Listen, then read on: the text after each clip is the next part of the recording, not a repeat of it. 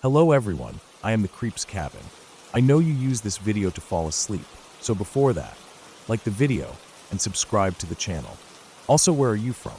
And what time are you watching? Now get comfortable and relax.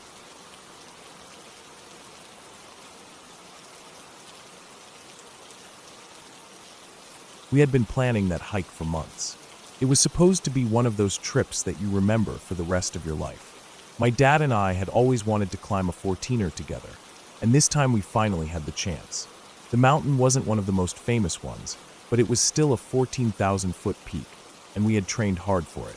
We had done smaller hikes, carried heavier packs on practice runs, and spent weekends getting used to elevation. Everything felt right when we started that morning. The air was crisp and cold, but that was to be expected. The woods were still dark, the sun barely brushing the tops of the trees with pale orange light as we made our way up the trail. Our breath puffed out in little clouds, and the sound of boots crunching on frosty ground was steady and comforting. We were part of a small group, my dad, me, 2 guides, and a handful of other hikers. The guides were experienced, the kind of people who had seen all sorts of conditions on these mountains. Everyone was friendly, but we weren't chatting much. The hike was steep from the beginning, and all of us were focused on our steps, our breathing, and the weight of our packs. The trees around us were tall and close, and the path twisted between rocks and roots. Every so often, we'd stop for water or a quick snack, and I remember feeling fine, tired, sure, but that's normal on a climb like that. The cold didn't bother me much at first.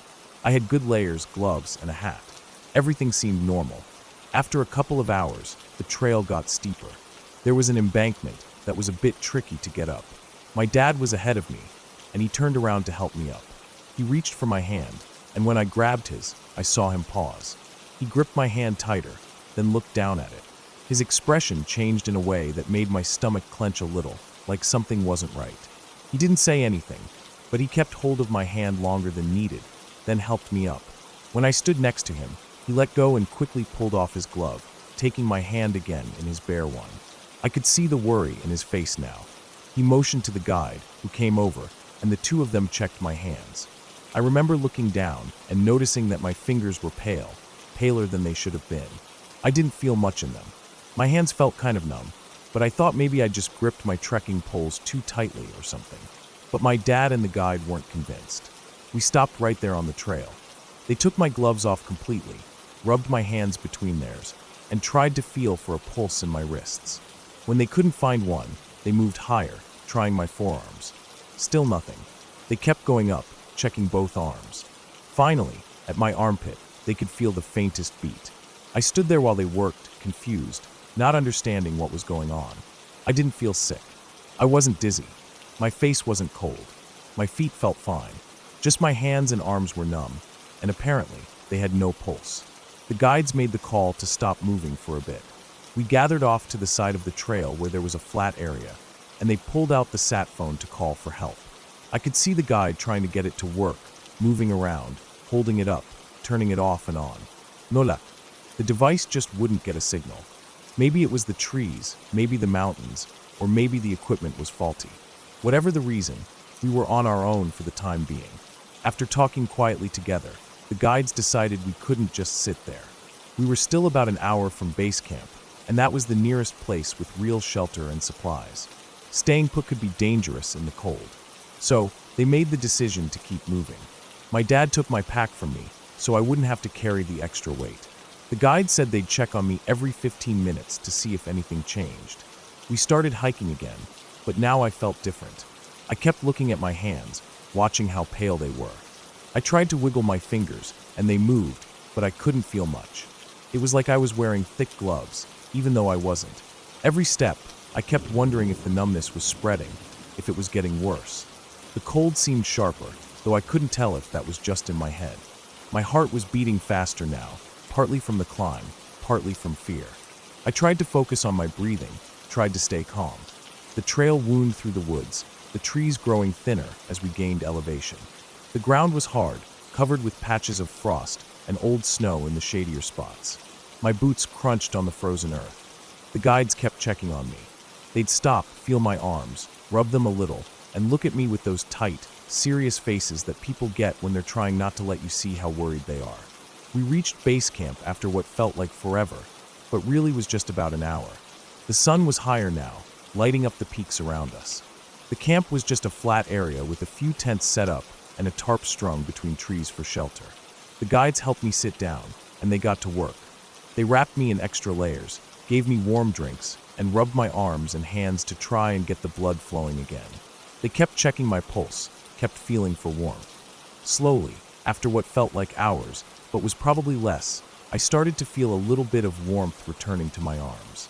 My fingers stayed pale, but at least I could move them a bit better. We stayed at base camp for the rest of the day. Nobody said it, but I could tell everyone was worried. The guides watched me closely, checking me over and over, making sure nothing else was going wrong. My dad stayed by my side the whole time. When the sun started to set, the temperature dropped fast. We bundled up for the night, and I tried to get some sleep in the tent. My arms felt strange all night, sometimes tingly, sometimes numb, but not as cold as before. When I woke up in the morning, I hoped the worst was behind me. But as soon as I moved, I knew something was wrong. My arms were cold again. Not just cold like the morning air, but cold inside, deep down. I pulled my hands out of my sleeping bag and saw that they were pale again, almost white. I felt my heart sink. I didn't want to say anything, but I didn't have to. My dad could see it in my face. We didn't waste time. The guides had already discussed what to do if things got bad again. We packed up what we needed, just the basics. My dad, one of the guides, and one of the more experienced hikers decided to go down with me. The rest of the group would take their time breaking camp and follow later. Without heavy packs, we moved fast. We alternated between jogging and sprinting down the trail, careful but quick. The woods blurred past us, the ground rough under our boots. The cold air burned in my lungs, but I didn't care. I just wanted to get lower, to get to safety. We covered the distance faster than I thought possible. Every so often, we'd stop for just a second so the guide could check me. My arms stayed cold, but I kept going. I kept my eyes on the trail, on my feet, on the next turn, the next drop. We didn't talk, didn't waste breath. We just moved. Finally, we reached the base of the mountain where the trail met the road. There was a vehicle waiting, part of the group's plan for emergencies. We piled in, and the guide drove us straight to the nearest hospital. The warmth of the car felt strange on my skin, like I couldn't trust it, like it wasn't real. But I knew we were out of danger now. At the hospital, the doctors checked me over. As we lost elevation, I started to feel the blood flow returning. My fingers flushed pink again, and I could feel the warmth spreading through my arms. The doctors ran their tests, asked their questions, and finally gave us the answer. Raynaud syndrome.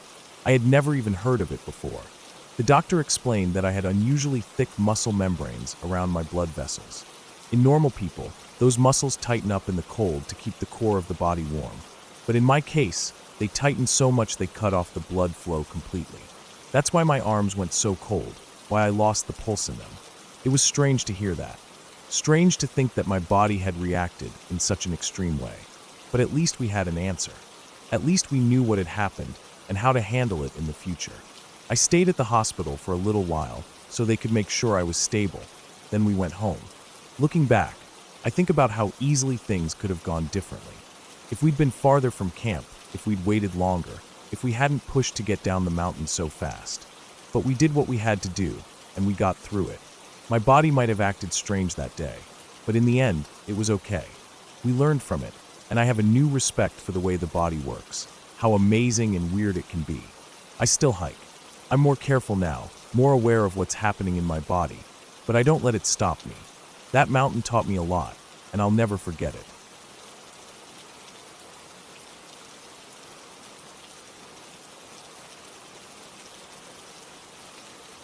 When I was in high school, I had this really good friend named Ryan. We did almost everything together, and he lived right across the street from me. The neighborhood we grew up in was one of those older, quiet places with big trees lining the sidewalks and houses that had been standing there for decades.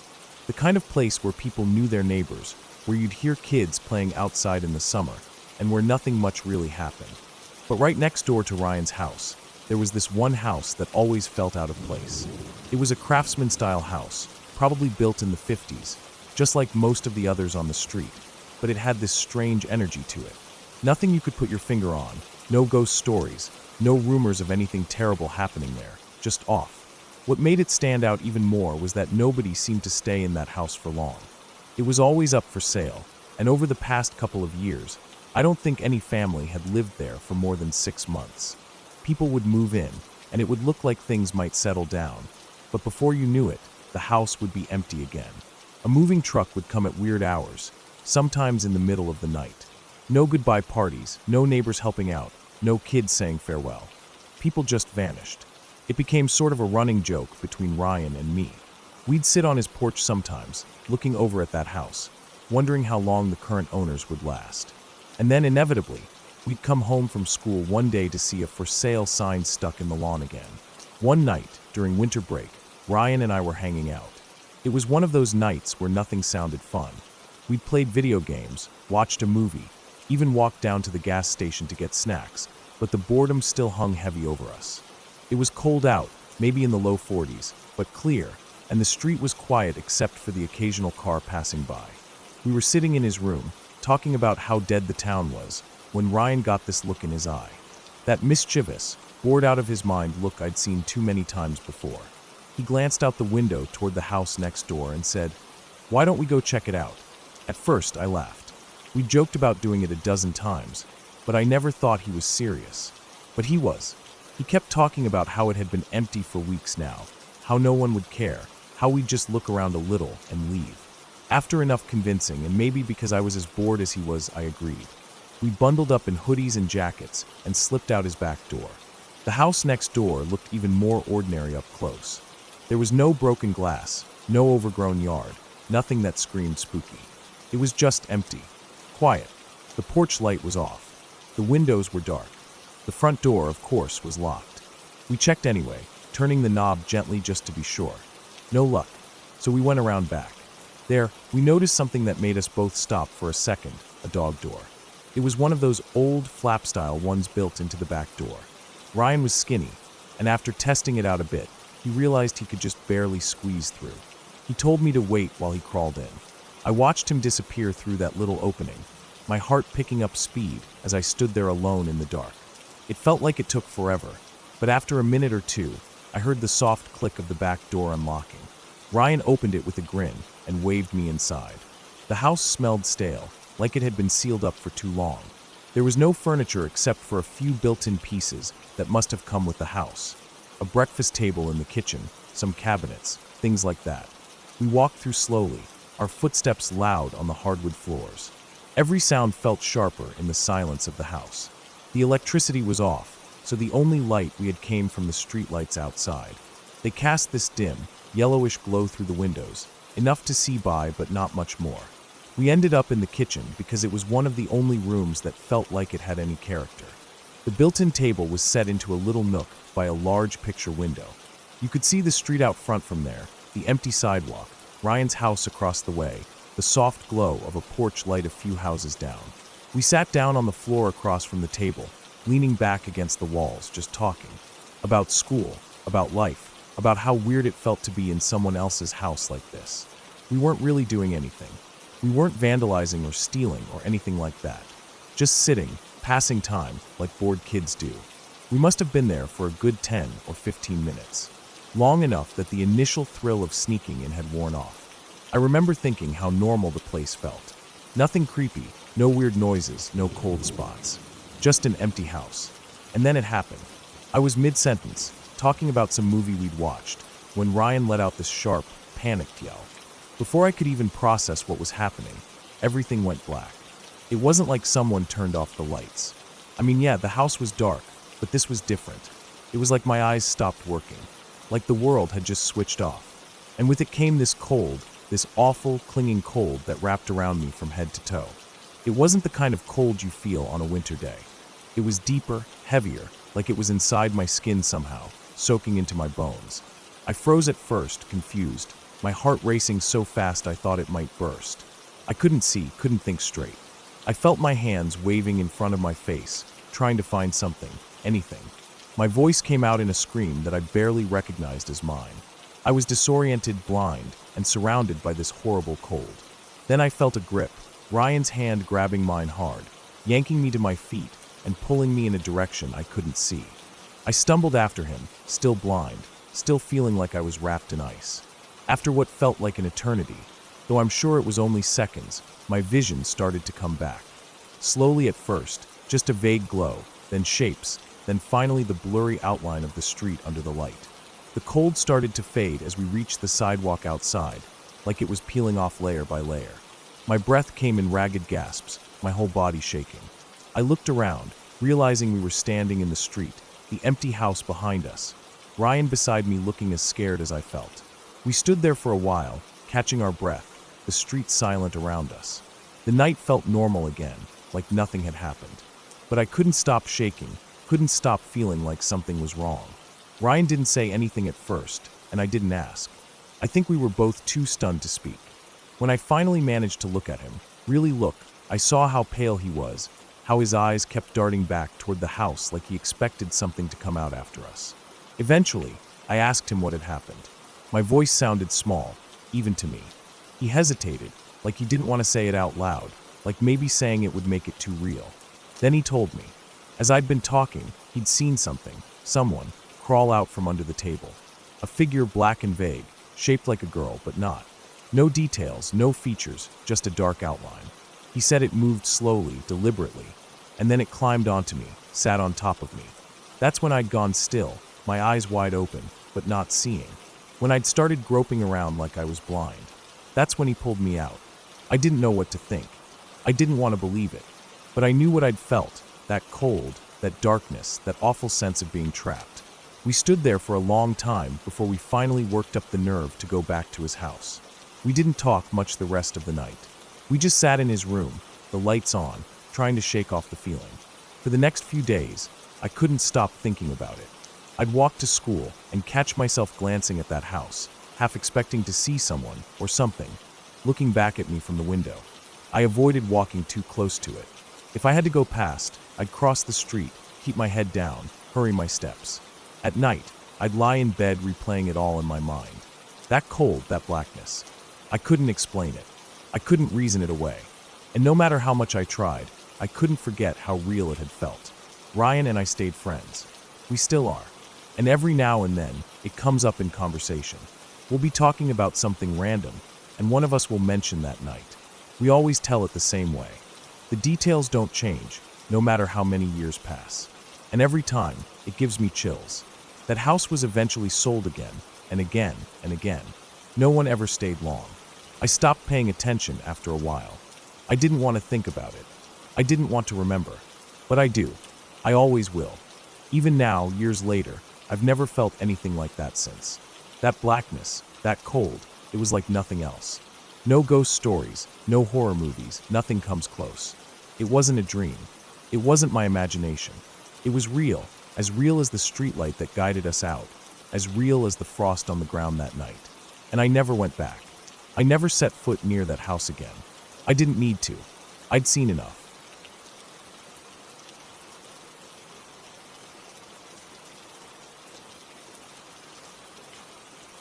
I started preparing for the Colorado Trail ride back in March of 2008.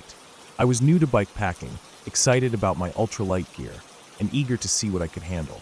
The Colorado Trail, 535 miles in total, 27 segments, had been this big goal of mine. I had grown up camping in Colorado, so I wasn't new to the backcountry, but bike packing was a different beast. I had done my research, attended bike maintenance classes at Bicycle Village, made sure I knew how to deal with basic repairs on the trail. And because March meant snow still covered much of the trail, I stuck to segment 1 near my apartment in Littleton. That was the only part mostly free of snow that time of year. On this trip, I was feeling more confident than before. It was my 5th or 6th solo overnight ride out there. I had my system down. Food hung up in a bag far from camp, small fire for cooking and warmth, cleanup far from the tent, air horn ready, bear mace close at hand, fixed blade knife strapped to my belt, bell on my frame bag, everything set. I had checked and rechecked all my gear before heading out. I packed enough layers in case the temperature dropped overnight, which wasn't uncommon even in mid-March. What made this trip special was the unusually warm St. Patrick's Day week. The snow had melted back in areas that were previously inaccessible, so I was excited to explore parts of segment one I hadn't ridden yet.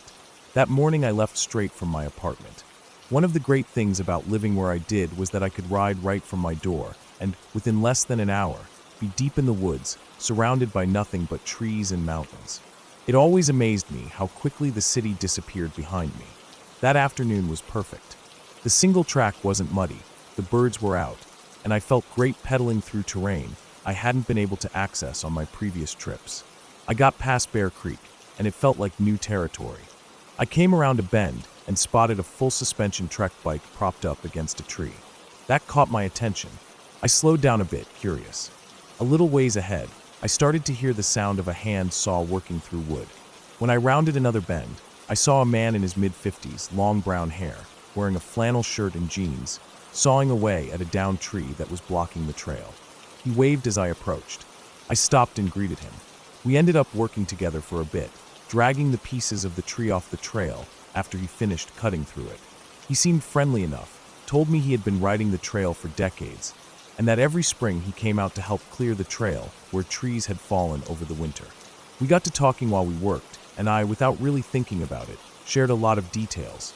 How I was new to the Colorado Trail, what gear I was carrying, that I wasn't armed beyond bear mace and a knife, where I planned to camp. At the time, it felt like harmless conversation between two people who shared a love for the outdoors. As we finished moving the last of the tree sections off the path, he told me about a spot up ahead, about a half-mile further, just off the trail. He said it was a great camp spot, with a fire pit already set up, sheltered from the wind by cliffs, and with a fantastic view of Waterton Canyon. After the ride from my apartment and the extra work clearing the trail, I was pretty tired. It sounded perfect. We parted ways, and I thanked him for the tip. When I found the spot he mentioned, it was as good as he described. The cliffs provided some cover, and sure enough, there was a fire pit someone had built. I set up my tent, and while I was gathering firewood, I stumbled across the waxed canvas bag of tools he told me about. Inside was a small handsaw, a hatchet, a hammer, and a few other things. I used the saw to cut enough wood to last the night, then put everything back where I found it. Dinner was a dehydrated meal that tasted better than it should have, followed by some cherry cobbler from a pouch. I sat by the fire for a bit, took in the view, smoked a little, and let myself relax. I cleaned up, packed away my food and trash, washed up away from camp like always, and turned in for the night. I even used my earplugs, something I started doing after a few restless nights solo camping. I don't know how long I was asleep before it happened. Something woke me up, and I knew right away it wasn't just a dream or some small animal.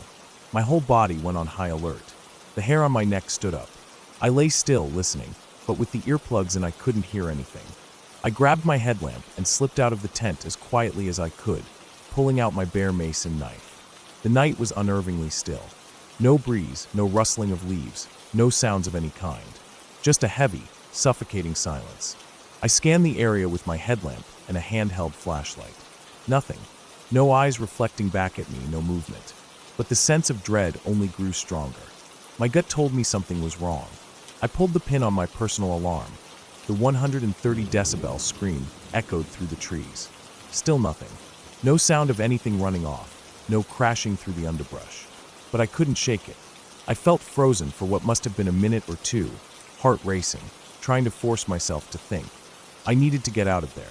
But with bike packing, it wasn't as easy as tossing gear in the trunk and driving away. I had to break down camp, pack everything securely, balance the weight on my bike so I could ride. It took longer than I wanted, close to 15 minutes, and every second felt like an hour. I kept glancing around, expecting to see someone or something emerge from the trees. I couldn't shake the feeling that I was being watched. When I finally got packed and ready, I started pedaling out. The trail sloped downhill at first, which helped, but I knew I had a tough uphill stretch before I could hit the long descent back toward home. The moonlight was enough that I could see without a light in most places. I kept my headlamp ready anyway. My legs burned as I pushed up the hill, made worse by the weight of my gear. I tried to convince myself it was just my imagination, that the alarm had done its job and scared off whatever had been out there. Then I heard it. Footsteps. Just off the trail to my right, maybe 4 feet away. I froze. The sound stopped too. I strained my eyes but couldn't see into the thick trees. My heart pounded so hard I could feel it in my ears. I forced myself to yell, loud and angry, hoping to scare off whatever it was. I shouted threats, curses, anything I could think of. The footsteps shifted, twigs snapped. Something big was there. I couldn't see it, but I could hear it. I started pushing the bike uphill again, shouting, "Why, oh bear," over and over, hoping that if it was a bear, the noise would drive it off. The trail was too steep to just hop on and ride. I had to walk it until I had enough momentum. When I finally did, I rode hard, heart racing, legs burning, glancing over my shoulder whenever I could. I had to stop and hike a few more times, each time yelling, trying to sound bigger and more threatening than I felt. I kept hearing it, the steady, deliberate sound of footsteps just off the trail, keeping pace with me. It wasn't charging, just following. When I reached Lenny's Rest, I was exhausted. My lungs burned. My legs felt like jelly. I stopped for just a moment, leaning on my handlebars to catch my breath. That's when I heard it again, crashing through the brush, something coming uphill fast. I didn't wait to see what it was. I jumped on the bike and started down the trail, faster than I'd ever gone before. The switchbacks came at me quick, but I didn't care. I leaned into the turns, pushing my bike harder than I ever had. One slip, and I could have gone off the edge, but all I could think about was getting as much distance between me and whatever was chasing me as I could. Halfway down, I hit that rocky section I always had to walk. I slowed, jumped off, walked it carefully but quickly, heart hammering. Before I took off again, I paused just long enough to listen. I heard it, crashing through the trees, not following the trail, just barreling down the slope toward me. It was like it didn't care about obstacles, just coming straight for me. I didn't wait any longer. I jumped on the bike and tore down the trail, not stopping, not looking back, just focusing on the path ahead. The trail flattened out when I reached the water road, and I kept pedaling, pushing myself as hard as I could. I didn't slow down until I hit Wadsworth Boulevard, back where the city started, where the street lights and the sound of cars felt like safety. I stopped finally, breathing hard, drenched in sweat despite the cold night air. I looked back toward the trail, but there was nothing there. No sound, no movement. Just the city, and behind me, the dark line of trees that had felt like home so many times before. That night, I didn't go back to the trail. I rode home, locked my bike, got inside, and sat there for a long time, just listening to the quiet of my apartment. I never figured out what had followed me. Maybe it was a bear, or a mountain lion, or maybe even a person. I don't know. But whatever it was, it reminded me in the clearest, most terrifying way that out there, in the woods, you're not at the top of the food chain. And I learned to trust that gut feeling, that instinct that says get out now, because sometimes it's the only thing between you and something you don't want to meet face to face.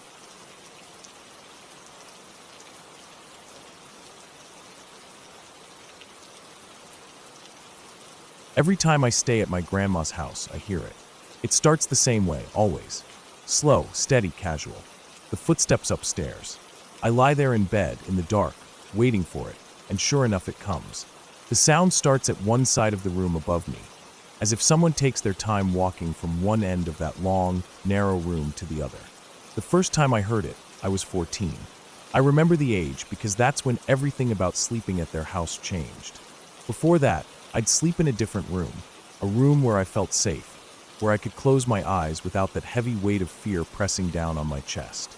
But when my grandparents started sleeping in separate bedrooms on the first floor, something about their sleep habits not matching up anymore, they moved me to another room. My room was still on the first floor, but this one sat directly under that long room upstairs, the one that always made my skin crawl. I'd been afraid of the upstairs for as long as I could remember. It was the sort of fear that never made sense, but never let go either. I couldn't explain it to anyone without feeling foolish, but the fear was real. It settled in my bones whenever I so much as looked at the staircase. The upstairs had this odd stillness, like the air itself didn't move right. And there was that one room, the long, narrow one. I remember how they told me the story, back when I was younger. My grandparents, usually when we were all sitting around after dinner, would talk about how the sons of the previous owner had said they saw a gorilla come out of the closet at night. A gorilla. They said it danced around the room, and then went back into the closet. I'd laughed along with everyone, thinking it was just a kid's silly story, or maybe the boys were playing a joke on their parents. But in the back of my mind, even then, I hated the thought of that room. I hated the thought of closets that could hide anything in them, of windows that looked out over the dark yard. And now, at 14, I was expected to sleep right below it. That first night, after they'd switched me to the new room, was the first time I heard the footsteps. I remember lying there in the dark, all the lights off, staring up at the ceiling and trying to convince myself I was just imagining things. But then it came. A slow, deliberate thump, thump, thump. It started at one end of the room upstairs. I could picture it in my mind as the sound passed directly over me, step by step, heading toward the far end of the room. It stopped, just as casually as it started. And there I was frozen in bed, wide awake, my heart beating so hard it felt like it might punch its way out of my chest. I stayed that way, listening, waiting, afraid to move, afraid even to breathe too loud. I kept telling myself maybe it was just the house settling, like Grandpa always said. But it didn't sound like that. It wasn't random creaks or groans. It was footsteps, clear and steady, moving across the floor above me. I couldn't take it. I got up, walked quietly down the hallway, and tapped on my grandpa's door. He got up, turned on the dining room light for me, and told me what I'd already heard 100 times before. Old house. It creaks. That kind of thing. I nodded, grateful for the light even if he didn't believe me, and went back to bed. The warm glow of the light spilling into my room helped a little, made me feel like maybe I was being silly. Maybe I'd drift off and forget all about it. But then it started again. The same steps, only this time starting from where they had stopped, by the window upstairs. Thump, thump, thump, back across the room, right above me. And then it stopped again. I held my breath, staring at the doorway, where the light from the dining room shone in. And for a few seconds, everything was quiet. I started to think maybe it was over, that maybe it was just my imagination playing tricks on me, that maybe if I just stayed still, I'd fall asleep. But then I heard it. The footsteps, now on the stairs. 1, 2, 3, 4, 5. Then silence, where the stairs curved at the landing. My whole body was tense. 6, 7, 8, 9, 10. Silence again, as whatever it was reached the first floor. I felt like I couldn't move. The fear wasn't just in my chest now. It was in my arms, my legs, my neck. I could feel the cold sweat on my forehead, the way my hands shook. I stared at the door, expecting any second to see a shadow fall across the light. But nothing came, and that's when I started feeling dizzy. The fear was so strong it made my vision blur. My head felt light, my ears buzzed. I pulled the blankets up over my head, like that thin fabric could keep me safe. I tried to calm myself, tried to think of anything else. And then came the scratching. Slow, deliberate scratches, coming from inside my room. From the gun case. I knew that sound. The long scrape of something hard across the wood.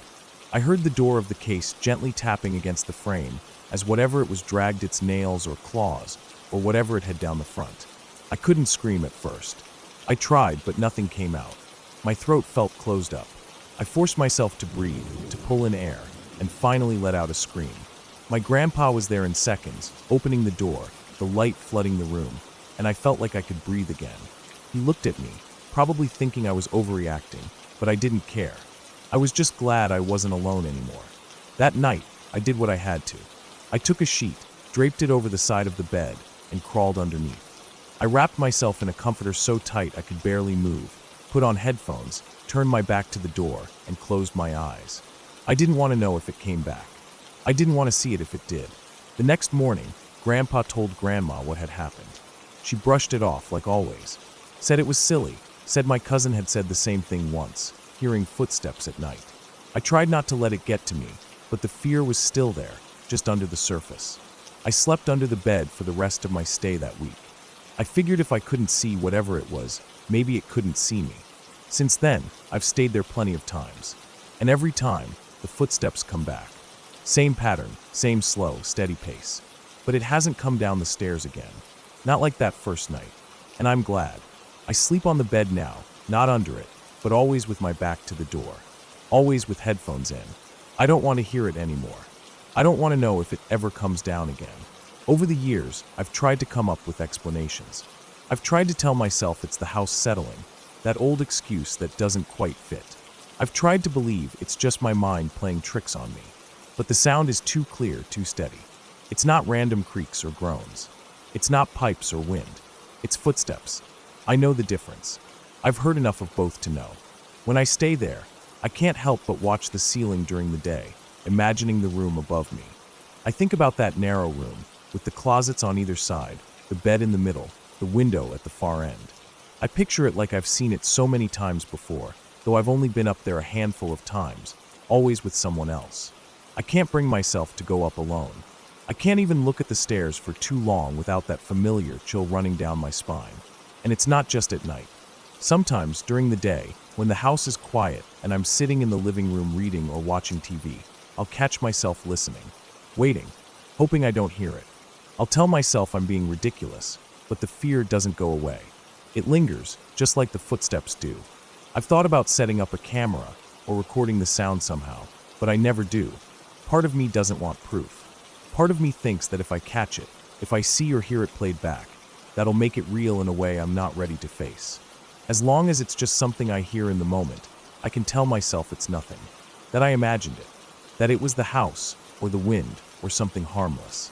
But if I have it recorded, if I can play it back and hear those steps as clear as I remember, then I'll have to admit that it's real. And I don't want that. Even now, at 23, I still stay at my grandparents' house from time to time. And every time I hear it, I try not to let it get to me, try to tell myself it's nothing. But when the lights go out and the house goes quiet, I lie there waiting.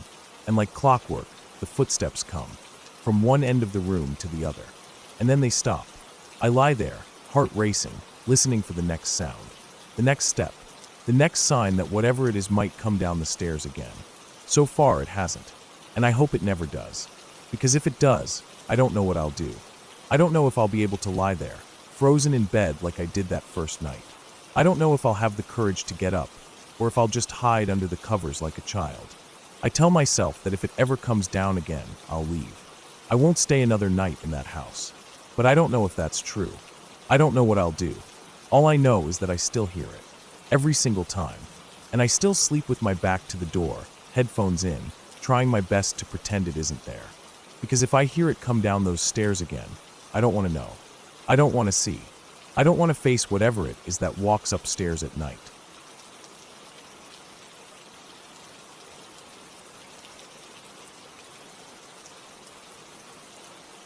I'd been on a bad run of things for a while.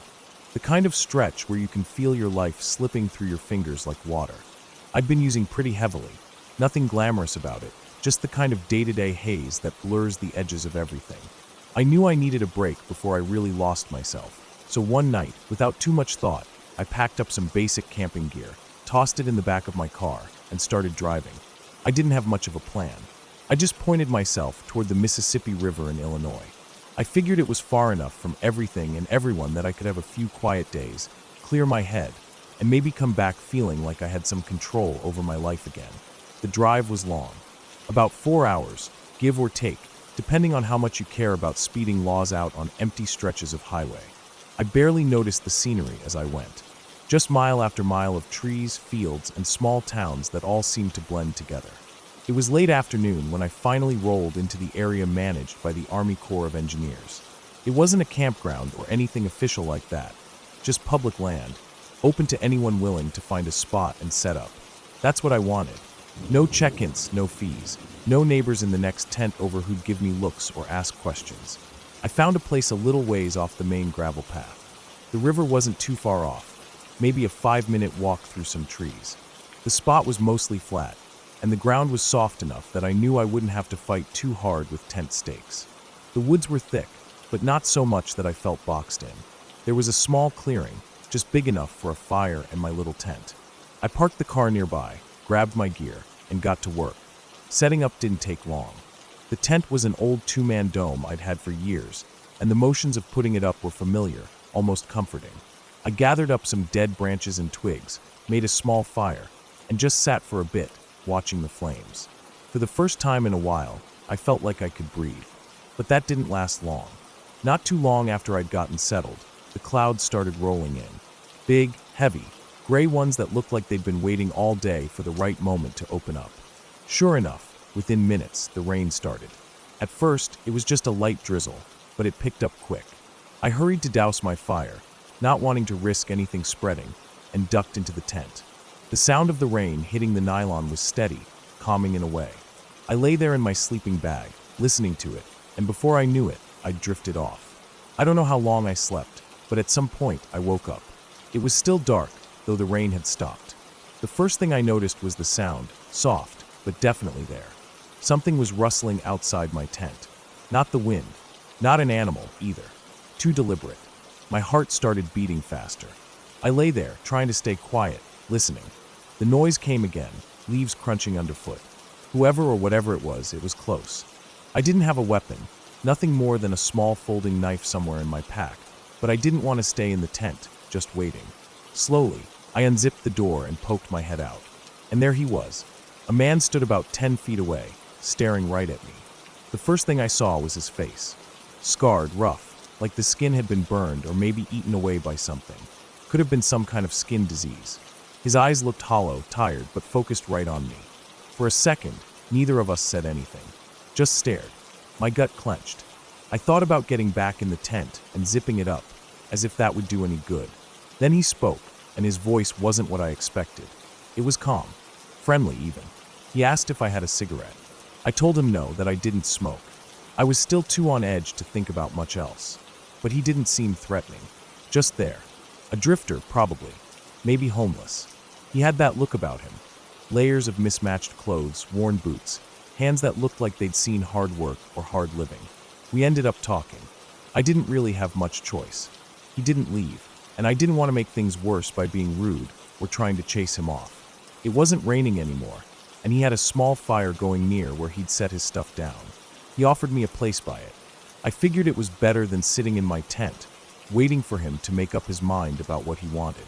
As the sky lightened, I realized it was probably around 6 in the morning.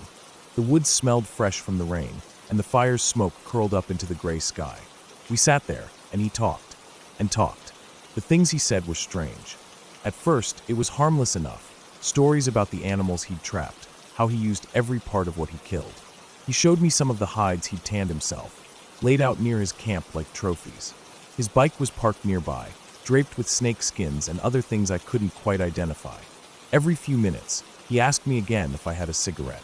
Every time, I gave him the same answer. No, I don't smoke. But it was like he didn't hear me, or didn't believe me. He kept offering to trade for one. At one point, he tried to give me this hobo stove he'd made, an elaborate thing he was clearly proud of. Said I could have it for just one cigarette. I kept telling him I didn't have any. After a while, I stopped bothering to explain. His stories got darker as the hours passed. He talked about how when he killed animals and ate them, he gained their strength, their intelligence. Like by taking their lives, he was somehow adding to his own. He was eager to share what he knew, how to set traps, how to skin different animals, how to cook them so nothing went to waste. I listened, because what else could I do? Some of it was actually useful, in a way. But I kept my guard up. Then he started saying things that chilled me. He talked about how he took power from what he killed, but not just animals. He mentioned rape. The word came out of his mouth like it was nothing, like it was just part of the same survival tactics he'd been teaching me. He rambled, his thoughts all over the place. He didn't make a lot of sense, but the way he said it, the calm, matter-of-fact tone, made my skin crawl. I tried to act like I wasn't reacting, but inside I felt sick. It wasn't just people he talked about. The way he spoke, I got the feeling he didn't make much of a distinction between animals and humans. It was all the same to him. Anything he could take strength from. That's how he saw the world. I don't think he meant me any harm, at least not then. He seemed happy just to have someone to talk to. Like maybe it had been a long time since he'd had that. But I couldn't stop thinking about the knives he'd shown me, the traps, the way his mind worked. We spent most of the day like that. He showed me how he boiled water, how he cooked his food. We shared a little rice and beans I had in my pack. The sun started to dip lower, and the shadows grew longer. I kept looking at the sky, thinking about how dark it would get soon, about how I didn't want to sleep with him still nearby. I didn't want to take the risk. No matter how harmless he seemed, I couldn't shake the feeling that I might not wake up if I stayed. So I came up with a plan. I told him I was going to town to get cigarettes. The first time all day that I didn't say I didn't have any. His face lit up, like I'd finally said the right thing. He was excited, said he'd wait. I nodded, packed up a few things quickly, and got in my car. I tried to keep it casual, like I'd be back soon. But the second I was on that gravel road, I put my foot down and drove. I crossed into Iowa, found my way to Clinton. It wasn't much of a place, but it felt like the safest spot in the world to me just then. I found a casino, wandered in, and blew $5 at the slots just to have something to do. When I couldn't keep my eyes open anymore, I left and parked near a playground. I figured no one would bother me there. I slept in the car, the windows cracked just enough to let in the cool night air. Morning came, and I woke to the sound of kids laughing and playing. The sun was shining, and for a second, it felt like maybe everything was okay. But my trip was over. The idea of going back out there, back to that stretch of river, and the man who was probably still waiting by his fire, it wasn't happening. I started the car and headed for home. I thought about it a lot on the drive back. How close I might have come to something bad, or maybe it was all just in my head. Maybe he was harmless, just a lonely man who'd been out in the woods too long. I'll never know. I just know I wasn't going to stick around to find out. That trip was supposed to help me clear my head, but all it did was leave me with more to think about. I never went back to that spot, and I don't think I ever will.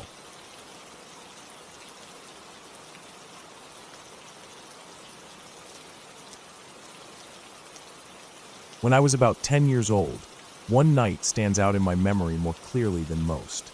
It was the kind of night that settles into your bones and stays there, even after years have passed. I can still feel the air from that evening, the strange heavy quiet before everything changed. It was one of those times when all the kids were together under one roof, with no adults to watch over us for a few hours. My parents and grandparents had gone out for dinner with some family friends, leaving the house to me, my siblings, and my cousins. There were about 10 of us all together, the oldest maybe 15 or 16, the youngest only about 7.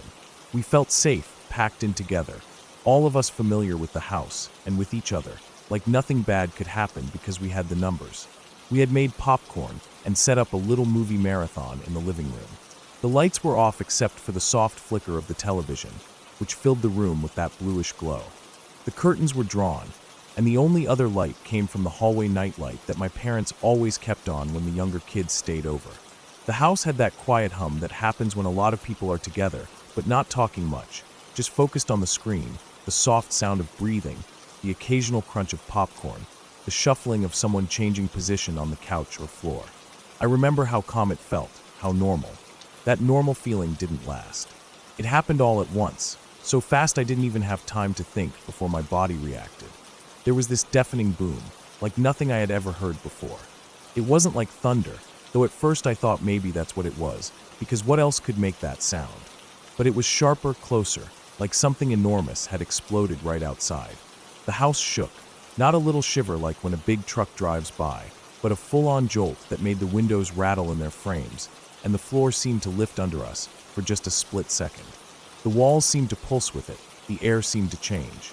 At the exact same moment, a flash of light burst through the curtains, bright enough that it turned the whole room white for a second, like someone had set off a huge camera flash right in front of us.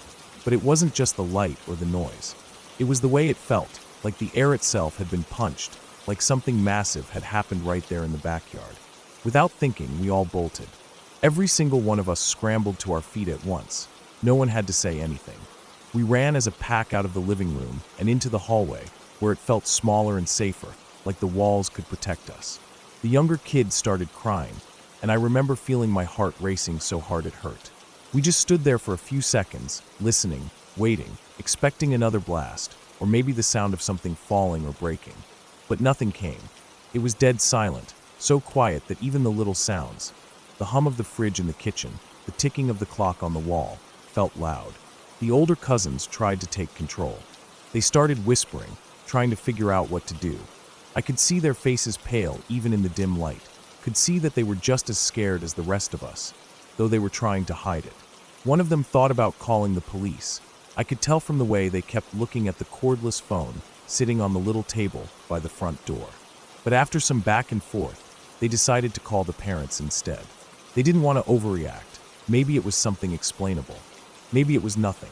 While they made the call, the rest of us stayed in the hallway, huddled together. I remember the feeling of my cousin's hand gripping mine so tight it hurt. I didn't even mind. It felt better not to be alone. After a few minutes, when it became clear that nothing else was happening, we started to calm down just a little. Enough that the fear turned into this uneasy curiosity. We wanted to know what it had been, what could have caused that blast and that light. But none of us wanted to be the first to go back into the living room. Finally, The oldest cousin grabbed a fireplace poker and led the way. The rest of us followed, picking up anything that seemed like it could be a weapon. A broom, a baseball bat, even a heavy flashlight. Looking back, I can see how funny it must have been, this little group of terrified kids armed with whatever they could find. But at the time it felt deadly serious. We crept back into the living room like we expected something to jump out at us. But the room was exactly the same as we had left it. The TV was still playing, the curtains still drawn. Nothing was broken, nothing was out of place. The only difference was that the air felt charged somehow, like after a lightning storm, and the smell, like something had burned, faint but definitely there. We stood there for a while, staring at the curtains, waiting for another flash or another boom. But the house stayed quiet. After a while, we got brave enough to peek out the window. I remember how slowly my cousin pulled the curtain back, just enough to see out. The backyard looked normal. The grass, the trees, the old swing set, everything was just as it always was. There was no sign that anything had happened. No fallen branches, no scorched earth, no smoke, nothing. We took turns looking out, trying to spot something, anything, that could explain what we had felt and seen. But there was nothing there. The yard was just dark and still, like always. We kept waiting, kept listening. Half an hour must have passed like that, maybe more. Every sound made us jump, the house creaking, the wind outside, the occasional car passing on the street beyond the fence. But nothing happened. No more flashes, no more booms. When the parents finally came home, we nearly knocked them over rushing to the door. We tried to tell them what had happened, all talking at once, voices high and shaky. But they didn't seem to believe us. They went out into the yard with flashlights, looked around, found nothing. No sign of damage, no sign of anything at all. They said maybe it was just our imaginations. Maybe we had overreacted to thunder or a transformer blowing somewhere far off. But we knew what we had felt. All of us had felt it. It wasn't our imagination. It had been real. That night none of us slept well. We kept listening for the noise to come back, for another flash of light, for anything. But the night stayed quiet. And in the morning, the yard still showed no sign of what had happened. No burn marks, no fallen trees, nothing. We checked again and again, thinking maybe we'd missed something. But there was nothing to find. We even asked the neighbors if they'd seen or heard anything, but they hadn't. No one had. It was like whatever it was had only happened to us. In the days and weeks after, we tried to come up with explanations. Maybe it was some kind of electrical event, though we didn't know what could do that without leaving a mark. Maybe something exploded somewhere farther away, though the noise and the flash had seemed so close. Maybe we thought there had been some kind of rare meteor event, though we never heard anything on the news about it. We never found an answer. Even now, years later, when we're all older, we still talk about that night sometimes. We bring it up when we're together, trying to piece it together again, trying to make sense of it. We go over the details, like maybe this time we'll see something we missed. But we never do. That night stays the same in my memory, as vivid now as it was then. The sound, the light, the way the house shook, the fear. All of it as clear as if it happened yesterday. It's strange how something like that can stay with you. I've had other scary moments in my life since then, but nothing that made me feel the way I felt that night. Nothing that made the world seem so strange and unpredictable. Because that's what was really scary about it, in the end, not the noise or the light, but the not knowing. The way something could happen, something big enough to shake the house and light up the sky, and then leave no trace behind. No explanation, no reason, just a memory that doesn't fade. And maybe that's why we still talk about it, why it still bothers me after all these years. Because it reminded us that sometimes things happen that we can't explain, and that's what's really scary. That feeling that the world can change in a second, for no reason at all, and there's nothing you can do about it.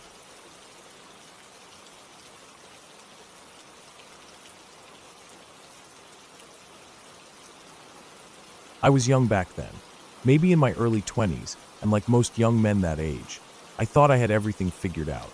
It was summer, the air was warm, the sky clear most days, and the world felt wide open, ready for me to explore it.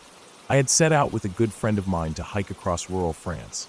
Just the two of us with nothing but our backpacks, a tent, and a general sense of adventure. We weren't seasoned campers by any means.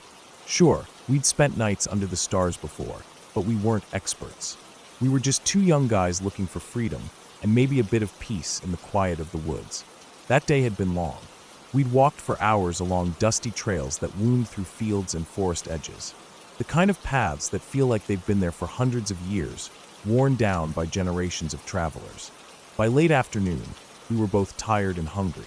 We'd run low on food the night before, so when we spotted a small town not far from the trail, it felt like finding an oasis.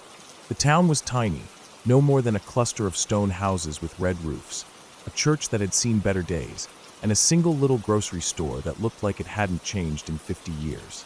We walked into that store sweaty and dusty, earning a few curious looks from the locals. We grabbed what we could, some bread, cheese, a bottle of water, and a bit of fruit. It wasn't much, but it would fill our stomachs for the night. We didn't linger in town. Both of us were eager to find a spot to set up camp before it got too dark. The sun was already dipping low, casting long shadows across the fields. We left the town behind and re-entered the woods.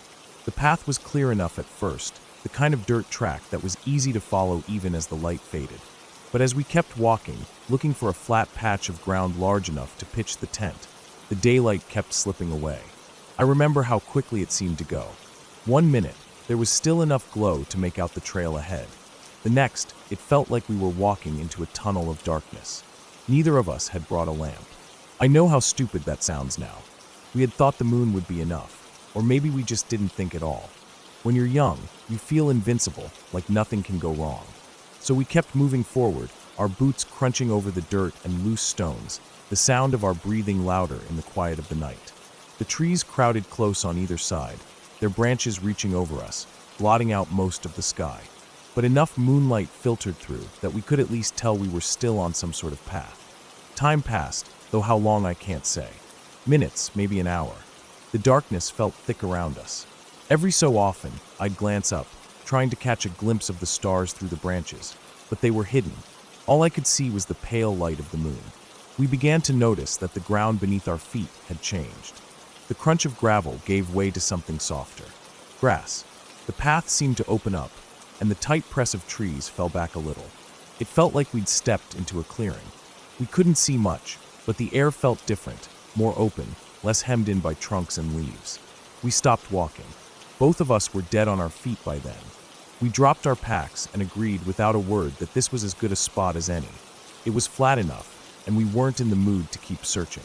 We fumbled with the tent in the dark, working more by feel than by sight. Our fingers found the familiar fabric, the poles, the ties. It wasn't the neatest setup we'd ever done, but it stood well enough, and at that moment, that was all that mattered. Once the tent was up, we sat down on the grass and tore into the food we'd bought. I remember the bread was a bit stale, the cheese soft and strong smelling, but I didn't care. Hunger makes you less picky. We ate in silence, listening to the faint rustle of the wind through the trees. Every so often, I thought I heard distant sounds, the faint hum of a car engine maybe, or the low murmur of voices, but I chalked it up to my imagination. We were deep in the woods, after all. Or so I thought. After we'd eaten, we crawled into the tent, too exhausted to do much else. I remember lying there, feeling the cool night air seeping through the thin walls of the tent. The ground was hard under my back, but I was so tired I didn't care. I drifted off quickly, the kind of sleep that only comes after a long day on your feet. Morning came suddenly, and not in the way I expected. I was yanked out of sleep by a noise so loud it felt like it was inside my head. A roar, a rumble, the unmistakable sound of engines revving up close. Too close. My heart started pounding before my eyes even opened. For a moment, I was disoriented, confused, caught between the remnants of sleep and the terrifying reality of that noise. Then my eyes flew open, and I saw the flimsy walls of the tent glowing with morning light, the shadows of shapes moving outside. The noise was deafening, machines, engines, something big and heavy nearby. My friend and I scrambled out of our sleeping bags, our hands shaking as we unzipped the tent door. The moment I stepped outside, the full scene hit me. We weren't in a forest clearing. Not at all. We stood on a patch of grass in the middle of what could only be described as a construction site. A wide, circular stretch of bare earth and gravel spread out around us. To our left and right were large pieces of machinery, bulldozers, excavators, trucks, idling in place, their engines running. A few men in reflective vests and hard hats stood nearby, watching us with a mixture of surprise and amusement. One of them raised a hand as if to wave us off, pointing down the road, his meaning clear without any words. It took me a second to process what I was seeing. We had, in the dark of night, unknowingly set up our tent in the middle of a roundabout. A roundabout that was still under construction, but clearly well underway, and very much an active work site. The workers must have arrived early that morning to start their day, only to find two idiots asleep in the middle of their work zone. Instead of storming up to us or shouting, they'd simply turned on the machines, letting the noise do the talking. A warning, and a kind one at that. I felt my face burn with embarrassment. We'd been so sure we were in the middle of nowhere, so confident that we'd found a safe, quiet place to rest. And yet here we were, standing in the middle of a construction site, our tent looking small and pitiful among the hulking machines. I grabbed our packs and started stuffing our gear inside as fast as I could. My friend did the same.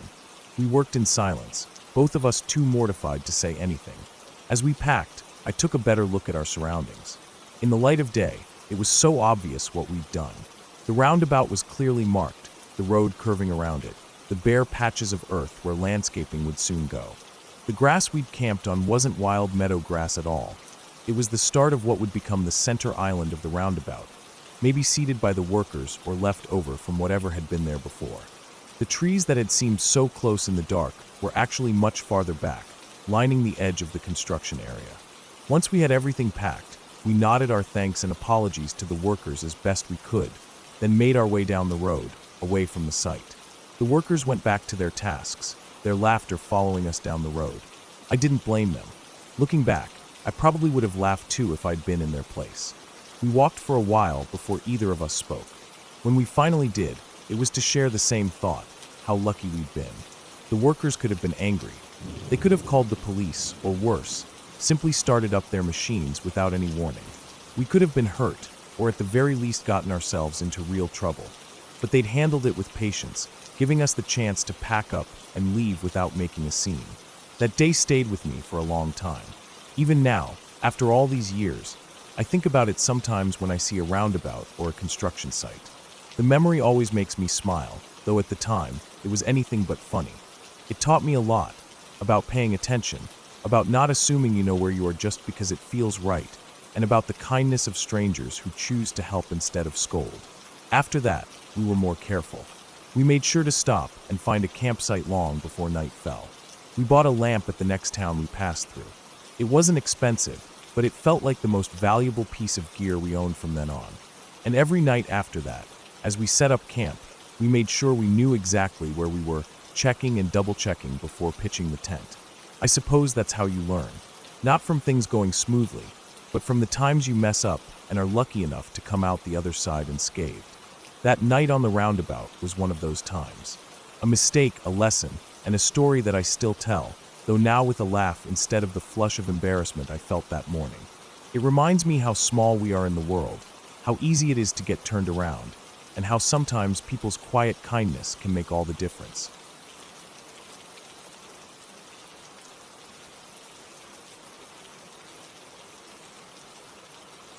I had just gotten my CPR certification a week before, and it was still fresh in my head. The steps, the counting, the hand placement, the pressure. I had practiced over and over on those dummies, hearing the instructor's voice in my head, reminding us how important it was to act fast, to stay calm, to remember that you were the only thing standing between life and death. But it's one thing to hear it in a classroom, to feel your hands pushing down on plastic ribs. It's something else when you're standing there with a real person, with real skin and bones, with real blood, with real breath, or the absence of it. It was supposed to be a fun day. Me and my friends had gone out to this thrift store on the edge of town, one of those big old buildings that used to be a warehouse or a grocery store or something. It had that smell, you know, the mix of dust, old clothes, and stale air that hits you when you walk in. We were hunting for Halloween costumes, messing around, laughing at some of the weird stuff we found on the racks. I remember being in the dressing room, pulling on this ridiculous cape, when everything went quiet. I mean dead quiet. Like the kind of silence that makes the hair on your neck stand up. No more laughter. No more chatter. Just that heavy kind of silence that tells you something's wrong. I heard footsteps, quick ones, and then a voice saying something about someone passed out in the parking lot. I froze for a second. My heart jumped into my throat. I remember staring at myself in the cracked mirror, that stupid cape hanging off my shoulders, and I felt this rush of cold all through me. I yanked it off, tossed it on the bench, and stepped out. Everyone was just standing there, looking at each other. I said, almost without thinking, that I was certified, that I'd go see what was going on. My voice didn't even sound like mine. I told them to call 911. I think someone already had, but I wasn't sure. My legs felt like they were moving on their own. I stepped out into the bright sunlight, squinting. At first I didn't see anyone. Just the rows of cars baking in the heat, the shimmer of the air above the asphalt. My heart was pounding so hard I could feel it in my ears. Someone came out behind me and pointed, shouting that the person was in a car, parked way out by itself at the far end of the lot. I saw it then, a small, beat-up sedan, maybe tan or silver, I can't remember exactly. It was parked at an odd angle, like it had rolled to a stop, and the driver hadn't bothered to straighten out. I ran over. My feet felt heavy, like they didn't want to carry me, but I forced myself. As I got closer, I could see through the window. She was slumped against the glass, her face turned partly toward me. I'll never forget that image. Her skin was blue, like really blue, not just pale or gray. Her lips, her eyelids, even her cheeks had that awful bluish-purple look. Her mouth hung open slightly. I could see the red rings around her eyes, those telltale signs I'd learned about, but they were dark, almost black in the shade. Her head was tilted at such a strange angle, like her neck had given up. I froze for a second. I honestly freaked out. My mind went blank except for this screaming voice in my head telling me to do something, anything. I yanked on the door handle. It was unlocked. When I opened it, a smell hit me. The sharp, chemical stink of drugs, mixed with sweat, vomit, and something sweet, like cheap perfume or air freshener. The floor of the car was a mess. Heroin needles, empty pill bottles, crumpled fast food wrappers, a half-empty soda bottle rolling under the seat. And there were toys too, a small plastic truck, a sippy cup, and a worn-out stuffed animal jammed between the seats. I saw a car seat in the back, the kind for toddlers. My stomach turned. Another person had run up by then, and we reached in and tried to check for a pulse. Someone touched her neck, but they weren't sure. We turned her head slightly, and that's when I saw the tears on her face. It wrecked me. Even in that state, she had tears. They'd run down her cheeks and dried in streaks, leaving little salty paths in the grime on her skin. It was like her body had given up, but some part of her had known what was happening. I don't know why, but that broke something inside me. We pulled her out. She was heavier than I expected, limp and awkward, like trying to move a sack of wet sand. We laid her out on the hot pavement. I knelt beside her, my knees burning through my jeans. I put my hands where they needed to go, right in the center of her chest, and started compressions. I counted in my head, like I'd been taught. I tried to focus on the rhythm, on pushing hard enough, fast enough. I remember the way her chest felt under my hands. So real, so fragile, the way the ribs moved with each compression. Her head lolled to one side, her hair matted and tangled, her skin slick with sweat. It felt like forever, but it couldn't have been more than a minute or two before I heard the sirens. The ambulance screeched into the lot, tires squealing slightly as it braked. The EMTs jumped out, moving fast, efficient, practiced. They had her strapped to a board in seconds, hooking up monitors, an oxygen mask, shouting orders to each other. One of them injected something. I later learned it was naloxone, the overdose reversal drug, but I could see in their faces they didn't expect it to work. Another ambulance arrived, and more EMTs piled out, surrounding her, doing everything they could. The cop who showed up was young, maybe mid-20s. His face was tight, jaw clenched. He said quietly, mostly to himself, that they'd keep trying until they got to the hospital, but it was probably too late. I stood there, shaking, my hands stained from the dust and dirt of the parking lot, feeling like I was watching everything from far away. My friends had come outside by then, standing back, silent. Nobody said anything. We just watched as they loaded her into the ambulance, still working on her, still trying. I noticed her tattoos then, as they lifted her, 2 names on her arm, 1 on each wrist. Kids' names, I'm sure of it. Probably hers. I thought of the car seat in the back, the toys, the sippy cup. I thought of those little kids waiting for their mom, maybe at daycare or with a relative, and the weight of it hit me like a punch to the gut. When the ambulances left, sirens fading, the lot felt empty, hollow. The cop stayed for a bit, took down our names, asked what we'd seen, what we'd done. His voice was kind but tired, like he'd seen this too many times before. When he was done, he thanked me for trying, told me I'd done the right thing. I didn't feel like I had. I felt useless. I kept seeing her face in my mind, those tears, that awful color of her skin. We stood there a while longer, not knowing what to do. The sun was lower now, casting long shadows across the lot. A breeze picked up, stirring trash and dust. My legs felt weak, like they didn't want to hold me up anymore. My friends came over, gave me a pat on the back, said we should head out. We didn't say much on the way home. The ride was quiet, heavy. I kept staring out the window, watching the trees blur past, replaying everything again and again. That night, I couldn't sleep. Every time I closed my eyes, I saw her. I heard the sound of my hands on her chest, felt the give of her ribs. I smelled that awful mix of scents from her car. I kept wondering about her kids, about who they were, where they were, if someone had told them yet. I thought about her tears, and I wondered what had gone through her mind in those last moments before she lost consciousness. I wondered if she'd been scared, if she'd wanted to stop but couldn't, if she'd thought of her kids as the world slipped away.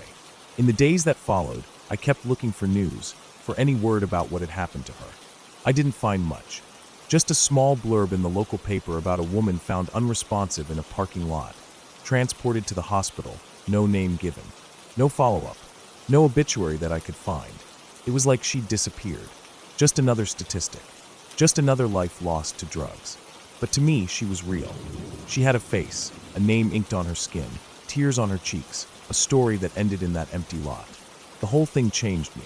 I kept replaying it, wondering if I could have done something different, something more. The training had taught me what to do with my hands, with my breath, but nothing prepares you for what it does to your heart, to your mind. I think about it still, even now. Every time I hear sirens, every time I see someone nodding off on a bench or a corner, I remember her. I remember the color of her skin, the way her body felt under my hands, the way the world seemed to hold its breath in those moments between life and death. And I hope, wherever she is, that she found peace. And I hope her kids, wherever they are, found love, found safety. That was the day I learned that knowing what to do isn't always enough. Sometimes you can do everything right and still lose. But you try anyway. Because maybe, just maybe, it'll be enough the next time.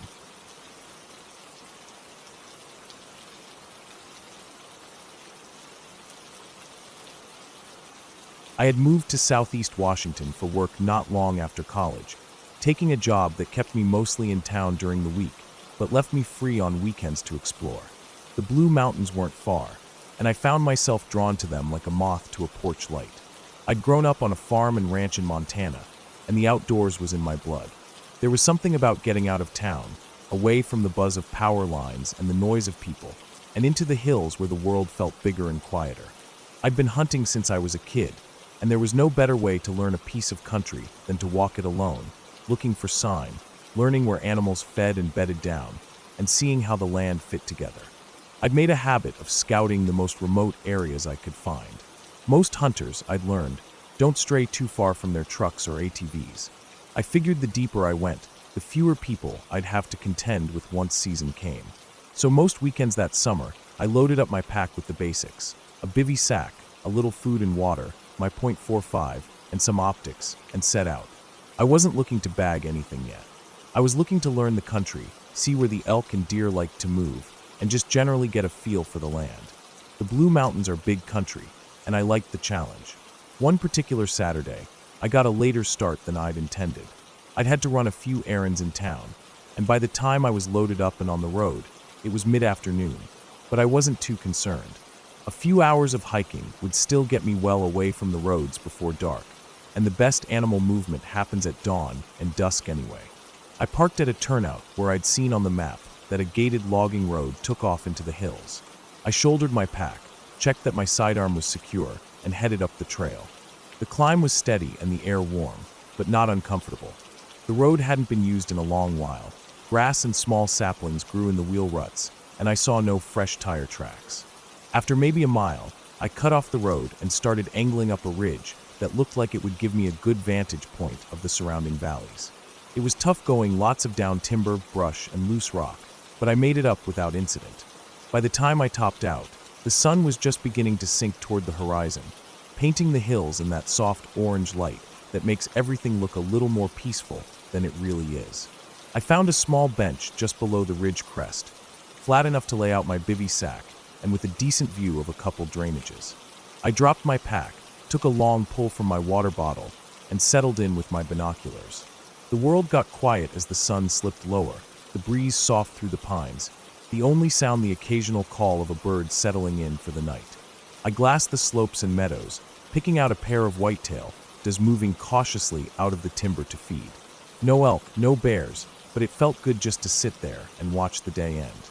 When full dark came, I stayed put for a while, listening to the night sounds. There was no reason for a fire, I wasn't cooking, and I didn't want to spook any game. I ate a little jerky, drank some more water, and crawled into my bivvy. The stars came out bright and steady above the trees, and I let my eyes wander over them until sleep took me. I don't know how long I slept before the headache started.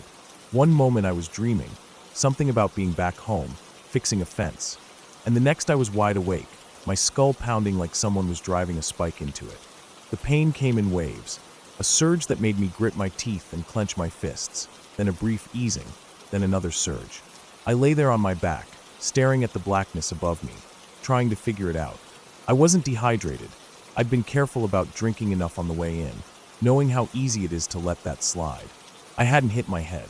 I wasn't sick, but my breathing fell off too, like I couldn't quite catch a full breath no matter how I tried. The air felt thinner somehow, though I wasn't that high up. Then, through the pounding in my head, I heard it. A sound drifting down from the mountainside above me. At first I couldn't make sense of it, my focus too clouded by the headache, but it came again, louder, clearer.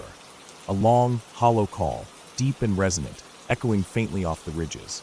I froze, straining to listen past the pulse in my ears. It came again and again. Not a coyote, not a wolf, not a bear. I'd heard all of those countless times, and this was none of them. There was something about it, too loud, too steady, too strange. It sounded like a large mammal, I was certain of that. The depth of it, the way it carried through the trees, told me this wasn't some bird or small critter. It had weight to it, but it didn't match anything I knew, and I knew a lot. I'd spent my life mimicking animal calls, learning the patterns and tones that would fool even sharp-eared predators. I'd called coyotes close enough to see their eyes glow in the moonlight, bulls close enough to hear their breath. But this didn't fit. I tried to tell myself it was some Washington bird I wasn't familiar with.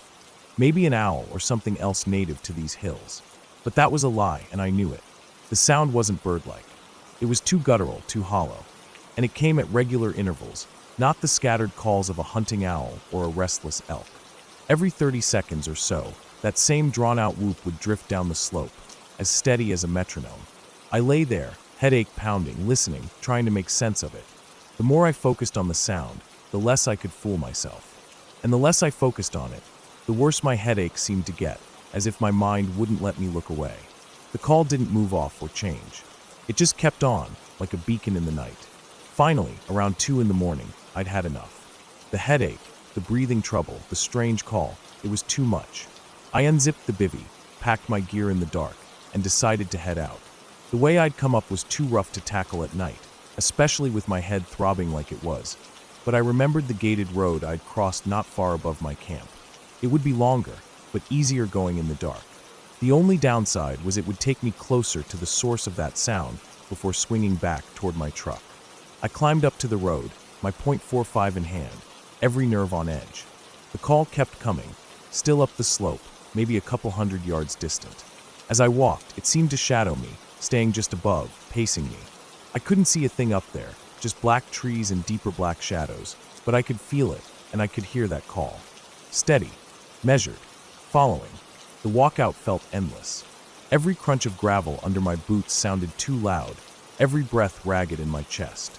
I kept looking upslope, half expecting to see something step out into the moonlight, but nothing ever did. Just that sound, rising and falling, always the same. When I finally dropped down toward the main road, something shifted. The headache eased, the tightness in my chest let up, and I could breathe easy again. The call faded behind me, lost in the night. By the time I reached my truck, the world felt normal again, the strange pressure gone. I drove home in silence, replaying the night over and over in my head.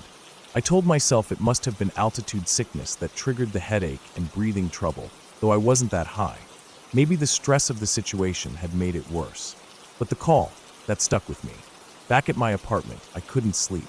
I sat at my computer, pulling up bird calls from Washington, trying to match what I'd heard. Nothing came close. Finally, on a whim, I searched for supposed Bigfoot recordings. I didn't expect anything, didn't believe in that stuff. But damn if one of the clips I found didn't match almost exactly. That same deep whoop, that same hollow tone. I don't know what I heard that night. I've gone back to that area several times since walked through the thick, tangled slope where the sound had come from. I've never heard it again. The land was as rugged and wild as I remembered, thick with brush and shadow, but empty of that strange voice that followed me through the dark. And maybe that's for the best.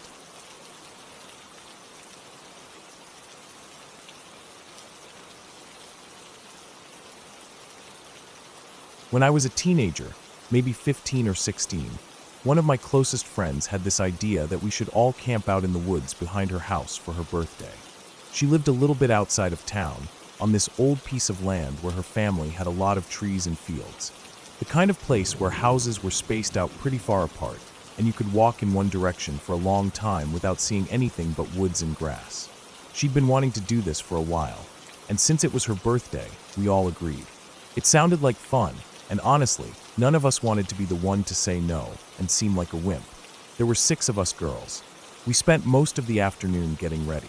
I remember how excited we all were, running around packing up stuff we thought we'd need: flashlights, blankets, snacks, bug spray, and her dad's old tent that hadn't been used in years.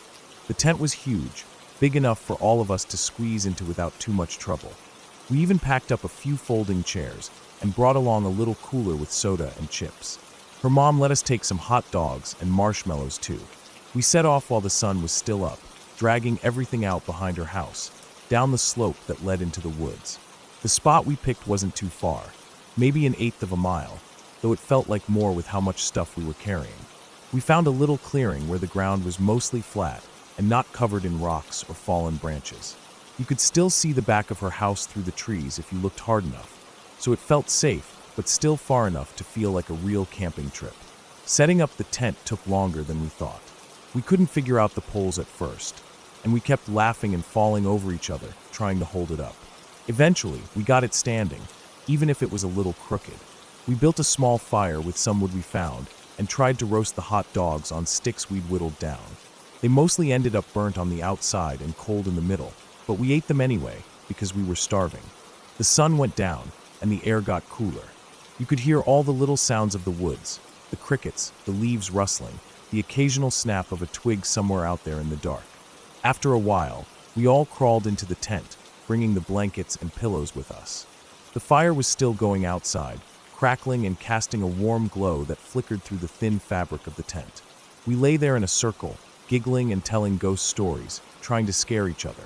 One of the girls had a flashlight, and she kept shining it under her chin to make herself look creepy while she talked. We tried to outdo each other with scarier and scarier stories. The kind about women in white dresses who appear on empty roads, or strange noises heard in empty houses. Every little sound from outside made us jump and look at each other wide-eyed. Then, as we were in the middle of one of those stories, we heard it. A soft crunch of leaves, slow and steady, like something walking around outside. At first, we all froze, not even breathing. The sound circled the tent, slow and heavy, like whatever it was taking its time, checking us out. The fire was still burning strong, so the shadow it cast on the tent was huge, dark, and looming. You could see it clearly moving around us, pausing now, and then like it was listening. And then came the sniffing, a loud, wet snuffling sound, right up against the tent fabric. It moved along one side, then the other, circling, getting closer, then further, then closer again. We stared at each other, the light from the fire making everything inside the tent seem even more unreal. My heart was pounding so hard I thought I might actually faint. Where we were, bear sightings were rare. You'd hear about one maybe once every couple of years. But they did happen, and in that moment, with the size of that shadow and the sound of those heavy steps, my mind jumped right to that. I was convinced we were about to get mauled by a bear. I felt this rush of pure fear, like cold water running down my back, and without thinking, I dove under the blankets, pulling them over my head, squeezing my eyes shut like that could somehow protect me. I stayed there, heart racing, not moving, not even daring to breathe too loudly. I could still hear the thing outside, moving around, sniffing, its shadow flickering as it passed between the firelight and our tent. I stayed under those blankets for what felt like forever. Every second felt like it stretched out, heavy and thick. I imagined claws tearing through the tent, imagined the screams, the chaos, the pain. I felt so small and helpless, wishing I was anywhere else but there. Then, suddenly, there was the sound of the zipper. One of the girls, Rainey, who was always the bold one, the one who didn't take crap from anyone or anything, had had enough. I heard her unzip the tent fast, like she wasn't going to waste time second-guessing herself. I wanted to yell at her to stop, to stay inside, but I couldn't make myself move or speak. And then I heard this weird mix of sounds, a loud snort, some rustling, and then this wet slapping noise. I peeked out from under the blanket, shaking so bad my teeth were chattering. What I saw made my brain take a second to catch up. Rainey was sitting there laughing, while this massive head was sticking into the tent, licking her face like crazy. It wasn't a bear at all. It was the birthday girl's next-door neighbor's Great Dane. The dog was huge, practically the size of a small pony, and somehow he'd managed to get loose and wander into the woods. He must have heard us laughing and talking and come to check things out. His dark coat and massive size made him look like a shadow monster when he was outside the tent. But now that he was inside, it was just ridiculous. His tongue was hanging out, his tail thumping against the ground, and he kept trying to squeeze his way into the tent like he wanted to be part of the sleepover. Rainey kept laughing and pushing his slobbery face away, and the rest of us started laughing too, though it was that kind of shaky laughter you get when you've been really scared and then realize everything's fine. I felt my whole body relax, though I was embarrassed too. I'd spent the last however many minutes hiding like a little kid under the blankets while Rainey had just dealt with it. The dog stayed with us for the rest of the night. We let him curl up outside the tent, near the fire, and he seemed happy just to be near us. He didn't bark or run off again, just kept close like he was keeping watch. When morning came, we packed up our stuff, still talking about how scared we'd been and how dumb we felt afterward. The dog trotted along with us back to the house, wagging his tail like he was proud of himself for finding us. When we got back, we called the neighbor, and he came over to pick the dog up. He was relieved to see his dog safe and sound, and thanked us for looking after him. We told him what had happened, and he laughed, shaking his head and saying that dog always had a way of getting into trouble. As for me, I never lived down hiding under those blankets. For years after, anytime someone brought up that night, someone would joke about me and my bear-proof blanket shield. But honestly, I didn't care too much. That night taught me something. Sometimes what you're most scared of turns out to be nothing at all. And sometimes it's better to face what's outside the tent than let your imagination run wild. The memory of that night stuck with me in a good way. We'd been scared out of our minds, sure, but in the end, we were safe, and we even got a funny story out of it. That Great Dane became kind of a legend in our group after that. We always joked about inviting him to the next campout, our own personal guard dog. And I never forgot the lesson of that night. Things aren't always what they seem, and sometimes courage is just unzipping the tent and taking a look for yourself.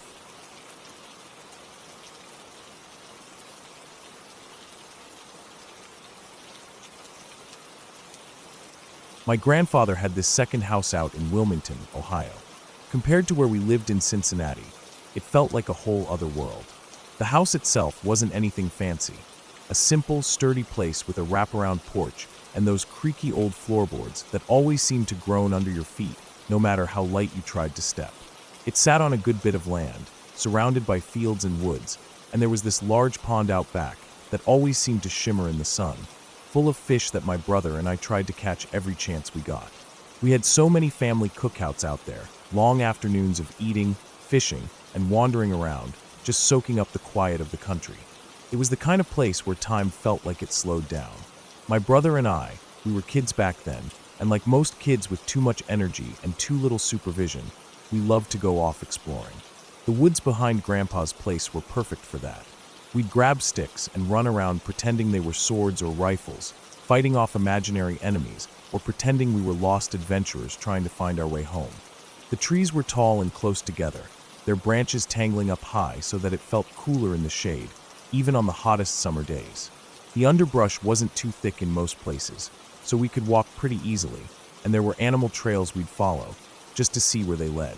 We'd been out there more times than I could count over the years, so we felt like we knew those woods like the back of our hands.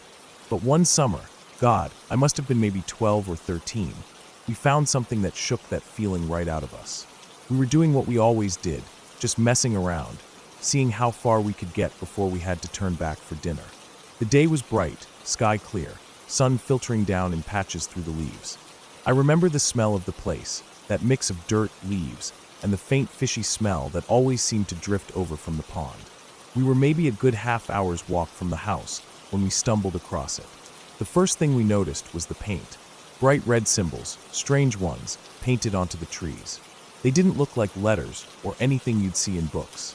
More like shapes, circles with lines through them, triangles with eyes in the middle, crooked stars. The kind of thing that makes your stomach twist, even though you don't know why. There was a sort of clearing there, not big, but enough space for what was set up. A table stood right in the middle of it, a battered old thing with more of those symbols scrawled across the top in that same red paint. And then there was the bus. That's what really did it. It was an old yellow school bus, the kind you'd see parked outside a school or rumbling down the street packed with kids. Only this one wasn't on the ground. It was up in the damn trees. I swear to God, it was balanced between two huge oaks, at least 30 feet off the ground. The nose of it pointed out just a little like it could tip over at any moment, but it didn't. It just sat there, quiet, like some kind of giant bird's nest. I had no idea how it got up there. Even now, I can't figure it. There were no ramps, no pulleys, nothing that we could see that explained it. It was just there, like someone had decided the ground wasn't good enough. There was also a tent nearby, big enough for a couple people maybe, but filthy, stained with mud, and what looked like more of that red paint. Same weird symbols all over it. The flap of it moved just a little in the breeze, like it was inviting us in or daring us. I remember standing there, my heart pounding in my chest, my brother next to me silent for once. We weren't sure what to do. Part of me wanted to look inside, to see if there was anything that could explain what we were seeing. The smarter part of me, the part that usually kept me out of trouble, was screaming at me to leave it alone. We stood there for what felt like a long time, but it was probably only a minute or two. In the end, we didn't go in the tent. We turned around and walked away. Not ran. We didn't want to look like we were scared, even though we were. But we didn't waste time either. The whole way back, I kept glancing over my shoulder, half expecting to see someone stepping out of the tent or coming down from that bus in the trees. But no one did.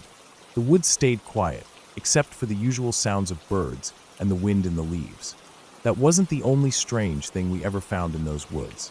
Deeper in, maybe on another afternoon or maybe the same day, I can't remember exactly, we came across what looked like a shanty town. Not a camp, not like what we'd seen before, but a little cluster of makeshift houses. They were built out of whatever people could find, sheet metal, old wood tarps. There were clotheslines strung between trees, shirts and pants, and who knows what else hanging there to dry. It was clear that someone lived there, or had lived there recently. But like the other spot, it was empty when we found it. No people, no sounds of talking or cooking or anything. Just those little houses sitting there in the middle of the woods, like they'd grown out of the ground. After we saw that, we started being a lot more careful about where we went. We didn't wander as far, and we didn't stay out as long. The fun of exploring had kind of worn off. It wasn't that we were scared, exactly. More like we'd been reminded that we weren't the only ones out there. Grandpa's house itself had its own oddities. One thing that always stuck with me was the secret room he had. It was behind a movable wall in the downstairs bathroom. You'd never know it was there unless someone showed you. It wasn't big, just enough space for maybe 2 or 3 people to squeeze into if they had to. Grandpa told us he'd had it put in just in case the clan ever came for him. Being black and living out in the sticks like that, I guess he figured it was better safe than sorry. As a kid, it seemed kind of funny to us. We'd hide in there sometimes, pretending we were hiding from bandits or whatever. But thinking back on it now, it makes me realize how real that fear must have been for him. We kept going out to Grandpa's place for a while after that, but things felt different. The woods weren't just a playground anymore. They had secrets, and we weren't sure we wanted to know all of them. We never saw anyone out there, never found out who painted those symbols or built that strange camp, or how that bus got up in the trees. We didn't go looking for answers either. Some things, we figured, were better left alone. Eventually, Grandpa decided to sell the place. He was getting older, and the house and land were too much for him to keep up with. We went out one last time to help him pack up some things. I remember standing on that porch, looking out at the pond, the woods beyond it, thinking about all the time we'd spent there. All the good memories, and the strange ones too. It felt like saying goodbye to a part of my childhood. I haven't been back since. I don't know what became of the place, or who owns it now. I think about it sometimes though. About the quiet of those woods, the stillness of the pond, and the mysteries hidden among the trees. I wonder if anyone ever found that camp, that bus in the trees, or the little shanty town. I wonder if they felt the same chill run down their spine that I did. Maybe they did. Maybe they didn't. But I know what I saw, and I know how it felt. Strange, unsettling, like we'd stumbled across something we weren't supposed to see. And maybe we had. All I know is we left it alone, and we left it behind. And maybe that was for the best.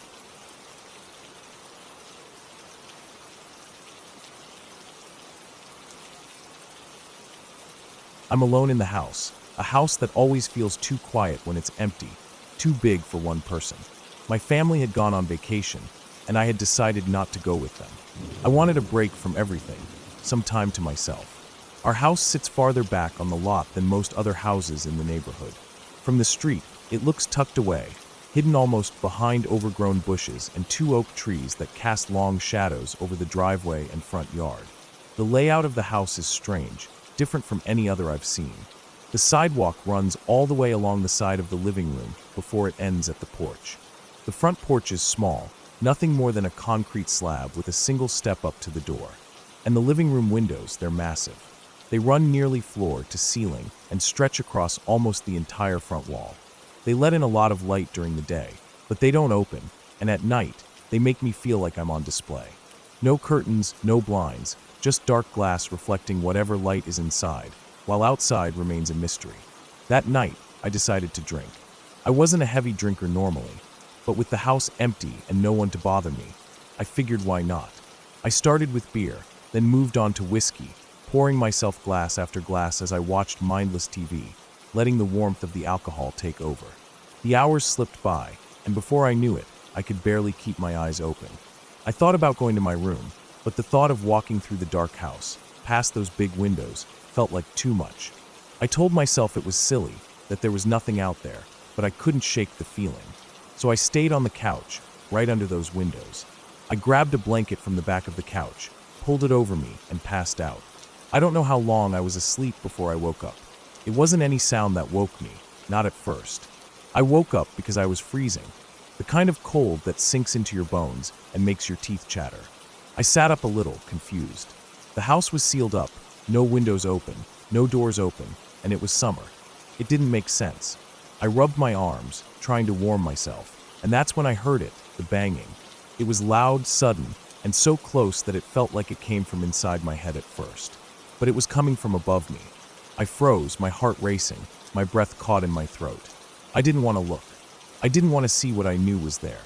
But I couldn't stop myself. Slowly, without moving my head, I opened my eyes and shifted them up to the window. There was someone there. A figure tall, standing right outside, pounding on the glass with both hands. The face was hard to make out in the dark, but I could see the outline, the way the figure moved, the way the hands slammed against the window again and again. I felt sick. I wanted to move, to run, but my body wouldn't listen. My mind raced. Who was it? Why were they here? How long had they been watching? I glanced at the cable box under the TV. The green numbers glowed in the dark. 3:04 a.m. The banging continued, relentless, as if whoever it was knew I was there, frozen on the couch, too scared to move. I stayed as still as I could, barely breathing, hoping they would stop, hoping they would think I wasn't home. But they didn't stop. They kept pounding on the window, shaking it in the frame, making a sound that seemed to fill the whole house. I stared at the figure, willing it to leave, but it stayed, hammering the glass, as if trying to break through. Then, as suddenly as it started, it stopped. The silence was deafening. I didn't move. I didn't dare. I thought maybe they had given up, maybe they had left. But before I could even finish the thought, it started again, this time from two places. The pounding on the window returned, but now there was another sound, the front door. Someone was banging on the front door, hard, rattling it in its frame. Two of them. There were two of them now. My heart felt like it was going to explode. My hands were shaking, and I clenched them into fists to try to stop it. I couldn't think. I couldn't move. All I could do was listen as the pounding continued, first at the window, then at the door, back and forth, like some awful rhythm. I don't know how long it went on. Minutes felt like hours. Every second felt like forever. I thought about calling the police, but my phone was in the kitchen. To get to it, I would have to cross the living room, right in front of the window, right where they could see me. I couldn't do it. I was too scared. So I stayed where I was, under the blanket, as small and quiet as I could be. The pounding kept going, steady, unending. I could hear the wood of the door creak under the force. I could see the glass shake in the window. I was sure any second it would break, that they would get in. And then finally it stopped. Just like that. 1 minute, noise filled the house. The next, silence. I waited. I didn't move. I kept listening, straining to hear anything, a footstep, a voice, anything. But there was nothing. Just the sound of my own breathing, ragged and fast. I stayed on that couch until the first light of dawn started to creep through the windows. Only then did I move. My legs were stiff, my back ached, but I didn't care. I got up slowly, quietly, and peeked out the window. There was no one there. The yard was empty. The porch was empty. I stood there for a long time, just looking, trying to see if anyone was hiding in the bushes or behind the trees. But there was nothing. When I finally felt brave enough, I opened the door and stepped out onto the porch. The air was cool and still. The neighborhood was quiet. I looked around. No one. But on the window, I could see the smudges where the hands had been. On the door, faint marks where fists had pounded. I felt sick all over again. I checked around the house, walked the perimeter, but saw no sign of anyone. No footprints, nothing out of place. Just the marks on the glass and the door, proof that it hadn't been some awful dream. I didn't know what to do. I didn't want to be in that house anymore, not alone. I went back inside, locked the door, locked every window, and sat on the couch, trying to calm down. I thought about calling the police then, but what would I say? They were gone. There was nothing for them to see. So I didn't. I just sat there until the sun was fully up, until the house didn't feel so dark, so dangerous. Later that morning, I called a friend. I didn't want to be alone another night. I told him what happened, every detail, hoping he'd understand, hoping he'd come over. But he didn't. He made a joke, trying to lighten the mood, but it felt cruel. I hung up, feeling worse than before. I didn't sleep much the rest of that week. Every noise made me jump. Every shadow made my heart race. I kept the lights on, stayed out of the living room at night, and double-checked every lock before bed. I never saw them again, whoever they were. But I never felt safe in that house again, not really. Even after my family came back, even with other people there, the memory of that night stayed with me. The sound of the banging, the image of that figure at the window, it never really left. And every time I pass by those big windows, I can't help but look out, just to make sure no one's standing there.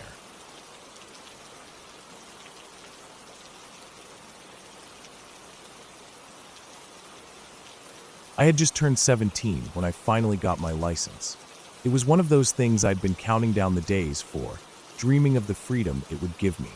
I remember that feeling of sitting behind the wheel of my car, a beat-up old sedan my parents had handed down to me, and knowing that for the first time, I could just get in and go wherever I wanted without asking permission or waiting on someone else. My friends and I had already started planning all the dumb stuff we'd get up to with that freedom, and one of those things was finding abandoned houses. We weren't vandals or anything like that. We just thought it was cool to find those places no one cared about anymore and claim them for a night, drink some beers, tell stories, maybe have a little party. There was this excitement in the idea of being somewhere we weren't supposed to be. One house in particular had caught my eye. I passed it every night on my way home from work. I worked the closing shift at a small grocery store, so it was usually dark by the time I was heading back. The house sat back from the road, surrounded by overgrown grass and weeds that had gotten so high in some places they reached the bottom of the windows. It was big, too. One of those houses where you could tell whoever started building it had big plans, but something stopped them from finishing. The walls were up, but there were places where you could see right through to the other side. No windows, no doors, no signs of life. Just this hollow shell sitting there, year after year. I mentioned it to one of my friends, Matt. He was always down for this kind of thing. I told him how it looked, how big the property was, and how it was set back far enough from the road that no one would probably even notice if we were there. He got excited, and we started talking about checking it out together. We made plans to go see a movie one evening, and I decided that before we hit the theater, I'd take him out there so he could see it for himself. It was summer, so the days were long, but by the time we headed over that way, dusk was starting to settle in. That kind of in-between light where it's not quite dark, but not really day anymore either. I had my headlights on as we turned down the road that led to the house. The place looked even more eerie in that fading light. The shadows stretched across the yard, and the unfinished frame of the house stood out against the sky like a skeleton. I remember feeling a little chill as we pulled up in front of it, but I tried to play it cool. I didn't want Matt thinking I was spooked by an empty house. We sat there for maybe 10 seconds. Long enough for him to get a good look at it. Long enough for me to feel that little thrill of being somewhere we weren't supposed to be. Then I put the car in reverse, and we started heading back toward the main road. I didn't want to hang around too long. The idea was to scout it out, not to get caught. We'd barely gotten back onto the main road when I noticed the truck. It was big, one of those lifted pickups with massive tires. At first, I thought it was just coincidence, just someone else heading out at the same time. But then I saw the high beams come on, bright enough that they lit up the inside of my car like it was daytime, and I realized the truck was right on our tail. Like so close I couldn't even see its headlights in my rearview mirror, just this blinding wall of light. Matt and I exchanged a look, that kind of look where you don't have to say anything because you both know something's not right. I tried to stay calm, told myself it was probably just some local annoyed that we'd pulled up on private property. I kept driving, sticking to the speed limit, hoping the guy would back off once we got further down the road. But he didn't. If anything, he seemed to be getting closer, which I wouldn't have thought possible given how close he already was. When we got to the intersection where we needed to turn, I put on my signal and made a right. There was a gas station on the corner, one of those old ones that still had a mechanic's garage attached to it, though it didn't look like it had been open in years. As I was turning, I saw out of the corner of my eye that the truck didn't follow me. Instead, it cut across the gas station lot, bouncing over the cracked pavement and weeds, and came to a stop right in front of us, blocking the road. I hit the brakes hard. For a second, I just sat there, staring at this massive truck that was now blocking my only way forward. The driver's door opened, and out stepped this man. And I mean, this guy was huge. Broad shoulders, thick arms, the kind of guy who looks like he could break you in half without even trying. He didn't run at us or anything like that. He just walked over, slow and steady, like he knew we weren't going anywhere. I could feel my heart pounding in my chest. My mouth went dry. I remember my hands gripping the steering, while so tight my knuckles turned white. Matt was dead silent beside me, which was maybe the scariest part because Matt was never quiet. He always had some smart comment or joke ready, but not this time. The guy came up to my window and knocked. I didn't want to roll it down, but what choice did I have? Leaving it up felt like it would only make things worse. So I cracked it just enough so he could talk to us. The whole time, I was hyper-aware of how empty the road was. Normally, that was a busy stretch, even at that time of night. But now, it was like we were the only people in the world. No headlights, no cars, no one pulling into the gas station. Just us, the truck, and this guy. He leaned down and stared at us through the window. His eyes were hard, like he was sizing us up, deciding if we were a threat or just some dumb kids. I could smell tobacco on his breath, see the stubble on his face, the sweat on his brow. He asked what we were doing at the house. His voice was low, but there was this edge to it that made it clear he wasn't asking just to be polite. I lied. I didn't even think about it. The words just came out. I told him we were making a U-turn. That was it. Just a U-turn. No harm done. I tried to make my voice sound casual, like we hadn't even noticed the house, like we were just two kids trying to get where we were going. He didn't say anything right away. Just stared at us, that smile slowly creeping onto his face. Not a friendly smile. More like he was amused by how scared we were. Then, without another word, he stepped back, waved us on, and went back to his truck. I didn't waste a second. I eased around him as carefully as I could, then put my foot down as soon as we were clear. We didn't say anything for a while, just sat there in the car, both of us trying to process what had just happened. When we were finally far enough away, Matt let out this long breath, like he'd been holding it the whole time. We went to the movie like we'd planned, but neither of us really paid attention. The whole time I kept replaying it in my head. The empty house, the truck, the man, the way the road had gone so still and quiet. It didn't feel like coincidence. It felt like we'd stumbled onto something we weren't supposed to see. After that night, I kept my distance from that house. I still passed it sometimes, and every time I did, I'd glance over at it. It never changed. Still unfinished, still empty, still sitting there like it was waiting for something. But I never saw another car there. No trucks, no people. Just the house and the overgrown yard. I don't know what was going on there. Maybe it really was nothing. Maybe the guy was just some neighbor looking out for the place, though it didn't feel that way. The way he smiled, the way he blocked us in, it felt like a warning. Like he was letting us off easy that time, but wouldn't be so kind if we came back. To this day, I get that same uneasy feeling whenever I think about it. The way that house looked in the fading light, the way that truck came out of nowhere, the way the world seemed to go silent right when we needed someone else to be around. I've driven past it a few times since then, but I never stop. I don't slow down, don't look too long. Just keep moving, eyes on the road, hands tight on the wheel. And I never went looking for abandoned houses after that. Whatever thrill we'd been chasing, it wasn't worth it. There's something about places like that, places that were started but never finished, that feel like they belong to someone, even if no one's living there. Someone's always watching, always waiting. And sometimes, if you're lucky, they'll let you go. But not always. So yeah, don't go into abandoned houses. It's not worth it.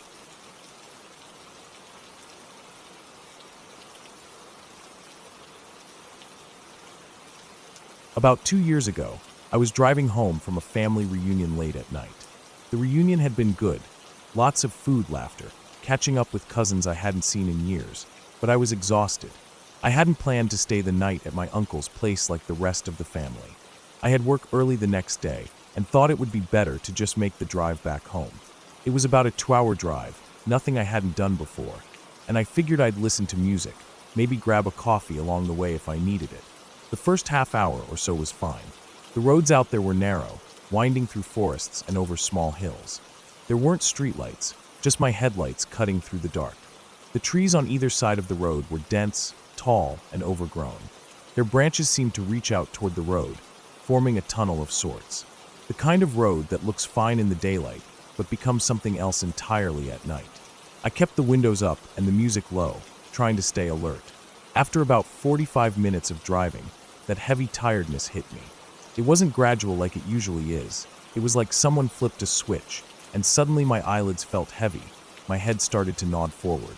I shook it off, rolled down the window for some air, even slapped my cheeks a little to stay awake. But it wasn't working. The last thing I wanted was to fall asleep at the wheel. There weren't many cars on the road, but every few minutes one would pass by in the opposite direction, its headlights briefly lighting up the inside of my car before disappearing into the night. I kept telling myself I'd find a gas station or a rest stop, but the farther I drove, the clearer it became that there wasn't going to be one anytime soon. It was just trees and bushes, the occasional mailbox at the end of a long driveway, but no signs of life. My body felt heavier and heavier, and I knew I couldn't keep going like that. The risk of dozing off and ending up wrapped around a tree wasn't worth it. I needed to stop. I finally decided to do something I knew wasn't the best idea. I found a spot where the bushes were thick and there was enough room to pull off the road onto the grass. I drove in a little, just far enough so the car wasn't easily visible from the road, and turned off the engine. I made a mental note of the time. It was 11:22 p.m. I figured I'd just close my eyes for a bit, maybe 20 or 30 minutes, and then get back on the road, just enough to shake the fog from my head. I reclined my seat a little and let the quiet surround me. The only sound was the ticking of the engine cooling down. It couldn't have been more than a few minutes before I was out cold. When I opened my eyes again, I had that disoriented feeling you get when you don't remember where you are. It was still dark, and for a second I thought I was back at the reunion, but then I remembered. I looked at the clock. It was 11:50 p.m. The car was still, the night outside was silent, but then I heard it, a scratching sound. It was faint at first, like something brushing against the side of the car. I froze, listening. It lasted only a few seconds, and then it was gone. I sat there, heart beating a little faster, but the tiredness was still strong, pulling me back down. I convinced myself it was nothing, maybe a branch or an animal, and let sleep take over again. The next time I woke up, the atmosphere felt different. Heavier, maybe. I could hear that same scratching sound again, but this time it wasn't going away. It was steady, like someone or something was right up against the car, dragging something along the metal. My heart was pounding now. I looked at the clock. It was 12:40 a.m. Almost an hour had passed since the last time. My mouth was dry. I swallowed hard and sat up a little, looking around as best as I could without moving too much. My eyes went to the rearview mirror, and that's when I saw it, a quick shape, low and dark, darting away from the car and into the trees. My blood went cold. I sat there for a few seconds, breathing hard, trying to process what I'd just seen. My brain was scrambling for an explanation. A deer? A coyote?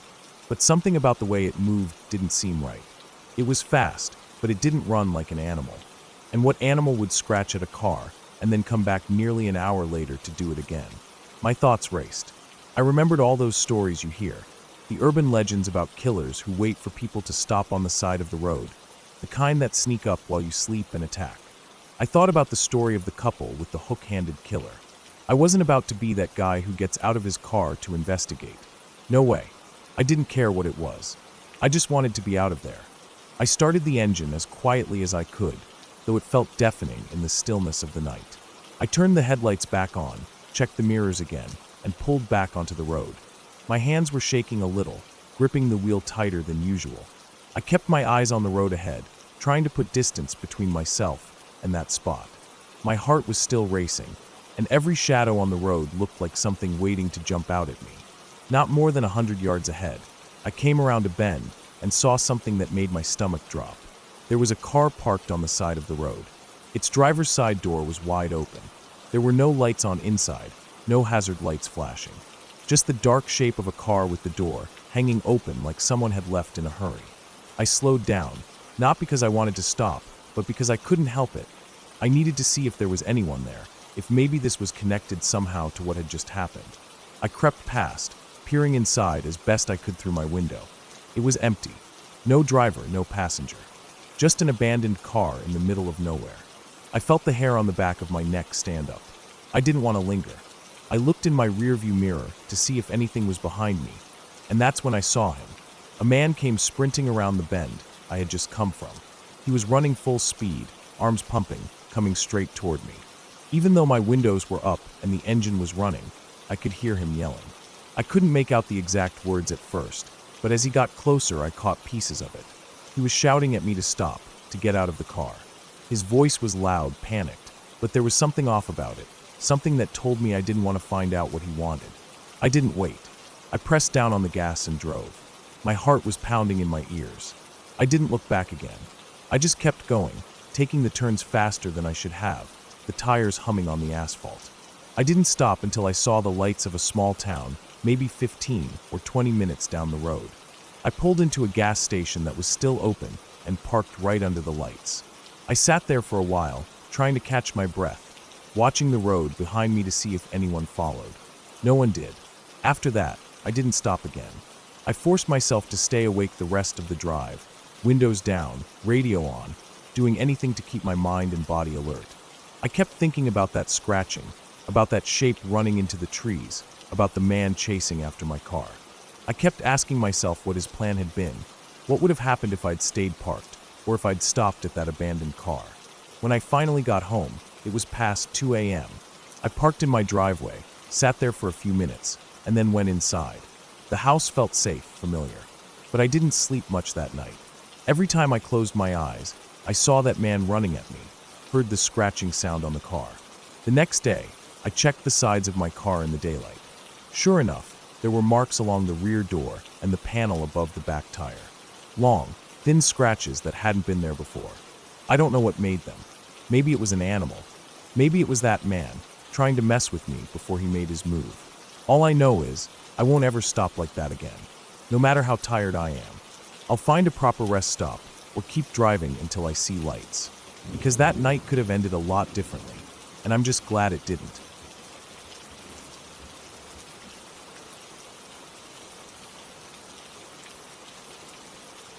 I remember the exact morning when this all happened, like it's burned into my memory. I was up before dawn, like usual, sipping on my coffee while the sun barely started pushing its way up over the horizon. The air was still, that kind of stillness you get in the early hours before the world gets loud. I loaded up my truck with all the equipment, straps, and the dolly I'd need. The hot tub was already secured in the back, wrapped and strapped tight. A a solid 900 pounds of molded acrylic and pipes and jets. Heavy as sin, but I'd moved these things so many times I didn't think twice about it. I had my route planned, I had my supplies, and I figured it was just going to be another long but normal workday. Driving out toward Branson, Missouri, I remember how quiet the roads were at that hour. It gave me time to think, though my thoughts didn't stray far from the job ahead. The gated community where I was headed was one of those places that made you feel like you didn't belong unless you owned a yacht or some vacation property somewhere. Fancy houses, winding roads, and more money tied up in landscaping than most folks earn in a year. I pulled up to the gate, gave my info, and the guard waved me through like I wasn't hauling around a small pool on wheels. The house I was delivering to was perched on the side of a hill, a massive thing of glass and stone and steel, half finished with scaffolding clinging to its sides like some giant insect. The driveway led me straight up to what they called the 4th floor, though it felt more like the ground floor from where I stood because of the way the house was built into the hill. The other floors stepped down the hillside like giant stair steps, so standing there, it was easy to forget how far the drop really was. When I got out of the truck, I was met by a bunch of construction workers, hard hats, dusty boots, the whole deal. The contractor wasn't around, but the crew had been told to help me out and get the hot tub in place. I got a look at the path I'd need to take, down into the yard, up a makeshift ramp onto the porch, through the living room, and out onto the deck. That deck, I'll never forget the sight of it. A bare skeleton of a thing, just enough boards laid down to make a narrow bridge from the patio doors to the far corner where the hot tub would sit. No railing, no safety net, just open air and a 4-story drop waiting to swallow anyone who put a foot wrong. I walked the path first, planning every move in my head.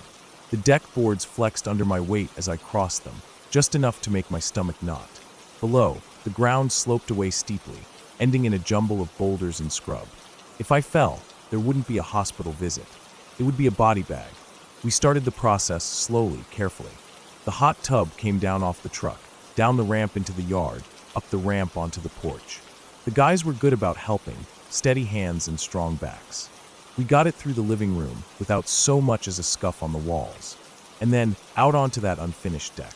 The air felt thinner out there, like I could feel the sky above and the emptiness below. Every step was deliberate. The tub was balanced on its edge on the dolly, and the weight of it made the boards creak in a way that raised the hair on my arms. We edged it along that narrow strip of decking, the tub towering over me, the dolly groaning with the load. I kept my eyes on the boards, on my feet, on the edge of the deck that seemed to call to me with every inch I moved closer. The wind picked up a little, just enough to remind me how high I really was, how exposed. Finally, we got to the far corner. That was where it needed to go, snug up against the house, so they could finish building the deck and add the railing later. The contractor had given specific instructions. Leave it on its edge for now. I didn't like it, but it wasn't my call. Laying it down would have been safer, easier, but I had to work with what I had. I explained the plan to the crew. We'd put blocks under one side of the dolly, tilt the tub, pop the straps, remove the dolly, then set the tub back down on the deck. Simple enough in theory, but I could see the problem right away. There wasn't enough room. The deck wasn't wide enough to do it clean. I'd have to stand with my heels dangerously close to the edge, nowhere to step back if anything shifted. But there wasn't another option. I took a breath, tried to steady my nerves. We got the blocks under. I tilted the tub, feeling the weight of it settle against me. I could hear my own heartbeat, loud in my ears. My feet were planted, but not as solid as I would have liked. There was barely any deck behind me, just empty space. We popped the strap on one side, worked the dolly loose. One side free, but the other side stuck. I felt the tub shift slightly toward me as the guys tried to work it loose, and I called out for everyone to freeze. I needed to reset my feet, but there was no deck left. I had to edge back just enough that my heels hung over the side, toes gripping what little surface I had left. The wind chose that moment to gust again, making the tub wobble just enough to send a jolt of panic through me. The guys were steady, hands on the tub, but I could feel how close we were to losing control.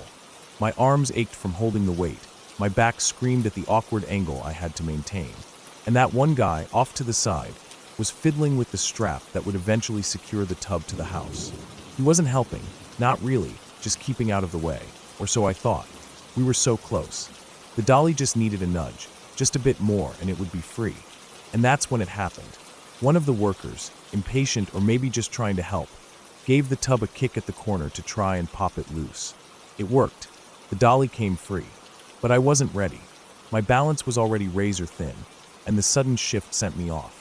I felt my heels lose their grip, felt the deck fall away behind me.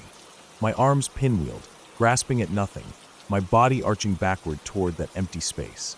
In that split second, everything slowed down. I saw the boulders below, sharp and unforgiving. I saw the sky, so bright and empty above. I felt the weight of my own body tipping, going past the point where I could recover. I knew I was falling. There was no stopping it. No one could reach me in time. And then, like a miracle, I felt something hit the small of my back, hard and fast. It jolted me forward, slammed me into the bottom edge of the tub. My arms wrapped around it on instinct, clutching it like it was the only thing keeping me alive, because in that moment, it was. The tub wobbled, the guys steadied it, and somehow, I was upright again, pressed against the side of that massive piece of acrylic, heart pounding, legs shaking. The dolly was clear now. They pulled it out, stood the tub up straight, and there I was, hugging it like a lifeline, trying to get my breath back. My mind was racing, trying to piece together what had happened. And then I saw it, the strap. That strap that the worker had been messing with, the one I'd thought was just a distraction. He'd secured one end of it to the house already. When I fell, it had been hanging off the deck behind me. And when I went over, he'd grabbed it and yanked with everything he had. It wasn't designed to catch a falling man, but that day it did. It caught me, pulled me forward just enough to save me from the fall that would have ended me right then and there. Afterward, when it was all done, I thanked him the only way I knew how.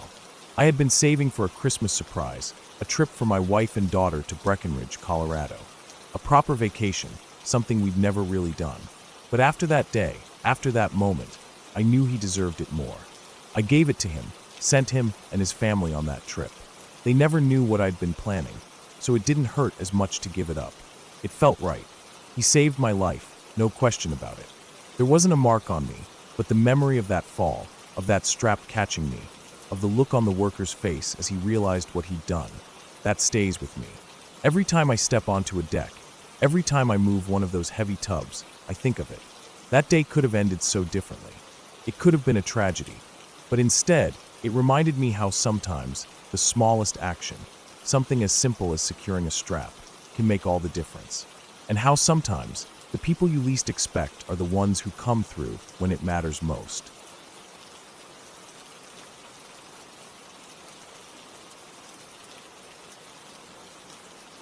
I used to work at a Boy Scout summer camp deep in the woods of the southern United States.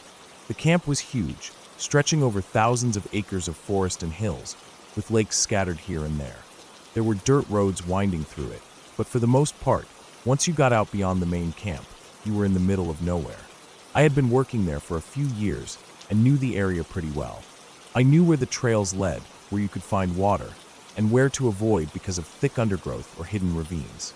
I wasn't exactly an expert woodsman, but I was comfortable out there. The kind of comfortable that comes from spending week after week in the same woods, hearing the same sounds at night, getting used to the way the forest comes alive after dark. Every week, we'd get a new group of scouts, mostly teenage boys, eager to earn their badges. One of the badges that always drew a lot of interest was wilderness survival. For that badge, part of what they had to do was build a shelter out of what they could find in the woods, sticks, leaves, branches, and sleep in it overnight without a tent.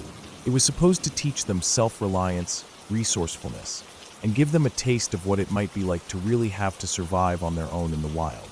It was my job to lead them to the designated spot and supervise them overnight. The spot we used was maybe half a mile from the main camp as the crow flies, but we always took a longer, winding path to get there. The trail we used twisted through the trees, crossed a shallow creek, climbed a small ridge, and then dropped down into a hollow surrounded by tall pines and oaks.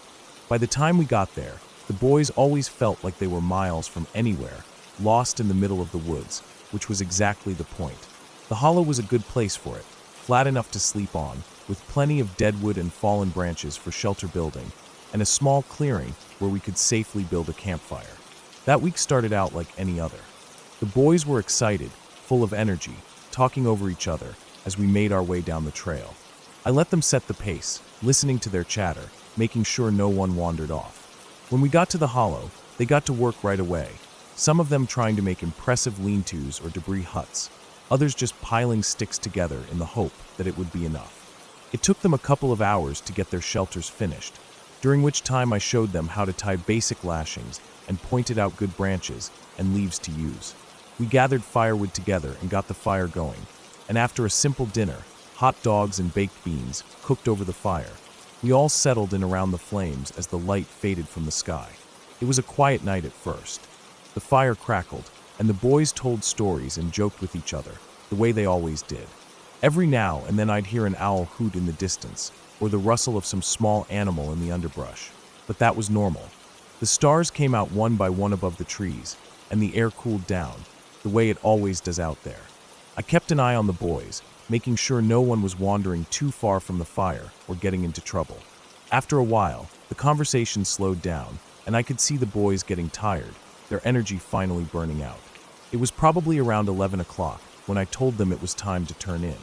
They grumbled a little, but they were too tired to argue. One by one, they went to their shelters, crawling into the little spaces they'd made for themselves, some of them better built than others. I stayed up for a while, tending the fire, making sure it burned down safely. I was with another staffer, a guy named Mark, who was in charge of the group with me.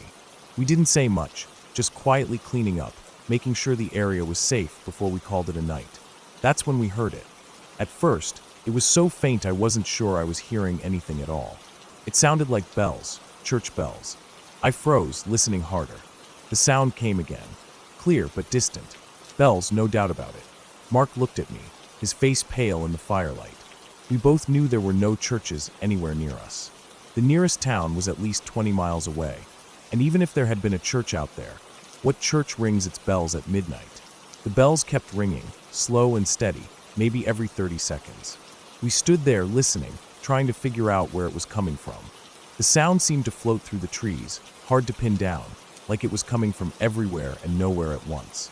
I kept looking over my shoulder, expecting to see something, someone, but there was nothing. Just the woods, dark and silent except for the ringing. The boys started to stir.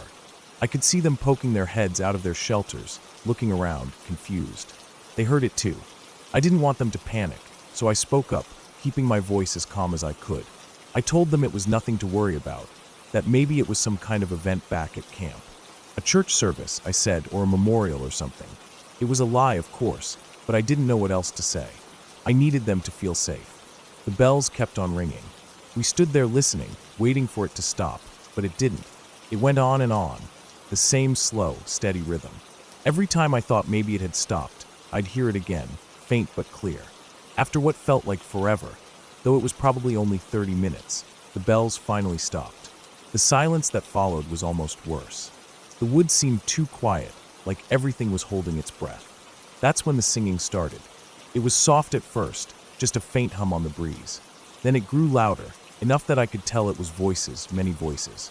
It sounded like choir music, the kind you hear in old churches. Hymns, maybe, though I couldn't make out any words. The voices rose and fell together, sometimes swelling loud enough that it seemed they were just beyond the trees, sometimes fading so much that I almost thought I imagined it. But it was real. Mark heard it too. The boys heard it. I could see the fear on their faces, even in the dim light. The singing kept going, rising and falling louder, then softer, like waves on a shore. Sometimes I thought it was getting closer, like whoever it was might come walking out of the trees at any moment. I kept watching the darkness beyond the firelight, half expecting to see shapes moving there. But there was nothing, just the sound of those voices, echoing through the woods. It went on for over an hour. I kept trying to convince the boys, and myself, that it was fine, that there was some reasonable explanation. I told them again that it was just a church service at camp. Maybe a special event, I said.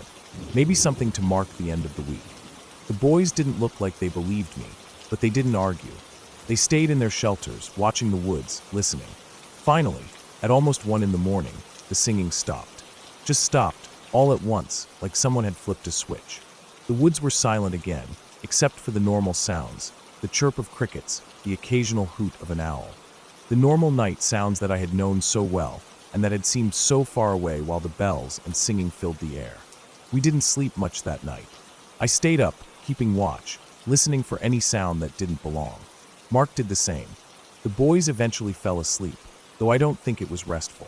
I kept the fire going until dawn, when the first light crept through the trees and the world felt normal again.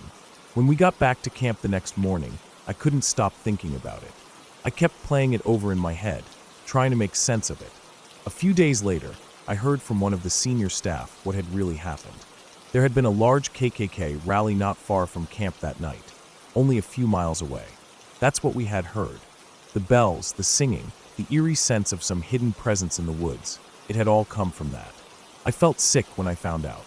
All that time I had been trying to reassure the boys, telling them it was just a harmless church service, that they had nothing to be afraid of. But there had been something out there that night, something real and dangerous.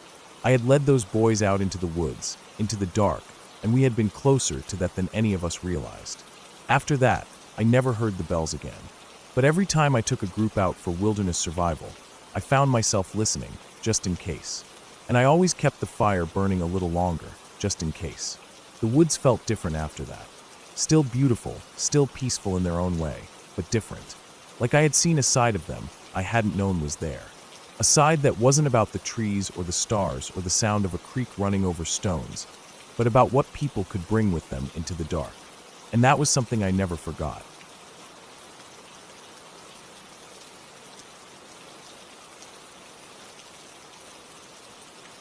I had awesome parents growing up. The kind of parents that didn't mind bending the rules a little if it meant their kids were happy. On weekends, they let me sleep in the living room. My sister, she was a light sleeper, and sharing a room with her meant I had to be quiet once bedtime came. But in the living room, I could stay up as late as I wanted, watching TV until I couldn't keep my eyes open anymore. I loved it. I felt free, in my own little world with nothing but the glow of the screen and the soft hum of the night outside.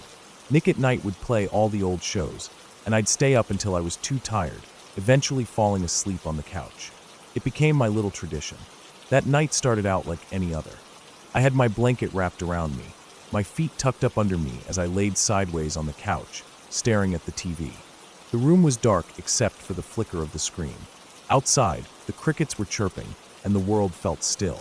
We lived out in rural Georgia, where the houses were spread far apart, and the trees seemed endless. Our front yard was big, but it ended where the woods began. Tall pines, thick oaks, and all kinds of brush created a wall around us, and beyond that was just more woods, as far as the eye could see. When the moon was full, like it was that night, the world outside took on this silver glow. You could see everything in this strange, pale light, like the trees were made of glass and the grass was coated in frost. I always thought it was beautiful. At some point, I must have dozed off. The TV was still on, but the sound was low. My head was heavy, and I remember my eyes fluttering open for a second, then closing again. But then I felt it, that prickly feeling, like when your skin tightens up and your heart skips a beat before you even know why. It felt like my body sensed something before my brain caught up. My eyes flew open, and I sat straight up on the couch without even thinking about it. My breath hitched, and my eyes went right to the front window. The big picture window that looked out over the front yard and the line of trees beyond it. And there, in the perfect light of the moon, I saw it. A shape, a person, sitting up in one of the trees.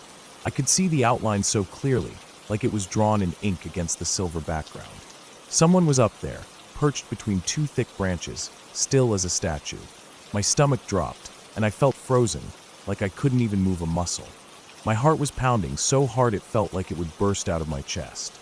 Then the dog noticed.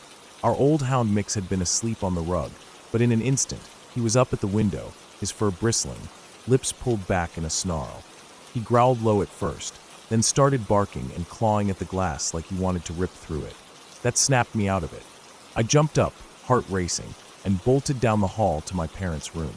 My feet felt like they barely touched the ground as I ran, and all I could think about was getting them, telling them, making them see what I saw. I burst into their room, my chest heaving, and tried to get the words out. I was shaking so bad I could hardly speak, but somehow I managed to say enough for them to understand. Dad didn't hesitate. He grabbed something, I didn't even see what, and headed out the front door with the dog right behind him, barking like mad. Mama kept me close, wrapping her arms around me, trying to calm me down while we waited. I could hear Dad outside, his footsteps on the porch, the dog's barks fading as they moved toward the trees. Every sound made me flinch. Every second felt like an hour. My eyes kept darting to the window, half expecting to see that shape again. Finally, Dad came back. He was out of breath, but trying to act calm, trying to reassure me. He said there was no one out there. He looked around, but the yard was empty, and the trees were still. The dog had sniffed around, but didn't find anything. Maybe I dreamed it, he suggested. Maybe it was a trick of the light. But I knew what I saw. I knew I hadn't imagined it. Still, I nodded and let Mama guide me back down the hall. I didn't want to sleep in the living room anymore. Not that night. I crawled into my own bed, feeling small and scared. My sister was half awake when I came in. I whispered what had happened, even though my voice was shaky and I wasn't sure I wanted to say it out loud. She didn't say much, just looked at me with wide eyes before turning over, pulling her blanket up tight. Dad stayed up, walking through the house, checking the doors, looking out the windows, sipping his coffee. I could hear his footsteps, steady and comforting. I laid there, stiff as a board, listening. Every creak of the house made me jump. Every little sound outside made me hold my breath. But eventually, with Dad making his rounds, I started to feel like maybe it was over. Maybe whoever it was had gone. Maybe I could finally sleep. But then I saw him. Outside my window this time. The same figure, standing just beyond the glass, bathed in moonlight. I could see him clearly, the features of his face hidden in shadow, but I could make out the shape of him, the outline of his body. He didn't move at first, just stood there, staring in. My heart stopped. My breath caught in my throat.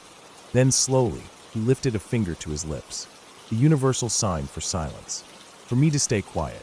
And then, as quickly as he appeared, he turned and ran. Not back into the trees, not toward the road, just straight across the yard, like he had no fear of being seen, like he didn't care if anyone was watching. I couldn't hold it in. The tears came hard and fast, and I couldn't stop them. I cried and cried, shaking so bad I felt like I'd fall apart. The image of him standing there, of that finger to his lips, burned into my mind. I don't know how long I lay there, crying into my pillow, too scared to move, too scared to call out for Dad, because I didn't want to make a sound. Eventually, the tears ran out, and all I could do was lay there, staring at the window, waiting for morning. The night felt endless. I must have fallen asleep at some point, because I remember waking up to the sun streaming through the curtains. The light made everything feel safer, but that feeling from the night before still clung to me. My eyes were swollen, my throat sore from crying. I felt drained, like I'd been through a storm. When I got up, I went to find Dad. He was already outside, walking the yard, looking for any sign of the man. He didn't find anything. No footprints, no broken branches, nothing. It was like whoever it was had never been there. But I knew better. I saw him. Twice. First in the tree, then at my window. I didn't imagine it. I didn't dream it. I felt it in my bones. After that, things changed. I didn't ask to sleep in the living room anymore. I didn't want to. Even when my sister and I fought, I stayed in our room. And every night, I made sure the curtains were closed tight. Dad added extra locks to the doors, and for a while, he kept a closer watch on the yard, especially at night. We never saw the man again. He never came back. But I never forgot him. The way he stood there, the way he signaled for me to be quiet, the way he ran off like it was nothing. I never forgot that feeling either. That deep, bone-deep fear that grips you and won't let go. I don't know who he was or what he wanted. I don't know why he was in our yard, in our tree, at my window. Maybe he was passing through, maybe he was looking for something, or maybe it was just a cruel trick of fate that he ended up there that night. But it was enough. Enough to change the way I saw the world. Enough to make me understand that sometimes the scariest things aren't in stories or on TV. They're out there, in the real world, when you least expect them. I never told many people about that night. It always felt too strange, too personal. But it stayed with me, all these years later. And even now, when the moon is full and the night is still, I sometimes find myself looking out the window, just to be sure.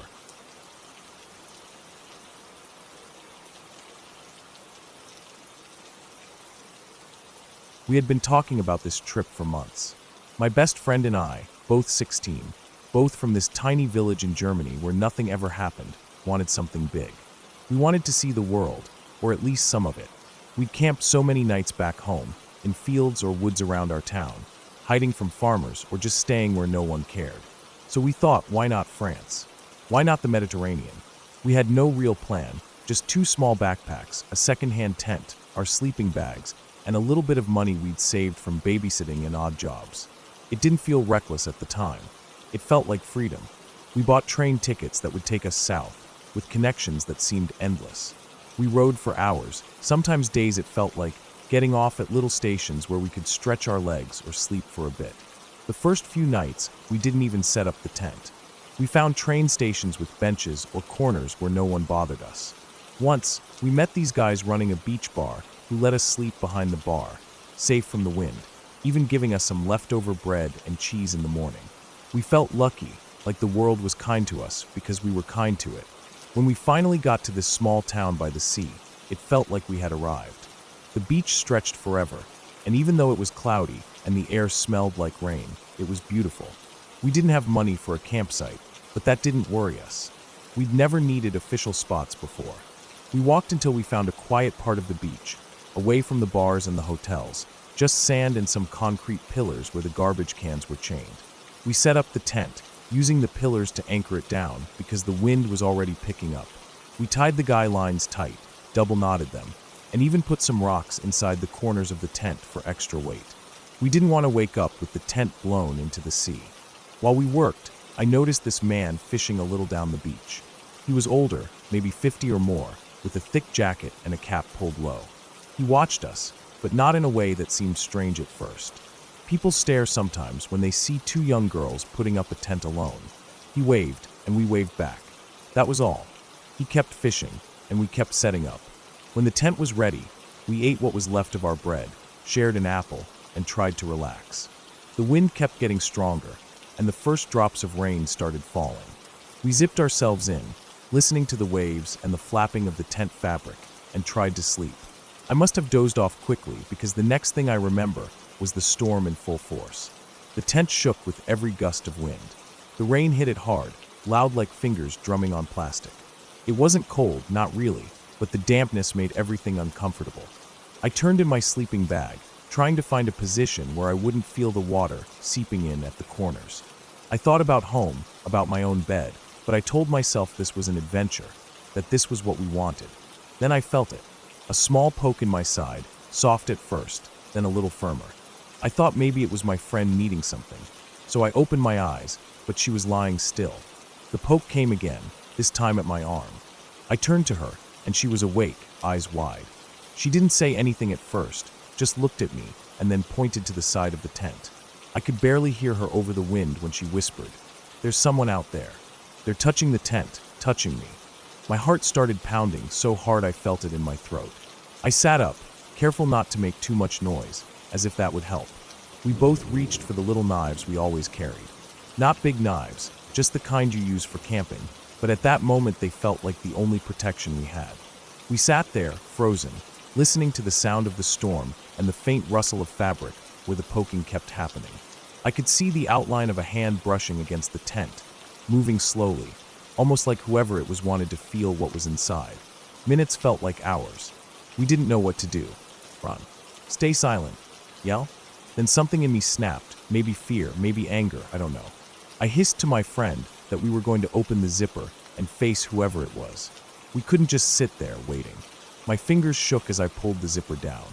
The storm roared louder as the flap opened, the rain hitting my face like needles. And there he was, that same fishing guy from earlier.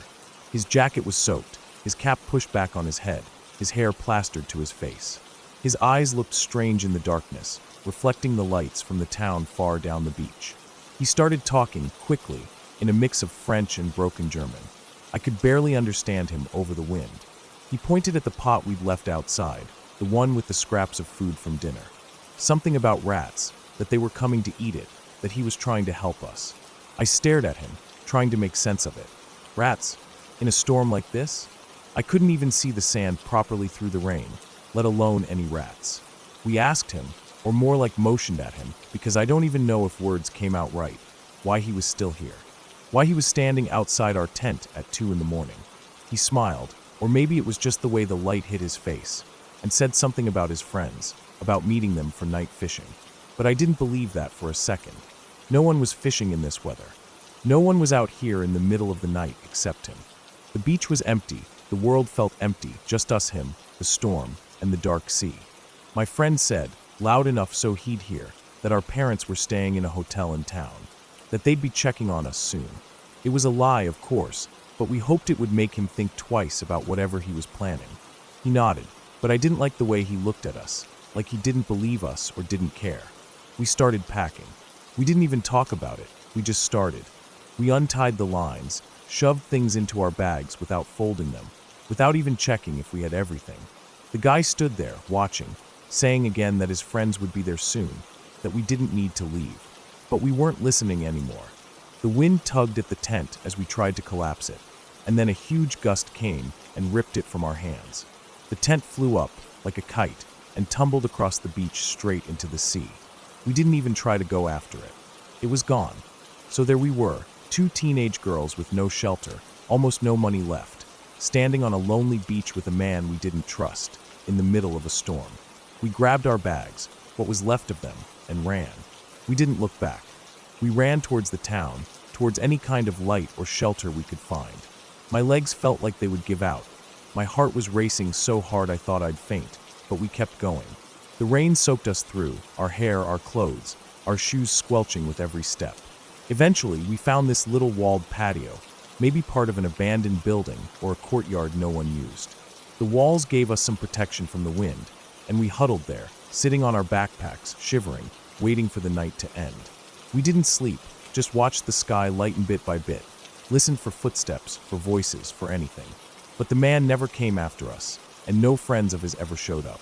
When morning came, we tried to find a hostel. We asked people, wandered the streets, but either they were full or we couldn't afford them. The storm had passed, but the clouds still hung low, and everything felt heavy. We were so tired, so done. We found the train station, pooled what little money we had, and bought tickets for the long ride home. We didn't even care about the adventure anymore. We just wanted to get back, to sleep in our own beds, to be safe. The trip was supposed to be 2 weeks. We lasted 4 days. I bled through most of it because my period started the second night, just to make everything worse.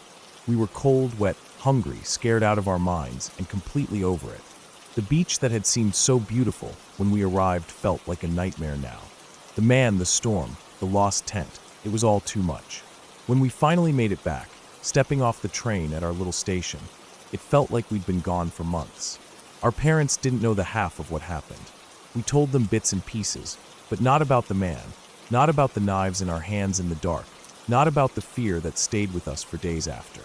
We just said it didn't work out, that camping on beaches wasn't as fun as we thought. And maybe that was the truth. Maybe some adventures aren't worth the risk, no matter how much you want them to be. We were lucky, really. Nothing happened to us. The man didn't follow, didn't touch us, didn't hurt us. But that night stays with me. Every time I hear the wind against a tent or the sound of rain on fabric, I remember the weight of that fear, the way the world can turn strange and dangerous in an instant. And I remember the relief of seeing home again, of knowing we made it back. We made it back, and that was all that mattered.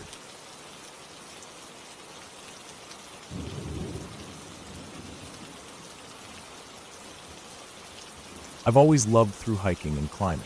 Every year when summer rolls around, I look forward to it more than anything else. There's something about being out in the wild that makes me feel alive, like I'm part of the land instead of just passing through. I don't use a tent most of the time, partly because they're heavy and partly because they're not allowed in a lot of the places I go. I like to sleep under the stars, with the sky wide open above me and the wind carrying the smells of pine and earth. I've had plenty of nights where animals came sniffing around, and yeah, some of the noises they make can turn your blood cold in the dark. But animals don't bother me much. People though, people are the ones that can really scare you. That's why I prefer camping deep in the woods, way off the trails, where there's nobody else around. If I had to choose between hearing wild hogs rooting through my pack at 3 in the morning or hearing people stumbling around, maybe looking for trouble, I'd take the hogs every single time. At least with animals, you know where you stand. People, you never really know what's going through their heads. I've had a couple of encounters over the years that still stick with me, that still make me glance over my shoulder when I'm out there alone. I guess I'll start with the one that happened at a lake not far from the city. That trip wasn't like my usual ones. A bunch of my classmates and I decided to have a little get-together, sort of an end-of-the-year thing. We picked a spot near a lake where camping was allowed, and this time we actually brought tents. It wasn't about hiking or climbing or being one with nature. It was about drinking, staying up late, maybe swimming in the dark if we felt brave enough. There must have been about 10 of us, all spread out between a few tents.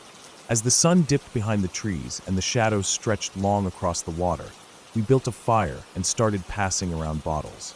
It wasn't long before we realized we'd need more wood if we wanted to keep the fire going all night. No one wanted to be the one to let it die out. The fire was like a little shield against the dark, and no one wanted to sit there in the pitch black with only the sounds of the night for company. I offered to go gather some with my buddy. We figured we'd head into the woods a bit and grab what we could find lying around.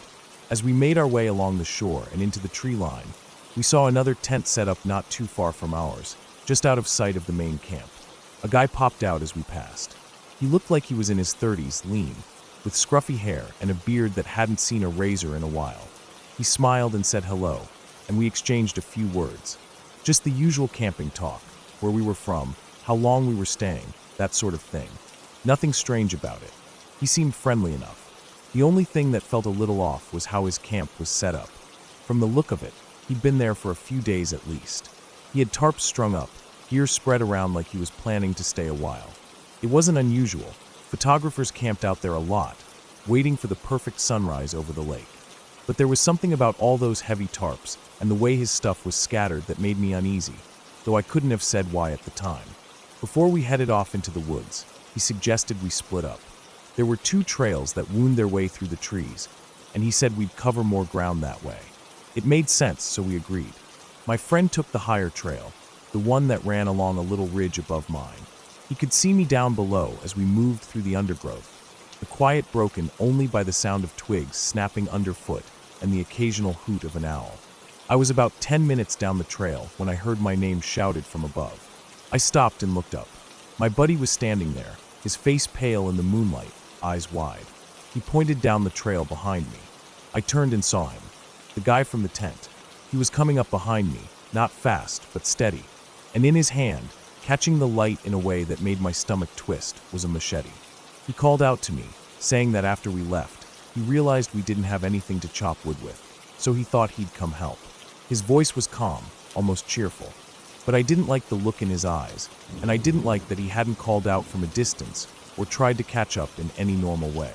I told him thanks, but we'd be fine, and I turned and made my way back to where my friend was already coming down toward me. We didn't say a word to each other. We just walked back to camp, empty-handed except for a few branches we'd grabbed on the way. Back at the camp, everyone laughed at us, said we were being paranoid, that the guy was just trying to help. But the laughter felt forced, like everyone was trying to convince themselves as much as us. We tried to shake it off, started drinking again, and for a while the tension faded. The fire crackled, the night deepened, and we let ourselves believe that it was just a misunderstanding.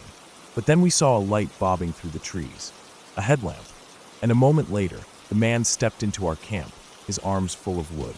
He said he'd noticed we hadn't brought much back, so he thought he'd lend a hand. He set the wood down, but before he did, he walked all around our site, like he was taking it in, counting tents, noting where everyone was sleeping. He asked if this was all of us, if we were expecting anyone else. His voice was friendly, but there was something behind it that made my skin crawl. When he finally left, the fire felt like a weak little thing, barely keeping the dark at bay. No one wanted to drink anymore. No one wanted to go to sleep.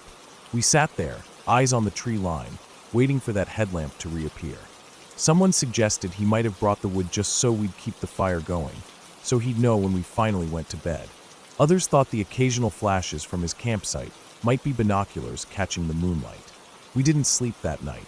We took turns keeping watch, huddled close to the fire, ears straining for any sound out of place. When the first light of dawn finally broke over the lake, we packed up. Tired, jumpy, and sober as could be, we left that place behind without a backward glance. The other time that really sticks with me was during a climbing trip. This was more my kind of outing, just me and a few buddies, deep in the mountains, well off any marked trail. We weren't supposed to camp where we were, but we were careful. No tents, no fires, nothing that would give us away. We cooked on little stoves, kept our voices down, and made sure we left no trace. The rangers in that area didn't mess around. Getting caught meant a hefty fine and a lecture we didn't want to hear. That night, after a long day of climbing, we ate, drank a little wine, and lay back to stare at the stars. There's nothing like that feeling. Your muscles sore from a good climb, the taste of dinner still in your mouth, the night air cool and clean. We drifted off, the quiet of the mountains wrapping around us like a blanket. Then, in the dead of night, we woke to voices. A lot of voices. It sounded like a school trip, like dozens of kids chattering as they walked. But it was 2 a.m, and we were miles from any trail. The sound didn't make sense. We lay there, hearts pounding, listening as the voices moved past somewhere nearby. We couldn't see them, just heard them. Then another wave of voices, just like the first, passed through. We didn't move, didn't speak, just listened. And then footsteps, crunching softly through the undergrowth, coming toward us. We tensed, hands gripping whatever was closest. It turned out to be 5 kids, maybe 13 years old, walking right past our camp. They didn't have lights, not even a glow stick or phone screen, just walking through the woods in the dark, following the voices. They nodded at us as they passed, like we were just another part of the landscape, and kept going, heading toward where the voices had gone. We didn't sleep after that. We just lay there, waiting for something else to happen, trying to make sense of it. Maybe they were scouts, maybe there was some explanation we couldn't see at the time. But the way they moved through the night, without lights, without a sound but the soft tread of their boots, still gives me chills when I think about it. When dawn came, we packed up and left, sticking to the shadows, making sure we didn't run into anyone else. There are a lot of strange things that happen out in the wild. You hear noises, you see things that don't quite add up. But nothing gets under your skin like other people do. Animals might scare you for a moment, but people, they can leave you looking over your shoulder for the rest of your life. I still go out, still sleep under the stars whenever I can, but I keep my ears open, and I keep my distance from strangers. Because out there, in the middle of nowhere, you're on your own.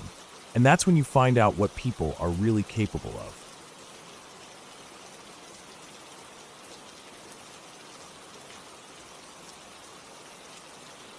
I had been living in Southern Oregon for a while before I moved back to Georgia. The decision to leave Oregon wasn't easy. Life out there had a certain calm to it, a rhythm that was slow and peaceful. The days were quieter, the air cleaner, and people seemed more content just being where they were.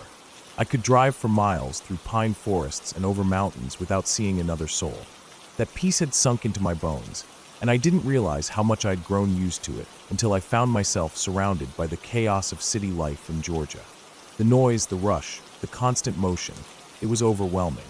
I thought I could handle it, thought maybe I needed the change, but after just a few weeks I felt drained, like all that calm had been scraped out of me.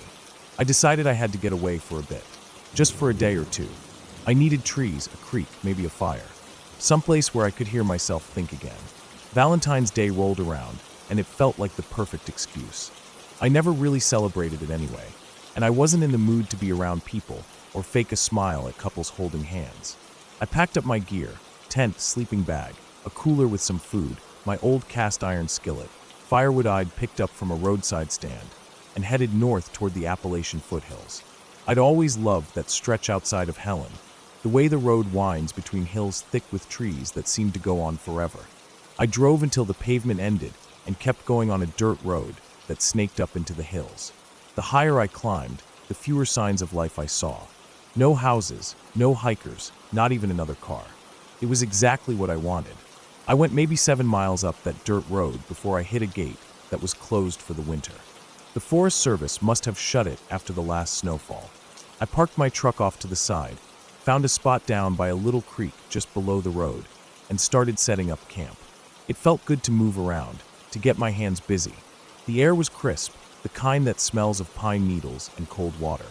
I pitched my tent on a flat patch of ground, close enough to the creek to hear it, but not so close that I'd have to worry if it rained.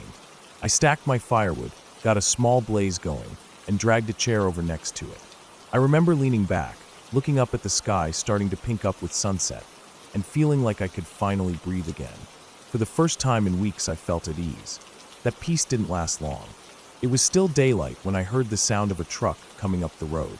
The engine echoed off the hills before I saw it. I looked up and watched as an old pickup came into view, rattling and coughing like it barely had enough life to make it up the mountain. It slowed as it got near my camp, and I felt my stomach tighten. Something about it didn't sit right with me, even before I saw who was inside. There were two guys in the cab, both of them rough-looking. Beards that looked more like they'd been forgotten than grown, dirty ball caps pulled down low. One of them had a bottle of liquor in his hand. I don't know what it was, whiskey maybe, but he took a long pull from it while they both looked down at my camp. Their eyes moved from the fire to the tent to the single chair by the fire. I felt exposed, like I'd hung a sign out that said alone. They asked why the road was closed, though they didn't seem to care much about the answer. Mostly they just looked. Looked at me, looked at my gear, looked at the tent like they were checking if someone might come out of it. I told them, we're just staying the night, putting weight on that word like it could build me a little wall. I glanced at the tent, hoping it would sell the idea that I wasn't out there by myself, that maybe my man was inside, just out of sight. They didn't say much after that. Just took another drink, kept looking a beat too long, then finally drove off up the road toward the gate. I watched them go, heart hammering harder than I wanted to admit. Even after they were gone, the camp didn't feel the same. The trees didn't feel friendly anymore. The creek sounded louder, or maybe it was just the blood rushing in my ears. I tried to shake it off, tried to tell myself I was being silly, but the feeling stuck. I sat by the fire until the last light drained out of the sky, listening for the sound of a truck, watching shadows move as the fire popped and crackled. Every snap of a branch, every rustle of the wind made me jump. Finally, I decided to call it. I couldn't sit there all night jumping at sounds. My tent felt too vulnerable. The thought of crawling in there and trying to sleep while my mind ran wild wasn't something I could face. My truck had a camper shell over the bed, and I thought maybe I'd climb in there. If those guys came back, maybe they'd check the tent, figure I was inside, and leave. But the longer I sat there trying to convince myself that was a good plan, the worse it sounded. I kept seeing them in my mind's eye, the way they looked at my camp. I couldn't ignore the knot in my gut. Something wasn't right. So I did what I had to do. I packed up. I doused the fire until it hissed out, scattered the wood so it wouldn't tempt anyone else, stuffed my gear into the truck as fast as I could without making too much noise. The whole time I kept looking over my shoulder, half expecting to see headlights crest the hill. But the road stayed dark. When I finally got behind the wheel, I sat there a minute, trying to calm down. The cab smelled like smoke and pine. My hands were shaking on the steering wheel. I took a deep breath, let it out slow, and pulled onto the road. I remember telling myself it was going to be fine, that those guys were probably miles away by now, that I'd get down to the main road, find a cheap motel, and laugh about it in the morning. I didn't even make it around the next bend. Their truck was there, parked on the shoulder just out of sight of my camp. They had killed the lights. I couldn't see inside, but I could see the shape of it, sitting dark and silent in the night. My headlights swept over it as I came around the curve, and in that instant their engine roared to life. They pulled out right in front of me, tires kicking up dust and gravel, and started down the road. Slowly, too slowly, like they wanted me to follow. My heart was in my throat. The road down was narrow, winding, with cliffs on one side and the mountain on the other. No room to pass, no room to turn around, and no cell reception. I checked, just in case. Dead. I gripped the wheel and kept my distance, headlights fixed on their tailgate. I started thinking through what I'd do if they stopped, if they tried to block the road. I knew the cliffs well enough to know I couldn't risk trying to run them off. One bad turn, and I'd go over the edge. And if they had a gun, well, I didn't have anything to fight back with but my truck, and that wouldn't help much against a bullet. The miles crawled by.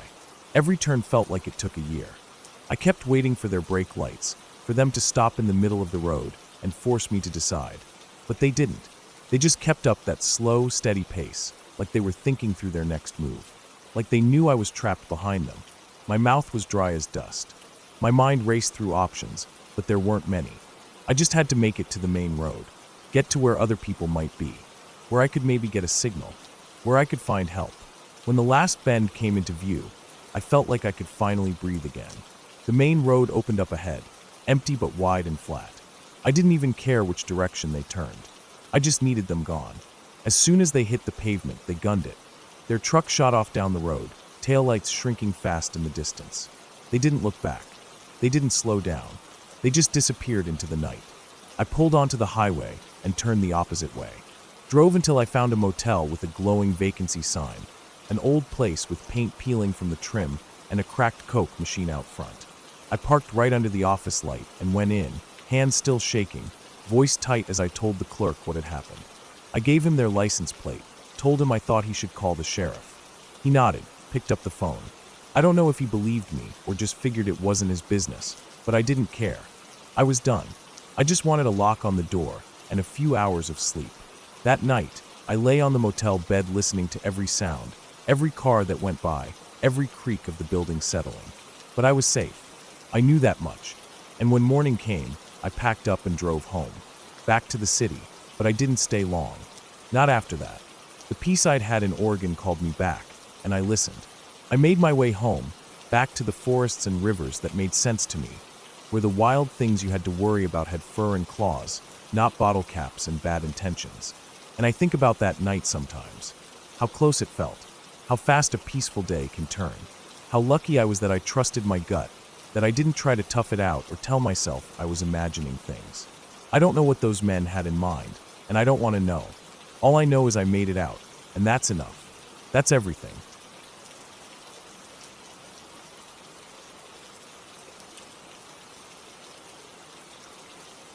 It was a cold night, the kind that seemed to seep right through your coat and settle in your bones no matter how tightly you pulled it around you.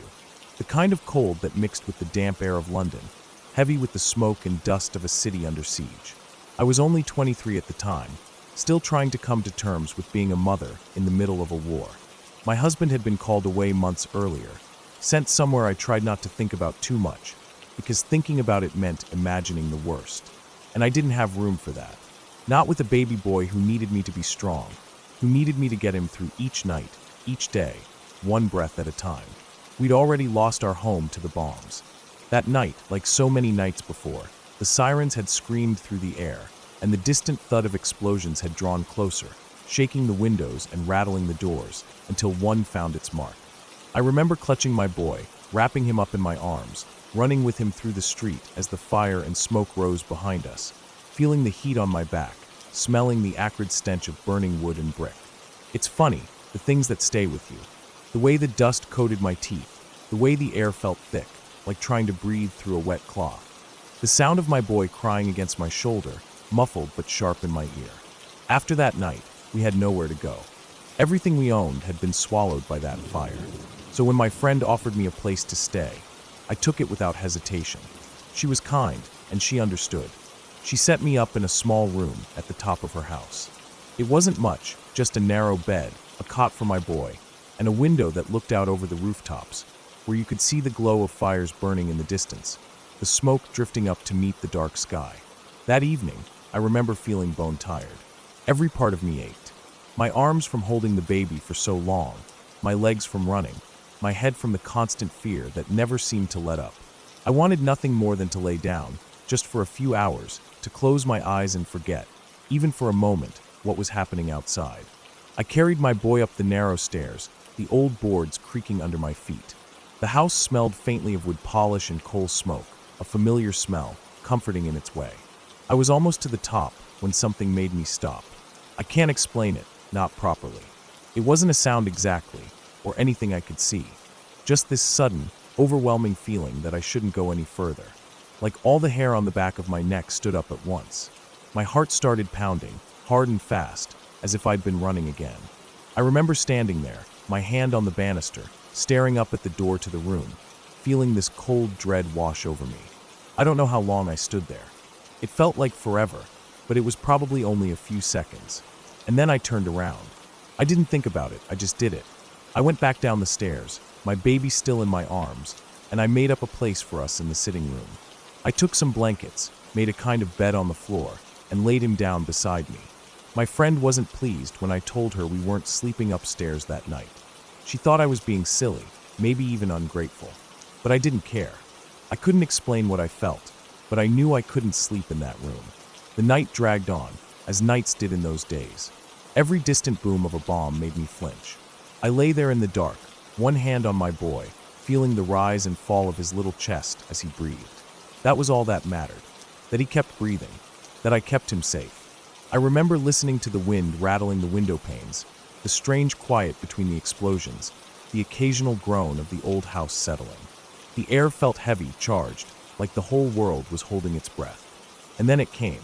The sound of a bomb falling closer than any had before. That terrible whistle, the sound of it slicing through the air, growing louder and louder until you felt sure it was coming right for you. I don't think I even breathed in that moment. Just held my boy close, shut my eyes, and waited. The explosion shook the house. I felt the floor tremble under me, dust rained down from the ceiling, and somewhere upstairs there was a terrible crashing sound, like the whole top of the house was coming down.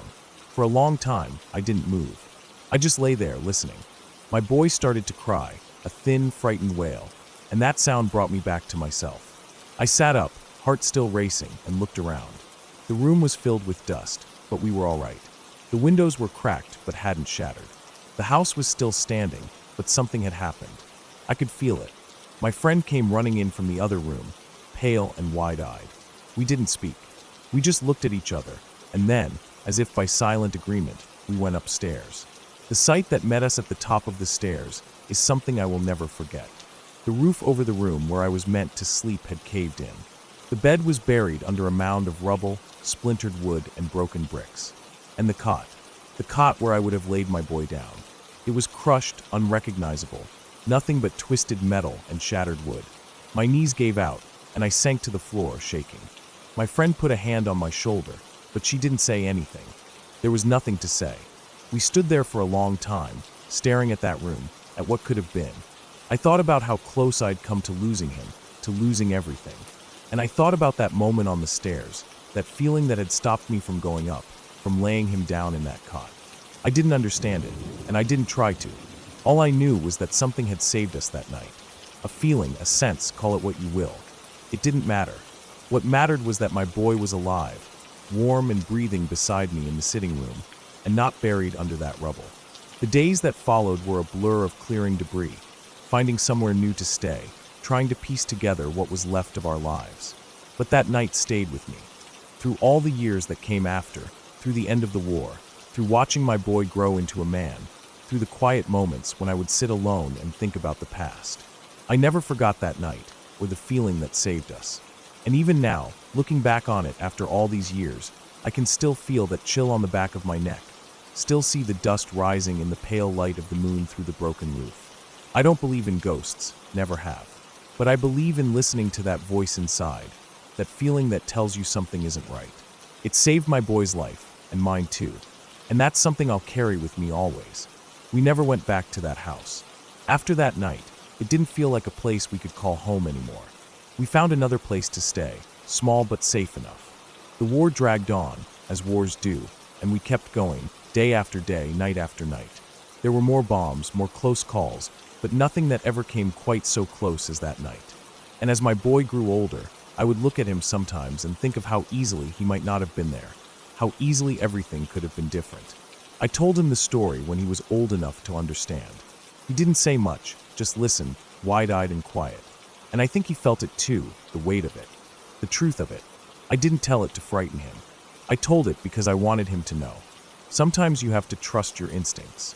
Sometimes they're all you have. In the end, that's what the war taught me, more than anything else. To trust that feeling. To listen when something inside you says stop, or go, or run.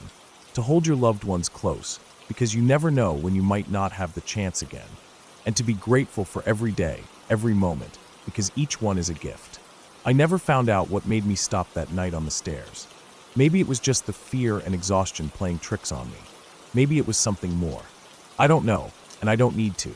All I know is that it saved us. And that's enough.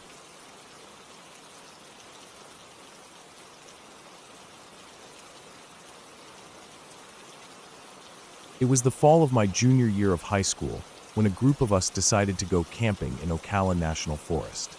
We were a tight-knit bunch, me, Rob, Chris, Jared, and a few others.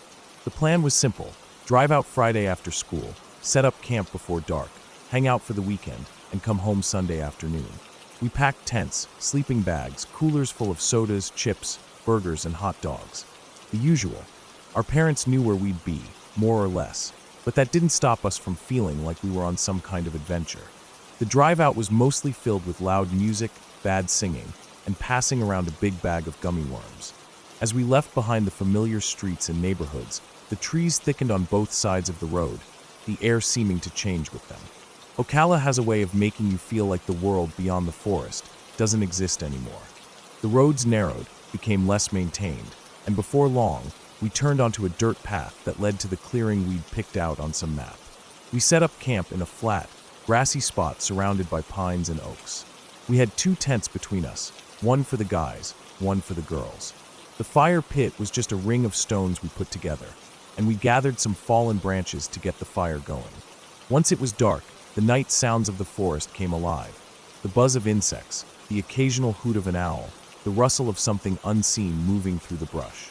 We cooked, we laughed, and for a while it felt like we were the only people in the world. Sometime after midnight, when most of the group was settling in or half dozing by the dying fire, a few of us decided we weren't ready to call it a night. I don't know who suggested it first, but someone mentioned exploring. The idea of sneaking off and seeing more of the forest under the cover of night had a certain thrill to it. So me, Rob, Chris, and Jared grabbed flashlights and told the others we'd be back soon. We set off along a faint trail that wound its way deeper into the woods. The night air was cool and damp. The beams from our flashlights cut through the darkness, lighting up the trunks of trees and the occasional low-hanging branch. We didn't talk much, just moved quietly, the only sounds being the crunch of pine needles underfoot and the chirp of crickets. After a while, the trail began to slope down slightly, and the trees started to thin out. We could hear the faint hum of cars in the distance, and realized we were approaching a highway. Sure enough, after another few minutes of walking, we found ourselves at the edge of the forest, looking out at a stretch of empty road. The highway was quiet, just an occasional car passing by, its headlights cutting across the night. We sat down just inside the tree line, thinking we were hidden enough to not be noticed. It felt weird, sitting there in the dark, watching the road like that. I remember the smell of the damp earth, the sticky feel of sweat cooling on my skin, and the way the night seemed to press in all around us. I don't know how long we stayed like that. It could have been minutes or longer. We were just talking softly, joking, and enjoying the feeling of being somewhere we weren't supposed to be. Then a car came down the highway. I remember it clearly. It was an older model sedan, maybe silver or light blue. It wasn't speeding, just cruising along at a steady pace. For whatever reason, maybe instinct, maybe paranoia, we all decided to duck down behind some low shrubs. The car passed, but then we heard the sound that made our blood run cold. The engine slowing, then stopping. Headlights lit up the trees around us, casting long, shifting shadows. Doors opened, slammed shut, and then footsteps.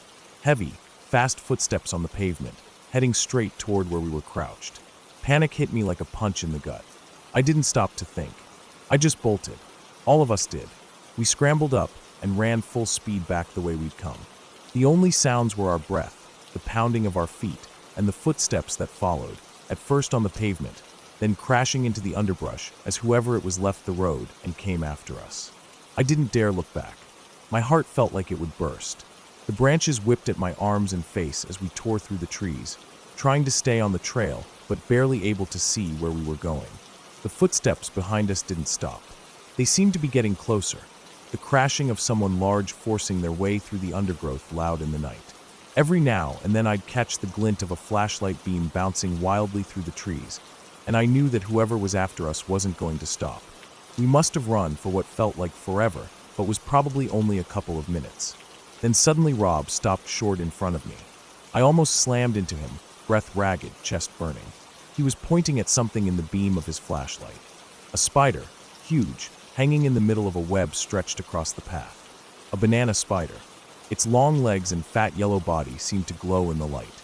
The web was perfect, almost beautiful, except for the fact that it was blocking our way and Rob had frozen in place. I didn't stop to think. I could still hear them behind us, crashing through the woods. My mind was screaming at me to move, to do whatever it took to get out of there. I grabbed Rob by the shoulders and shoved him forward, right through the web. The spider vanished into the darkness as the web clung to Rob's face and arms. He stumbled forward, yelling and flailing, but at least he was moving again. I followed, tearing through what was left of the web, feeling the sticky threads across my skin, not caring anymore. We ran until the trees opened up and we could see the faint glow of our campfire in the distance. We didn't stop. We didn't look back. We just kept going until we were back in the clearing, breathless, wide-eyed, hearts hammering in our chests. The others were still up, sitting around the fire, talking quietly. When they saw us burst out of the trees like that, they jumped up, startled. We must have looked like we'd seen a ghost, sweaty, dirty, faces scratched from branches, spiderwebs clinging to us. We collapsed near the fire, gasping for air, trying to explain what had happened between breaths. After a minute or two, we realized that no one had followed us back to camp. No voices, no footsteps, no sign of whoever it was that had chased us. Just the quiet night sounds returning, as if nothing had happened. I kept glancing at the tree line, half expecting someone to come crashing out after us, but no one did. Maybe they'd given up. Maybe they'd gotten lost in the dark. Maybe they never intended to catch us in the first place, just to scare us. I didn't know, and to be honest, I didn't care. I was just glad we'd made it back. We didn't sleep much that night. We took turns keeping watch, sitting by the fire with flashlights in hand, ears straining for any sound out of place. Every crack of a branch or rustle of leaves made us tense up, but nothing came. The night passed slowly, but morning finally came, and with the sun rising over the trees, the forest felt like a different place. Safer somehow. The terror of the night before seemed almost unreal in the daylight. We packed up early and headed out, not saying much as we loaded the cars. The drive back was quieter than the drive out. No loud music, no singing. Just the hum of the tires on the road, and everyone lost in their own thoughts. I kept replaying it in my head.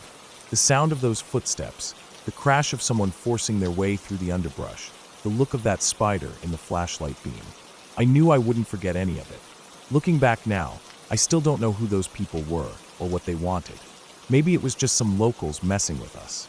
Maybe they thought we were up to no good and decided to scare us off. All I know is that I've never felt fear like that again. The kind of fear that makes your legs move before your mind even catches up. The kind that stays with you long after the danger has passed. And I've never gone back to Ocala at night. Not once.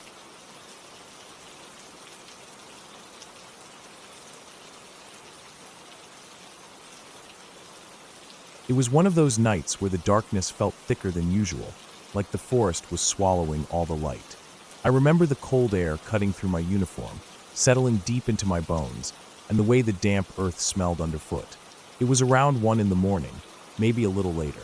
I was tired, but that kind of tired where your body aches but your mind stays sharp because you know you can't afford to slip up. Me and my battle buddy were on guard duty at what we called Checkpoint Charlie. It was nothing fancy, just part of our temporary camp we'd set up deep in the woods during a training drill. I don't know the proper English term for it, but it was basically just trenches, sandbags, and some camo netting spread out between the trees. Everything was quiet. Too quiet, honestly. The kind of quiet where you start to hear your own heartbeat, and every small sound makes your ears perk up. The wind would rustle the trees now and then, making them creak like old bones. I could hear the distant hoot of an owl somewhere out there, but besides that, nothing. No footsteps, no voices, no movement. We were in the middle of nowhere, and as far as we knew, no one else was supposed to be out here that night. There weren't any scheduled exercises at this hour. No friendly units moving around. No instructors playing their mind games on us. It was supposed to be just us, watching the dark until sunrise. I was scanning the tree line with our night vision equipment. The thing wasn't top of the line, but it did the job well enough. Through that eerie green glow, the forest looked different. The trees, the bushes, the ground, they all looked like part of some strange, alien world. And then I saw them, for shapes, low to the ground, crawling slowly toward our perimeter. I froze for a second, thinking my eyes were playing tricks on me. I adjusted the focus, blinked hard, looked again. No mistake. For distinct figures, moving inch by inch, like they were trying to avoid being seen. The way they moved, it wasn't clumsy or rushed. It was slow, steady, deliberate. My heart started pounding harder. I followed protocol, grabbed the radio, and called up to our guard commander. I told him what I was seeing and waited for his reply. His voice came back through the static, calm but firm. There shouldn't be anyone out there, he said. No friendly forces, no exercises, nothing. He told me to keep observing and report back if anything changed. I could hear the doubt in his voice, like maybe he thought I was imagining it. But I wasn't. I handed the night vision over to my buddy, told him to take a look. He stared through the scope for a few seconds, then swore under his breath. He saw them too. Same four shapes, crawling slow as death, coming straight for our trenches.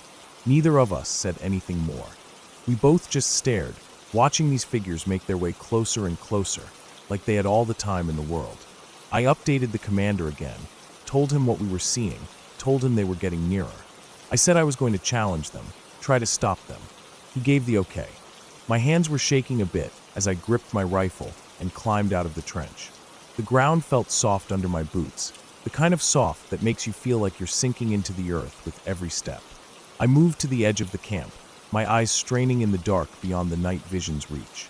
I raised my rifle, aimed it in their direction, and shouted at them to stop. To get up, put their hands over their heads, identify themselves. My voice sounded strange in the still night, too loud, like it didn't belong out there. But they didn't respond.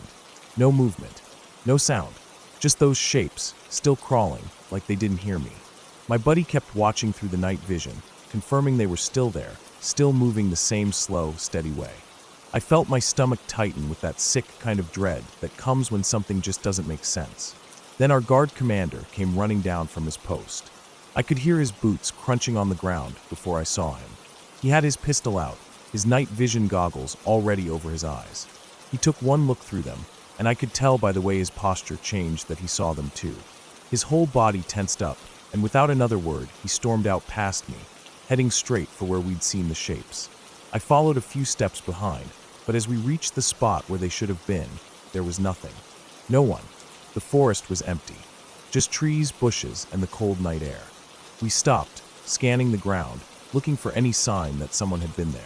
But there were no footprints, no broken branches, no flattened grass, nothing to show that anyone had crawled through. It was like they'd vanished into thin air. The commander cursed under his breath, frustrated, confused. He checked his goggles again, scanned the area. Same with me and my buddy, but there was nothing to see. Just the forest, silent and still, like it always was. We stood there for what felt like forever, listening, watching, trying to figure out what had just happened. The commander even circled out beyond where we'd last seen the figures, trying to catch any trace of them. But there was nothing. No sound of someone retreating through the woods. No shapes melting into the shadows. Just the same dead quiet we'd been hearing all night. Eventually, we went back to our trenches, but none of us could settle down after that. We kept scanning the woods, waiting for something else to happen. But it didn't. When morning finally came, and the light started creeping through the trees, we went out to check the area again. In the daylight, everything looked normal. No disturbed ground. No tracks. We even brought over a couple of the other guys to help search, thinking maybe we'd missed something in the dark. But there was nothing. It was like those shapes were never really there. The commander tried to come up with explanations. Maybe shadows playing tricks on us. Maybe animals moving strangely. Maybe our night vision gear was faulty. But none of it really made sense. We'd all seen the same thing, through different devices, at different times. It wasn't just one of us seeing things. And animals don't crawl like that. Not so slow. Not so steady. Not in a straight line toward a military camp. For the rest of that drill, none of us slept easy. Every rustle of the leaves, every snap of a twig, set us on edge. We kept expecting those shapes to come back, but they never did. And when we finally packed up and left that area, I can't say I was sorry to see it disappear behind us. I still think about that night sometimes. I try to tell myself there must have been some logical reason, something we missed, something that would explain it all. But deep down, I don't think we'll ever know what we saw out there. All I know is that we saw it, clear as day through the night vision, and then it was gone. And that's what stays with me. Not fear, exactly. Just that deep, gnawing feeling that some things out there don't fit into the neat little boxes we try to put them in. That night taught me something I didn't expect. We trained for a lot of things. We learned how to fight, how to defend, how to survive. But nothing in our training prepared us for that kind of uncertainty. That feeling of staring into the dark and seeing something that shouldn't be there. Something that defies explanation. I learned that sometimes, no matter how prepared you think you are, the world still has ways to surprise you. And not always in ways you'd want.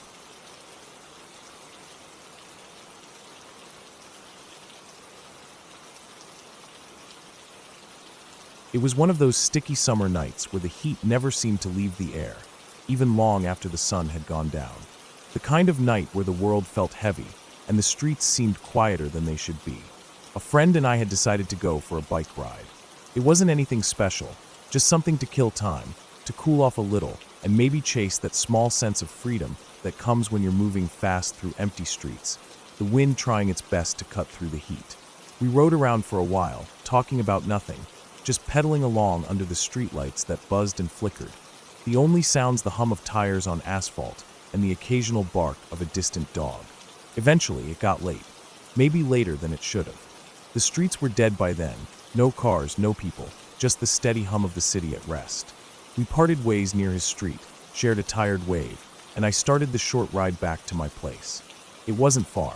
2 blocks, maybe a little more, if you counted the little detour I had to take because of construction. The city had torn up part of the road near my block, so I had no choice but to ride up onto the sidewalk for a bit. I didn't think much of it. The streets were empty. There wasn't anyone around, or so I thought at first. As I got closer to my turn, I noticed him. A man, walking alone down the sidewalk, heading the same direction I was. He didn't look homeless, but he looked rough. Maybe early 40s. Scruffy, like he hadn't shaved in a while, wearing clothes that had seen better days but weren't falling apart. He had that look, someone who'd been through something, but who tried to keep it together. In any other situation, I wouldn't have thought twice about passing him. But the sidewalk was narrow, thanks to the construction. I didn't want to startle him. I didn't want him to think I was sneaking up on him. So I did what felt polite in that moment. I called out, "Hey, behind you," I said, just loud enough for him to hear. He turned. The look he gave me stopped me cold. His face twisted into this mask of pure anger, like I'd just spat at him or something. His eyes were hard, wild almost, and for a second I thought he was going to lunge at me right there. But he didn't. He just glared, like he wanted to burn a hole through me with his eyes. My heart kicked up a notch. I didn't say anything else. I just kept riding, turning down my street like I'd planned. That's when I heard him. The quiet of the night broke, shattered by his voice. He started shouting. At first I couldn't make out the words, just the sound of pure rage, filling the empty street. Then the words came clear. He was screaming about me, calling me a fucking cunt, telling me he was going to kill me. Over and over, louder and louder, like the words themselves were feeding his anger. I didn't look back. I didn't want to. My heart was pounding so hard it felt like I could hear it in my ears. I lived just off the corner, a quick left, and I'm at my place. But I couldn't let him see where I lived. I couldn't risk him knowing that. So I made a split-second decision. Instead of turning into my building's driveway, I kept going. I pedaled hard, faster than I thought I could at that point. My legs burned. My lungs burned. I took the block wide, thinking I'd just loop around and see if he'd moved on. The whole ride around the block, my mind raced. I kept glancing over my shoulder, half expecting to see him running after me, gaining ground. But he wasn't there. The block was empty again, the night silent except for the sound of my tires, the chain on my bike, the blood rushing in my ears. I started to think maybe he'd kept walking. Maybe he'd screamed himself out and moved on. Maybe this was just one of those weird encounters that sticks in your head but doesn't amount to anything. But when I came back around the block, that small hope shattered. From a distance, I saw him, standing on my front stoop, not moving, just standing there, like he belonged there, like he'd been waiting for me. His posture was strange, still too still. His head was turned slightly, watching the street, watching for me. He knew. Somehow he knew. I don't know how, but he knew I lived there. And he was waiting. I kept riding. I didn't slow down, didn't let on that I saw him. My stomach felt hollow. My hands shook on the handlebars. He didn't shout this time, didn't move. Just stood there, watching, like he was daring me to stop, daring me to come home. I passed the house and kept going, heart hammering in my chest. The night felt heavier now, like the air itself was pressing down on me. Every shadow looked like him. Every alley seemed to hide a threat. I didn't know what else to do, so I headed back toward my friend's place. My legs were so tired I thought I might collapse, but fear kept me going. I didn't want to stop. I didn't want to risk him catching up. I made it back, somehow, feeling like I'd been holding my breath the whole way.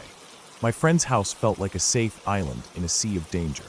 I left my bike in the alley, too shaken to think about locking it up properly. I just wanted to be inside, to be somewhere with other people, with light, with walls between me and the night. I stayed there that night, didn't sleep much.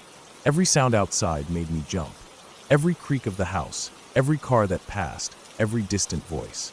I kept thinking about that man, standing there so still on my front stoop, about the look on his face, about how he didn't need to say anything that second time, because the message was clear. I see you. I know where you live. The next morning, I texted my mom, told her what had happened. We talked it over. She asked if we should call the police, but in the end, we didn't. Nothing had really happened, not yet. And what could we say? A man stood on our porch. He yelled at me. It didn't feel like enough. It felt like it would be a waste of time, and maybe it would just make things worse. I tried to convince myself that it was over, that it had been a weird, isolated incident, that he'd moved on. But the feeling didn't leave. That sense of being watched, of being followed. Every time I came home after that, I found myself looking over my shoulder, checking the stoop before I went up, listening for footsteps that weren't mine. I started to dread going out at night. Even during the day, the memory of that night hung over me like a shadow I couldn't shake. 2 days later, my bike was gone, stolen right out of the alley behind my friend's house. Maybe it was random. Maybe it wasn't. I'll never know. But when I found the empty space where it should have been, my stomach dropped. It felt like the final piece of that night snapping into place. Like whoever had taken it, whoever had stood on my stoop, wasn't done yet. Like I'd been marked somehow. After that, things slowly settled down. No more sightings. No more stolen things. But the memory stayed. I never rode that late again. I never took that route again. And every time I passed by that corner, that stoop, that alley, I felt it, the echo of that night. The weight of that stare. The knowledge that sometimes danger doesn't come with a warning or a reason. Sometimes it's just there waiting, quiet and patient, until you cross its path. And you never forget it.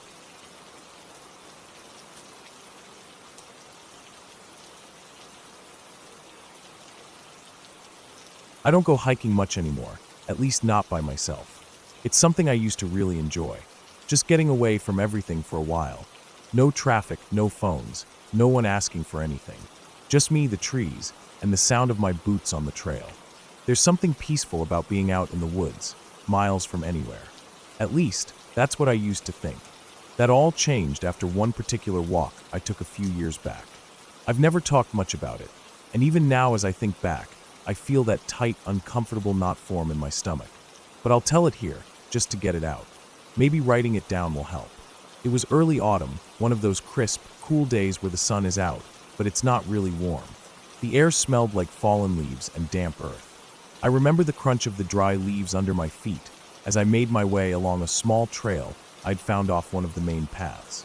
It wasn't marked on any map I'd seen, but that was part of the appeal for me. I liked going where fewer people had been. There was a kind of satisfaction in finding my own little piece of nature. I wasn't in any hurry. I had a small pack with some water, a sandwich, and a flashlight, just in case I stayed out later than planned. I'd been walking for maybe an hour or so when I first noticed it. A smell. At first, I couldn't place it. It was sweet, almost sickly sweet, and very strong. It didn't belong there. It wasn't the smell of the forest, of dirt and leaves and trees. It was something else, something wrong. I stopped and looked around. The woods were quiet. Too quiet, really. No birds, no rustling of small animals in the underbrush. Just stillness and that heavy, cloying scent in the air. Curiosity got the better of me. I stepped off the faint trail and pushed through some bushes, brushing aside low branches and stepping over fallen logs. The smell got stronger with each step. I can still remember how it seemed to cling to the back of my throat, making me want to gag, but at the same time drawing me in. Finally, I came to a small hollow, shaded and damp, and that's where I saw him. He was lying there, half hidden under a tangle of weeds and branches, like the forest itself was trying to cover him up. His skin had turned a strange, greenish-gray color, and he was swollen, his arms and legs stiff and bloated. His face was the worst. It didn't look human anymore, more like a mask that had been left out in the sun too long and started to melt. His mouth was open, and his eyes, well, there wasn't much left of them. The animals had been at him, birds maybe, or other things. I didn't want to look too closely. For a few seconds, I just stood there, frozen. I don't think I even breathed. I felt cold all over, like the temperature had dropped 10 degrees in that little clearing. Then my heart started pounding, and my mind kicked into gear. I backed up slowly, trying not to trip, and once I was a few steps away, I turned and ran back to the trail.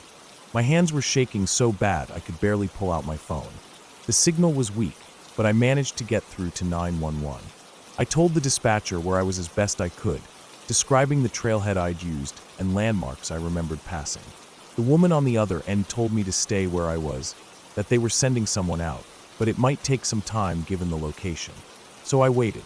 I didn't want to, but I knew I had to. I didn't want to leave him there alone, even though he was beyond caring. I felt like it was the right thing to do, somehow. So I made my way back to the clearing, keeping my distance this time, and sat on a fallen log nearby. The sun was starting to dip lower, casting long shadows between the trees. The smell was worse now, or maybe I was just noticing it more. I kept glancing at the body, trying not to, but unable to help myself. It didn't move, of course, but my imagination kept tricking me, making me think I saw a twitch of a finger or a shift of his head. I kept telling myself it was just the light, or maybe a breeze, but there was no breeze. The air was still and heavy, and the woods were silent. Time seemed to stretch on forever.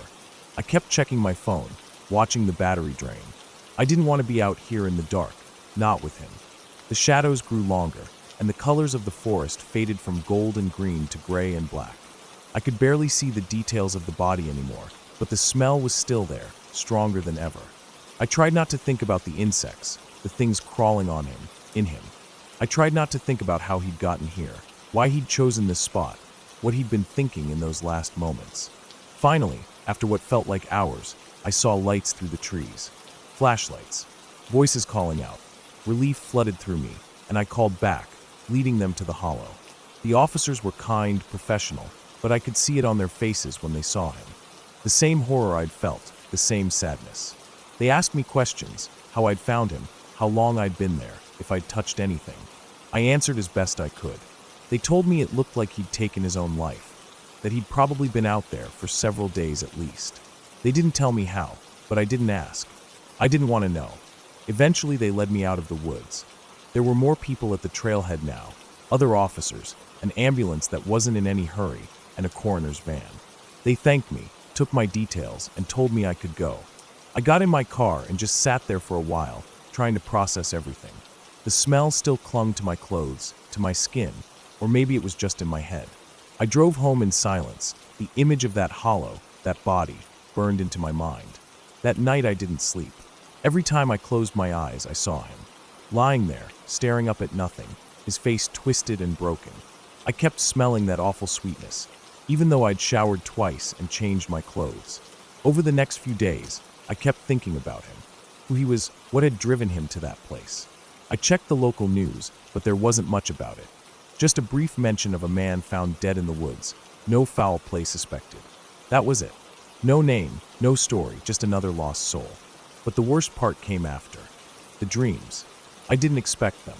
I thought maybe a few bad nights, then I'd forget, or at least the memories would fade. But the dreams were vivid, real in a way that left me shaken when I woke. I'd see him standing at the edge of the woods, or sitting on that fallen log where I'd waited. His face would change, sometimes as I'd seen it, bloated and decayed, other times more whole but still wrong, twisted in anger or sorrow. He never spoke, not at first. Just stared at me, accusing, as if I'd done something wrong by finding him, by disturbing his place of rest. After a while, the dreams got worse. He'd talk, though it wasn't really talking. It was like hearing thoughts that weren't mine, dark and angry, telling me I shouldn't have found him, that I should have left him there, that I'd stolen his peace, telling me to join him. That part scared me the most. I knew it wasn't real, just my mind trying to make sense of what I'd seen, but in the middle of the night, half awake, it felt real enough. I started avoiding sleep, staying up late, trying to tire myself out so I wouldn't dream. I stopped going into the woods altogether. The thought of being out there alone again made me sick to my stomach. I tried to talk to someone about it once, a friend I trusted. I kept it light though, just said I'd seen something upsetting, had some bad dreams. They told me it would pass, that it was normal after something like that. And it did mostly. The dreams became less frequent, less intense. I stopped seeing him every night, then only once in a while. But even now, years later, he still shows up from time to time. Usually when I'm stressed or feeling low. I'll see that hollow in my mind, or catch a whiff of that sickly sweet smell out of nowhere, and it all comes rushing back. I don't blame him, not really. Whatever his reasons were, they were his. I just happened to be the one who found him. I remind myself of that when the memories creep in. I didn't do anything wrong. I did what I had to do. But still, I can't help but feel like I intruded on something I wasn't meant to see, like I crossed a line without meaning to. And that's what stays with me the most, not the sight of him, not even the smell, but the feeling of having stumbled into something private, something final, and not being able to forget it. I don't go hiking much anymore. When I do, I stay on the main trails where other people are. I don't go looking for hidden paths or quiet places no one else has been. Some things are better left undisturbed.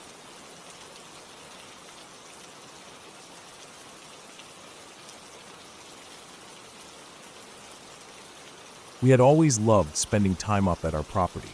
35 acres of deep forest in the Rockies, hours from anyone or anything. My parents had bought the land when I was little, and some of my earliest memories were of being out there, hiking through the trees, playing in the streams, building forts out of fallen branches. It was our place, our escape from everything. We knew every inch of it, or at least we thought we did. My parents were both experienced in the outdoors. My dad had grown up hunting and fishing in these mountains, and my mom had done solo backpacking trips before I was born. They taught my brother and me everything they knew. We weren't reckless, but we weren't scared of the woods either. The forest was where we felt most at home.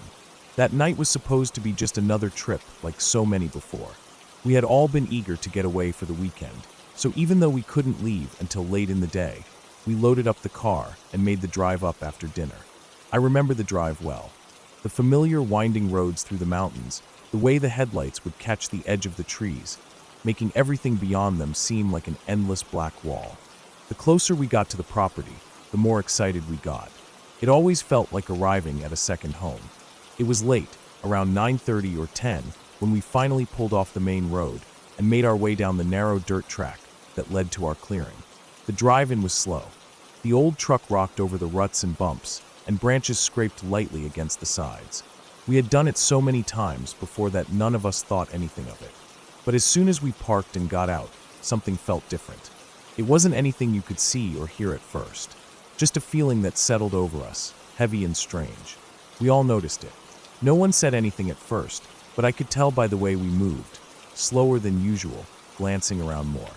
It was like stepping into a place that wasn't ours, even though it was. And then I noticed the silence. It was so quiet that it felt wrong. Normally, even at night, the woods had a sound to them. The steady hum of insects, the occasional hoot of an owl, the distant chatter of small animals. But here now it was nothing.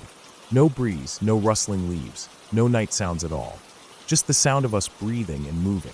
My dad muttered something about getting the tent up fast, and we started unloading. We kept looking around, listening. Every snap of a twig under our boots sounded too loud in that dead quiet.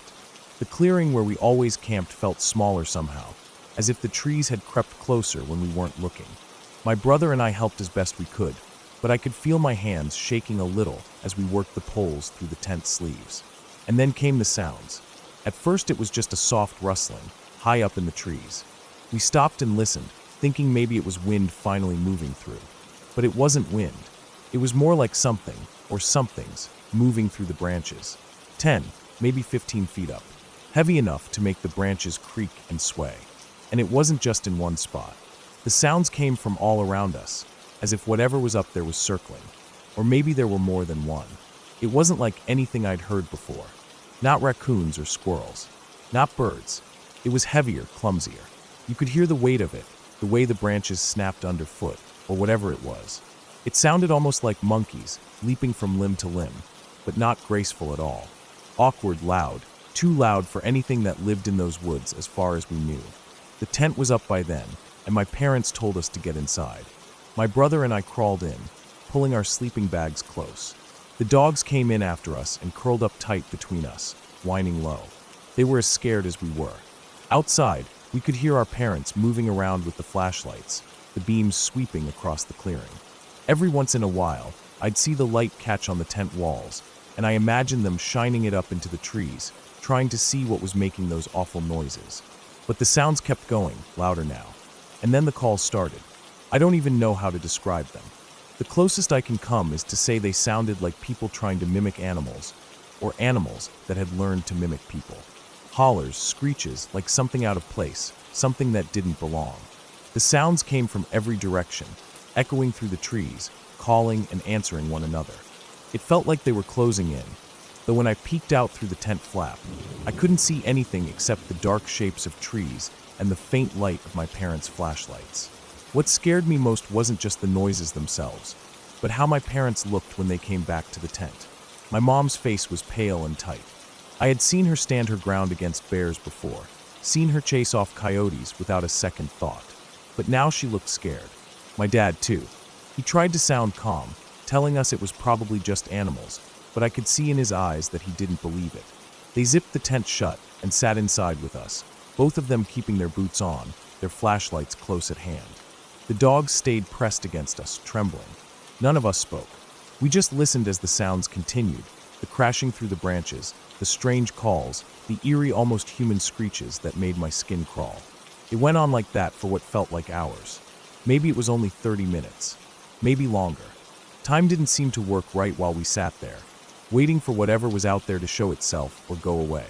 The sounds rose and fell, sometimes so loud it felt like whatever it was had to be just outside the tent. Other times it seemed farther off, deeper in the woods. But it never stopped completely.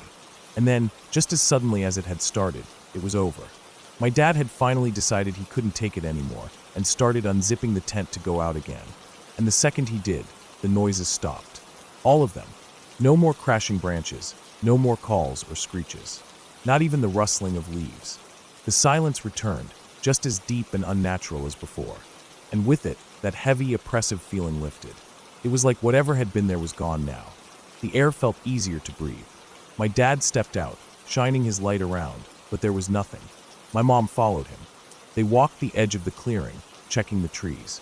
I watched through the tent fabric as their lights moved back and forth, and I heard my dad mutter something under his breath that I couldn't make out. When they came back, they told us they hadn't seen anything. No animals, no shapes, nothing. But there were branches broken off and scattered on the ground. And on a couple of trees, they found marks, long scrapes and gouges, high up, where nothing we knew of should have been able to reach.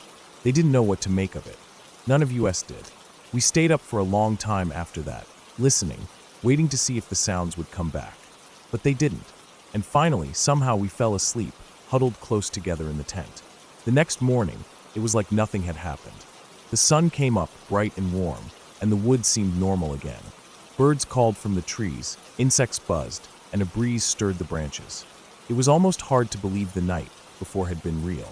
But the broken branches and the marks on the trees were still there. We walked the edge of the clearing, looking for tracks, for any sign of what might have caused it, but we found nothing. Just those strange marks, too high for a bear or any other animal we knew. We packed up not long after. None of us said it out loud, but I think we all felt the same. We didn't want to stay another night.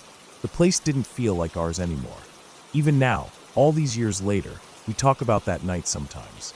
We've tried to explain it, tried to think of what could have made those sounds, what could have moved through the trees like that, so heavy and clumsy and loud. But we never came up with an answer. My parents had spent their whole lives in those woods, and they had never heard or seen anything like it before or since. And neither have I. What sticks with me most isn't just the sounds or the broken branches or the marks on the trees. It's the feeling we had when we stepped out of the truck that night. That sense of being unwelcome, of stepping into something we weren't meant to be part of. The forest had always felt like home to us. But not that night.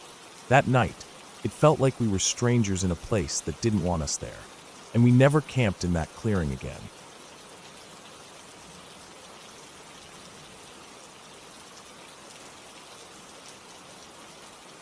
It was one of those mornings where the world still felt asleep, everything heavy with mist, the air cool and quiet except for the sound of my own footsteps. It was just before 5 in the morning, that strange hour when the night still clings to the world, but morning is beginning to push in at the edges. The streetlights hummed softly above, casting pale circles on the wet concrete. I was walking my usual route toward the bus stop at the end of the block, half awake, my mind distracted with small thoughts. The kind of thoughts that keep you company on routine mornings like that. I was thinking about my day ahead, about whether I wanted to get my usual coffee before I boarded the bus or wait until I reached downtown. Something so simple, so normal. I had a banana in my hand, and I remember how the sweet, soft taste of it seemed to match the sleepy quiet of the street.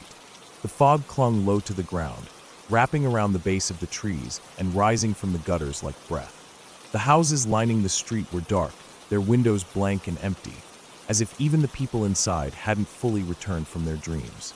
I felt the familiar weight of my bags hanging from my shoulder, the strap cutting into my jacket. The world felt safe in that sleepy, misty way that it often does at that hour. It felt like I was alone on the planet, just me, my quiet steps, and the distant hiss of a city not quite awake.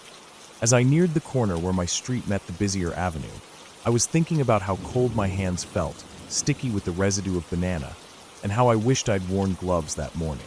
The air smelled faintly of damp concrete, and the faint, sharp tang of exhaust from some distant car.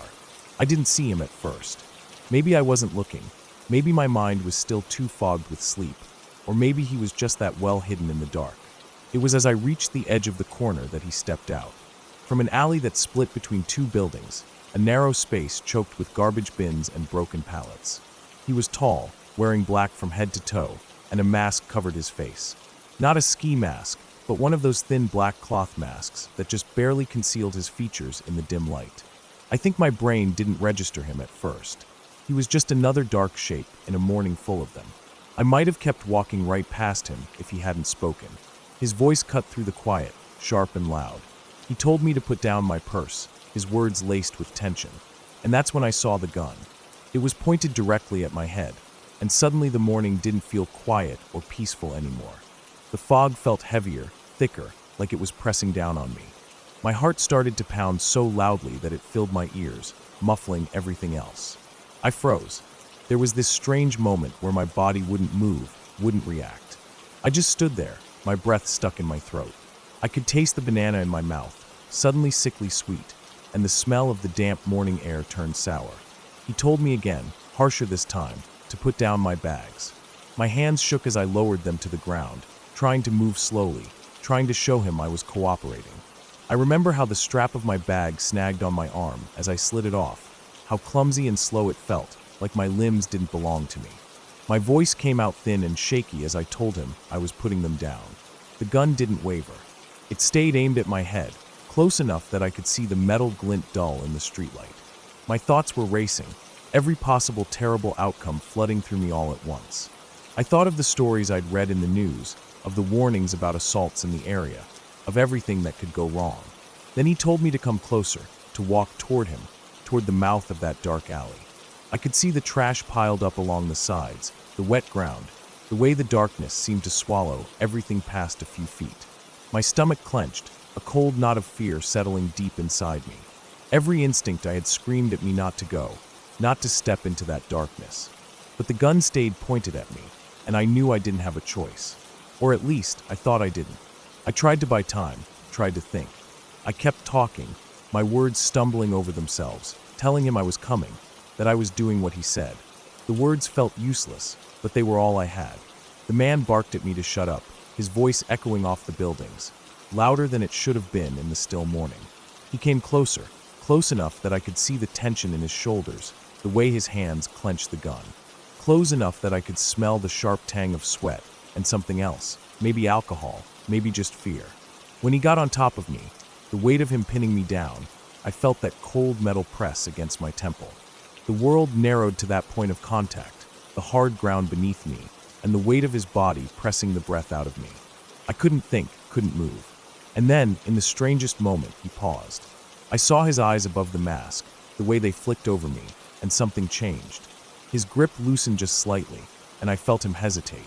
It was as if he realized something in that instant, something about who I was, about what he was doing. He stood up, stepped back, and pointed again toward the alley, his voice tight, telling me to come with him. That was the moment where everything inside me said no. I knew I couldn't go down that alley. I knew that if I did, I wasn't coming back out. But the gun was still there, and my fear was so loud inside me that it felt like I couldn't think. I kept talking, telling him I was coming, trying to keep him calm, trying to keep myself alive. And then he made a mistake. He believed me. When I took those small steps backward, he turned away for just a second, his attention shifting toward the alley he wanted me to walk down. The gun shifted with him, and in that breath of a moment, I knew it was now or never. I ran. I don't even remember deciding to run. My legs just moved, my body taking over where my mind had frozen. I sprinted as fast as I could, head down, expecting at any moment to feel a bullet tear through me. The sound that filled the air was my own voice, a high, panicked scream that I didn't even realize was mine until I heard it echoing back at me off the buildings. The world blurred past me, the dark shapes of parked cars, the empty windows of houses, the glow of streetlights streaking by. I didn't look back. I couldn't. Every step felt like it might be my last. Every second stretched out long and thin. I ran for blocks, my breath burning in my chest, my legs aching, the cold air cutting at my throat. When I finally stopped, I was shaking so hard I could barely stand. I crouched behind a parked car, gasping for breath, my heart hammering so loud it felt like it would shake me apart. I stayed there listening, waiting, but there was nothing. No footsteps, no gunshots, just the distant hum of the city and the sound of my own ragged breathing. Eventually, I made my way back home, sticking to the shadows, my eyes darting around with every step. The morning didn't feel quiet anymore. It felt heavy, every corner hiding danger, every shadow too dark. When I reached my building, I hesitated, terrified that he might have followed me, that he might be watching. But there was no one there. Just the empty street, the fog beginning to lift as the sky lightened with the approach of dawn. When I called the police, they came and checked the alley, but he was long gone. They found nothing but my banana peel, brown and limp where I'd dropped it. The scene felt surreal, like it had happened to someone else, like I'd watched it all from far away. But the fear was real. The adrenaline stayed with me for days, a constant hum beneath my skin, leaving me jumpy and on edge. Every time I walked down that street after, I felt that fear rise up again, felt my heart start to race. I kept thinking about what could have happened, about how close I'd come. The what-ifs haunted me more than anything else. But I was lucky, so lucky. I walked away. I got to go home, to lock my door behind me, to be safe. And even now, when I think about that morning, about the mist and the quiet and the sudden violent interruption of it all, I remember the weight of that fear, the sound of my own scream, and the way the world can change in an instant. But I also remember that I ran. I saved myself. And that's what stays with me most of all.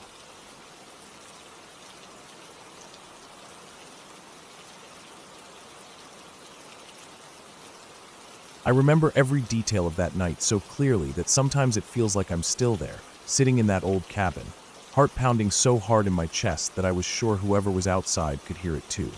It's hard to even think about going back up there now. I don't know if I ever will. The drive up had been normal. It was a Friday, and my friend and I had both managed to get the day off. We thought it would be a great chance to get away for a long weekend, away from work, away from the city. The cabin had always been a kind of peaceful place for me. Sure, it wasn't much. Like I said, it's really just an old mobile home, sitting on a piece of property my family has owned for years, surrounded by nothing but woods for miles. But I used to love it. The quiet, the trees, the stars at night when the sky was clear.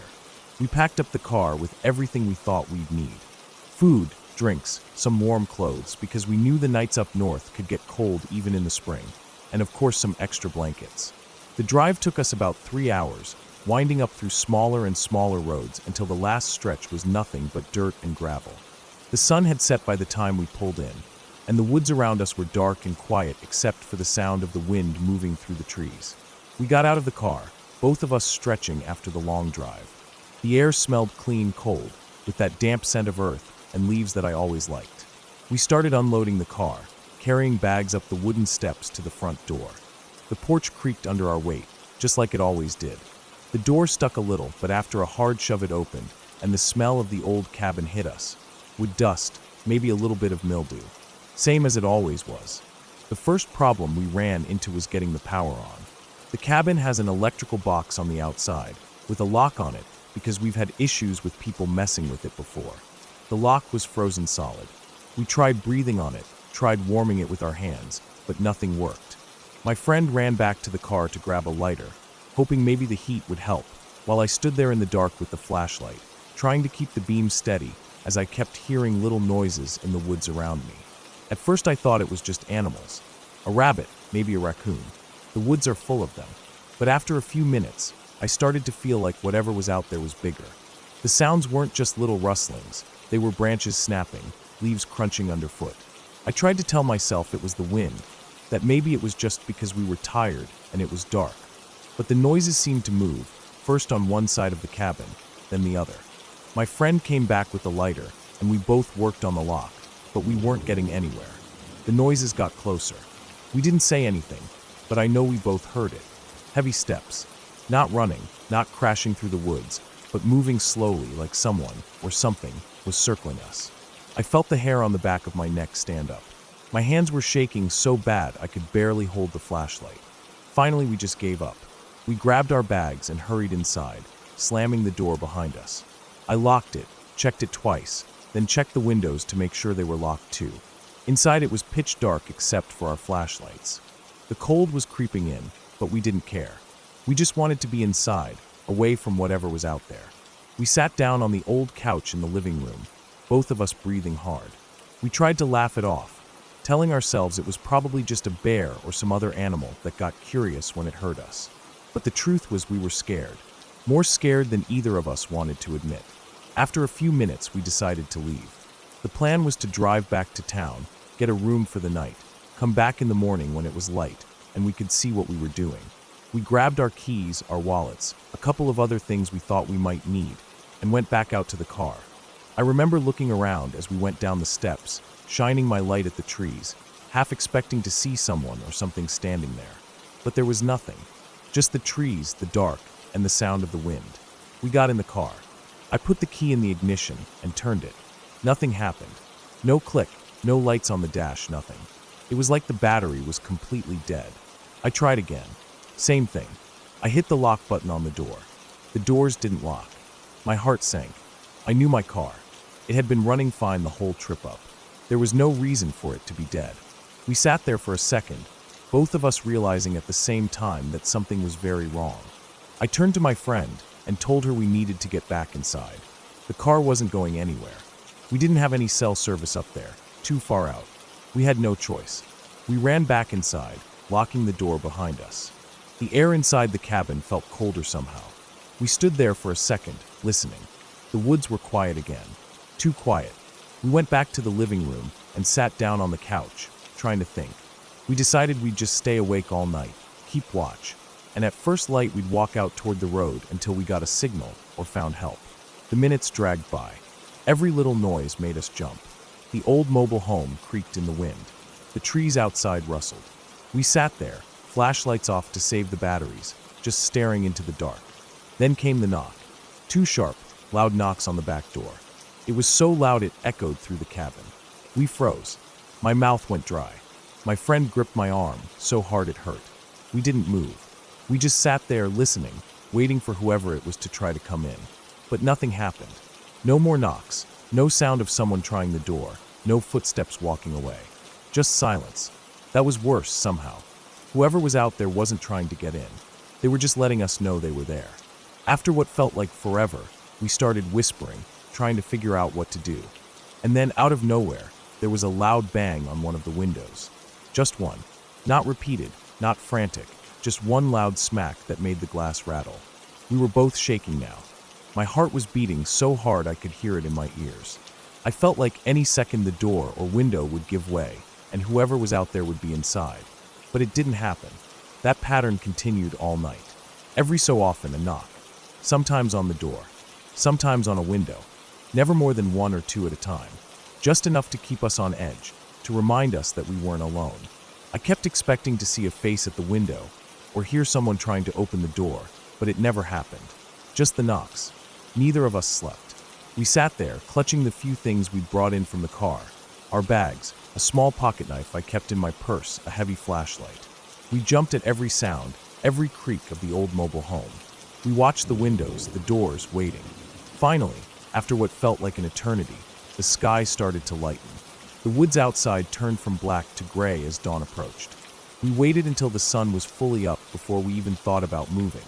When we finally felt brave enough, we unlocked the door and stepped outside.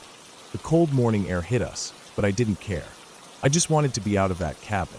We looked around. There were no footprints in the dirt. No sign that anyone had been there. But we knew what we'd heard. We weren't imagining it. We went over to the car. I popped the hood, my hands still shaking. That's when I saw it. The bolt that clamps the metal piece to the battery terminal was loose, almost all the way off. The nut was hanging on by maybe a thread or two. It wouldn't have taken much more for it to fall off completely, and the connection to the battery would have been totally gone. Someone had done that. Someone had been out there while we were inside, messing with the car. I tightened the bolt as best I could with my fingers, enough to get power back. When I turned the key, the car started right up. We didn't waste any time. We grabbed our things, threw them in the car, and left. We didn't even look back. We drove straight to the nearest town and called the police. They went out to check the place, but didn't find anything. No sign of forced entry, no footprints, nothing. But I know what happened. Someone was out there that night. Someone who wanted to scare us, or worse. I haven't been back to the cabin since. I don't know if I ever will.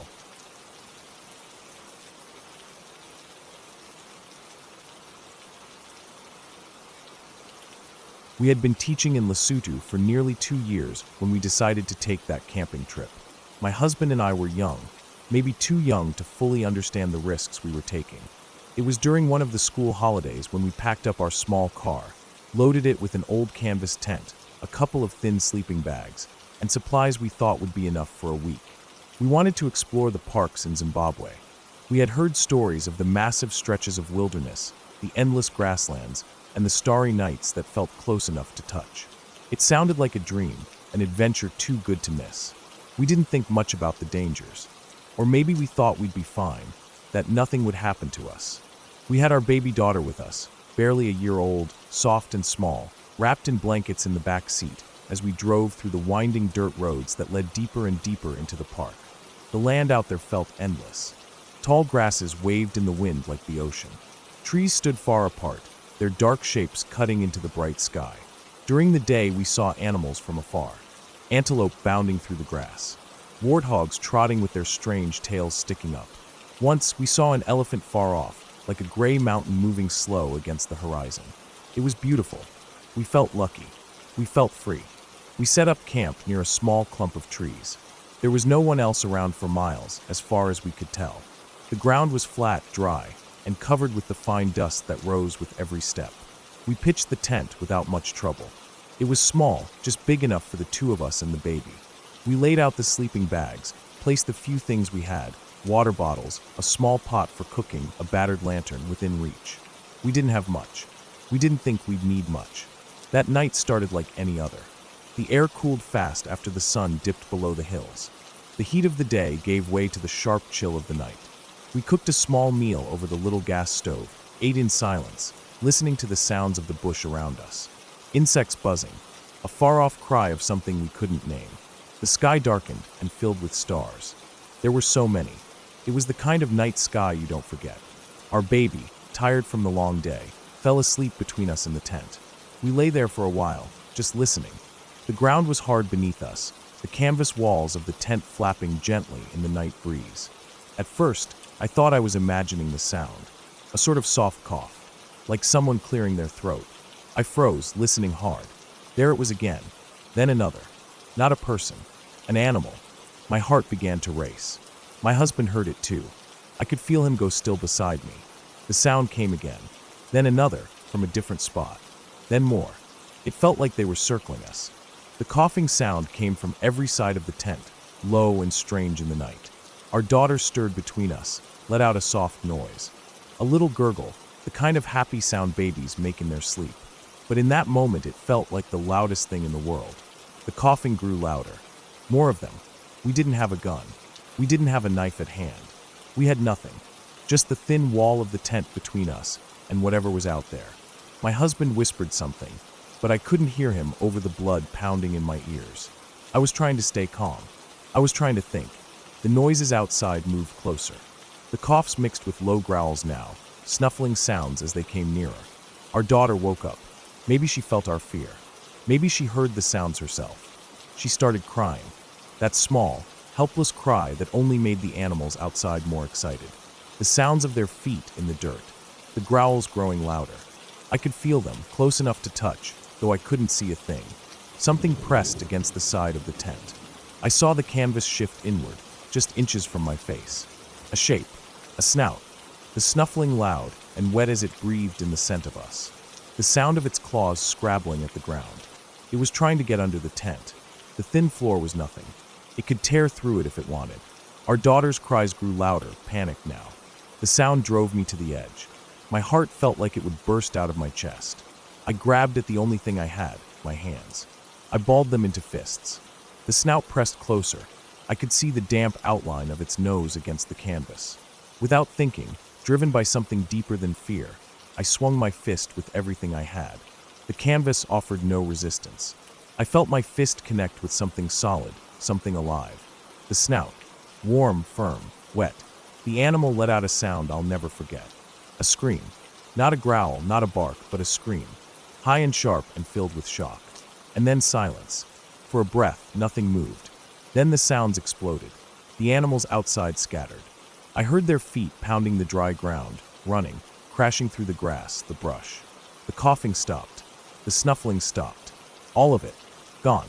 Just like that. The night was quiet again except for our baby, still crying, and the sound of my own gasping breath. My husband pulled me close. I held our daughter tight, felt her small body shake with sobs. We lay there, too scared to move, too scared to speak. The stars shone down through the thin canvas. The wind rustled the grass outside, soft again, as if nothing had happened. We stayed like that the rest of the night. Awake, listening. Every sound made us jump. The rustle of grass, the hoot of an owl, the creak of the tent as the wind shifted. But the animals didn't come back. When dawn broke, pale light spreading over the land, we stepped out of the tent, blinking at the brightness. The world looked the same, peaceful, empty, but we saw the tracks. Prints in the dust, circling the tent. Dozens of them. Deep claw marks near where the animal had tried to dig its way in. I knelt there, staring at them, my hands still aching from the punch. I felt sick when I thought about how close we had come. We packed up camp that morning. Quickly. Neither of us said much. We just wanted to get out of there. Back to the road. Back to some place where we weren't alone in the middle of that vast, wild land. We didn't camp again on that trip. We stayed in small towns, in rooms with walls and doors that locked. Even now, all these years later, I can still feel that moment. The weight of that fist. The sound of that scream. The look in my husband's eyes when we realized what had almost happened. People like to talk about adventure, about the thrill of wild places. But there's another side to it. A side where you're not the top of the food chain. A side where the night is filled with things you can't see, and they're stronger and faster and hungrier than you. That was the last time we camped out like that in Africa. We learned something that night. The land is beautiful, but it's not ours. We were guests, and we had overstayed our welcome. I still dream about it sometimes. The sound of the coughing, the feel of that snout through the canvas, but most of all, the quiet after. The way the night swallowed up the danger and left us shaken, but alive. And that's what I remember when I look back. Not the fear, though that was real enough. Not the danger, but the strange, cold luck that let us walk away.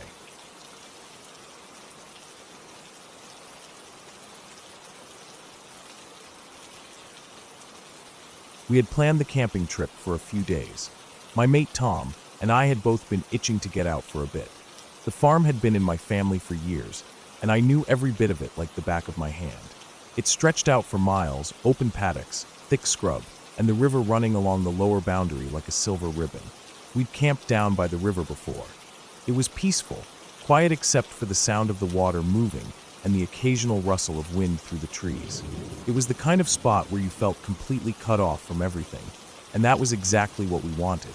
We set up our tent late in the afternoon, close enough to the river that we could hear it, but far enough that the ground wasn't too damp.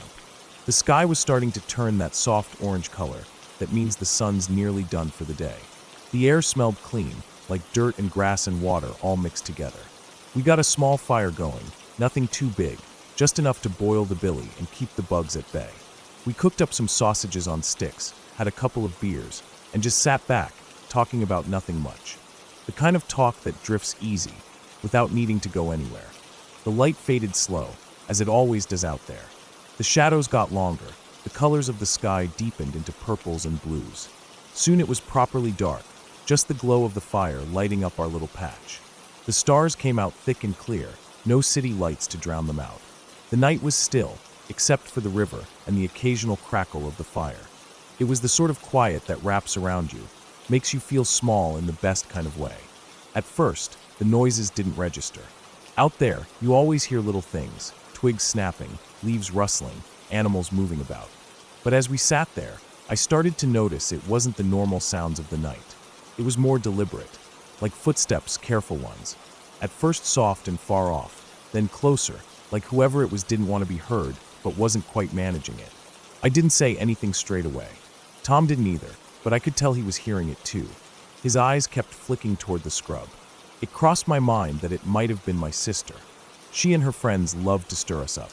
I could picture them making their way down from the house, giggling behind their hands, trying to scare us.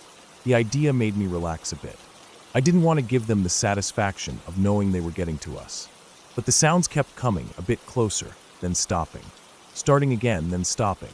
Whoever it was, they were watching us. After a while, I couldn't help myself. I leaned forward and unzipped the tent flap as quiet as I could. The fire had burned down to a good bed of coals, casting a soft glow. And there, right near it, was someone, standing still, just watching us.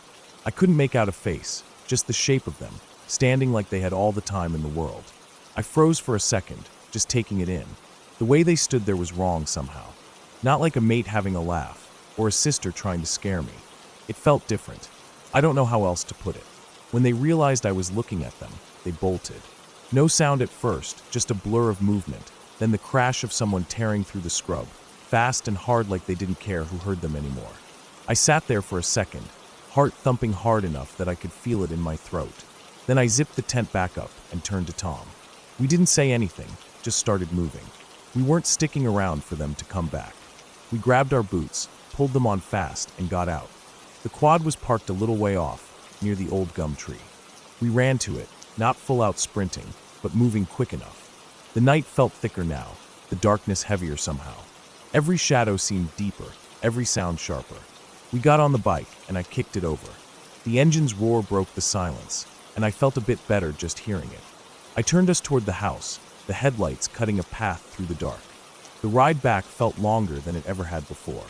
The farm track winds a bit, up from the river, past the lower paddock, over the rise, then along the fence line. I kept checking the mirrors, not really knowing what I expected to see, but doing it anyway. Tom sat behind me, holding on tight, both of us tense, listening for anything over the engine's noise. The night air was cold against my face as we rode. Every bump in the track seemed bigger, every turn sharper. I kept the speed up, not flat out, but fast enough. The thought of that figure standing there by the fire kept running through my head. The way they stood so still, the way they ran when they knew I'd seen them, it didn't sit right. When we crested the last rise, the house came into view, lights glowing soft and steady. The sight of it eased something in me. I pulled up near the back door, killed the engine, and we both got off. My legs felt shaky as I stood there for a second, listening. Just the normal sounds, crickets, the wind through the trees, the faint hum of the house. Nothing else. We went inside. My sister and her friends were in the lounge room, sprawled on the couches, watching some movie. Popcorn bowls on the coffee table, soft drink cans, the lot. They looked up when we came in, surprised, but not in a guilty way. Just surprised we were back so soon. They'd been there the whole time. No way they could have made it down to the river and back, not without passing us or the quad, not without being out of breath, or at least looking like they'd been up to something. But they hadn't. They were settled, comfortable, like they hadn't moved for ages. And everyone backed it up. They'd been there, watching the movie, not playing games with us. Tom and I stood there for a bit, just taking that in. The relief of being back at the house was mixed with something else now. Confusion, I guess, and a growing unease. If it wasn't them, who the hell had been out there? We knew the farm. We knew who was supposed to be there. There were no neighbors close enough for someone to wander over. No reason for anyone to be out there, especially not at that time of night. We didn't say much about it after that. We grabbed some water, sat down for a bit, tried to act normal. But my mind kept going back to it. The way they'd stood there, watching. The way they'd run when they realized I'd seen them. I kept going over it in my head, trying to make sense of it. But I couldn't. There was nothing to explain it. No reason for anyone to be out there. No tracks the next morning when we went back down. Just the ashes of our fire, the ground disturbed where we'd been, and nothing else. No sign of whoever it was. The next few nights, I didn't sleep too well. Every sound outside seemed louder. Every shadow seemed to shift. I kept thinking about what would have happened if I hadn't looked out when I did. If they'd just kept watching, or if they'd come closer. The thought of it made my skin crawl. The farm never felt quite the same after that. Still familiar, still home, but with a sliver of something else running through it now. Something I couldn't shake. We didn't camp down at the river again after that. At least, not for a long while. When we did, we kept closer to the house.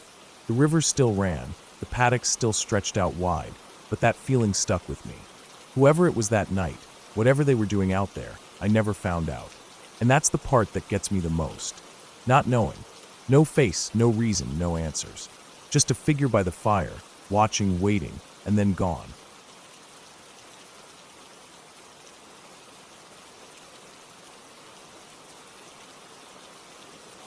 I've always loved being alone in the outdoors. There's something about the quiet, the wind through the trees, the smell of the dirt and pine, that makes me feel like I belong out there. People drain me. I don't hate anyone, I just prefer the company of nature. So over the years, I've gone on countless solo trips, sometimes planned, sometimes just jumping in the car and seeing where the road takes me. I've had my share of animal encounters. A curious black bear sniffing around my tent, a rattlesnake coiled under a rock I was about to sit on, even a moose blocking my path on a trail in Wyoming. But none of those moments stuck with me like what I'm about to tell. Because animals, well, they're animals. But people are unpredictable. And this one time, I was reminded how close I came to real danger. It was the summer of 2005. I was in my late 20s and had a few days off work. No one knew exactly where I was going. I just told a buddy I was headed to western Colorado for a few days of camping and hiking. I had an old Jeep that I kept in good shape, and I loaded it with my gear. Tent, sleeping bag, food, water, camp stove, and my .44 Magnum revolver. I always brought that gun. Not because I thought I'd need it, but because it gave me a little peace of mind when I was out where there was no one around for miles. I never carried extra ammo. 6 rounds in the cylinder. That was it. Enough for a bear, if it came to that. Maybe not enough, but better than nothing. My plan was simple. I'd drive up into the mountains toward an old ghost town I'd read about. In the late 1800s, it had been a mining town, bustling with workers and families. But by the early 1900s, the ore ran out, and everyone left. Now it was just a name on a map, and a few crumbling cabins. The road to get there was rough, gravel, switchbacks, and steep drop-offs with no guardrails. But I didn't mind. That was part of the fun. The drive up was beautiful. The higher I went, the cooler the air got. The sun was bright, and the sky was a deep, endless blue. I had the windows down and could smell the pine trees and the dry mountain air. But as I climbed higher, I noticed the temperature gauge on the Jeep starting to creep up. At first, I didn't worry. It was a hot day, and the road was steep. But soon, the needle was in the red. I kept going, figuring I was almost there. And sure enough, just as the gauge hit the critical point, I saw the ghost town spread out ahead of me. It wasn't much to look at. A grassy field, the remains of a few cabins, some stone foundations half sunk into the ground, and the broken fences of what must have been a graveyard. The place was quiet. No birds singing, no wind, just that deep, empty stillness you only get at high altitude. I shut off the engine, popped the hood, and got out. The radiator was boiling. I'd have to let it cool for hours before I could even think about going anywhere. I walked around the town site for a while, taking in the sights. The old cabins were mostly collapsed, their logs gray with age. I found a few rusted tools, broken bottles, and what might have been a stove at one time. The graveyard was just a few leaning wooden markers and piles of stones.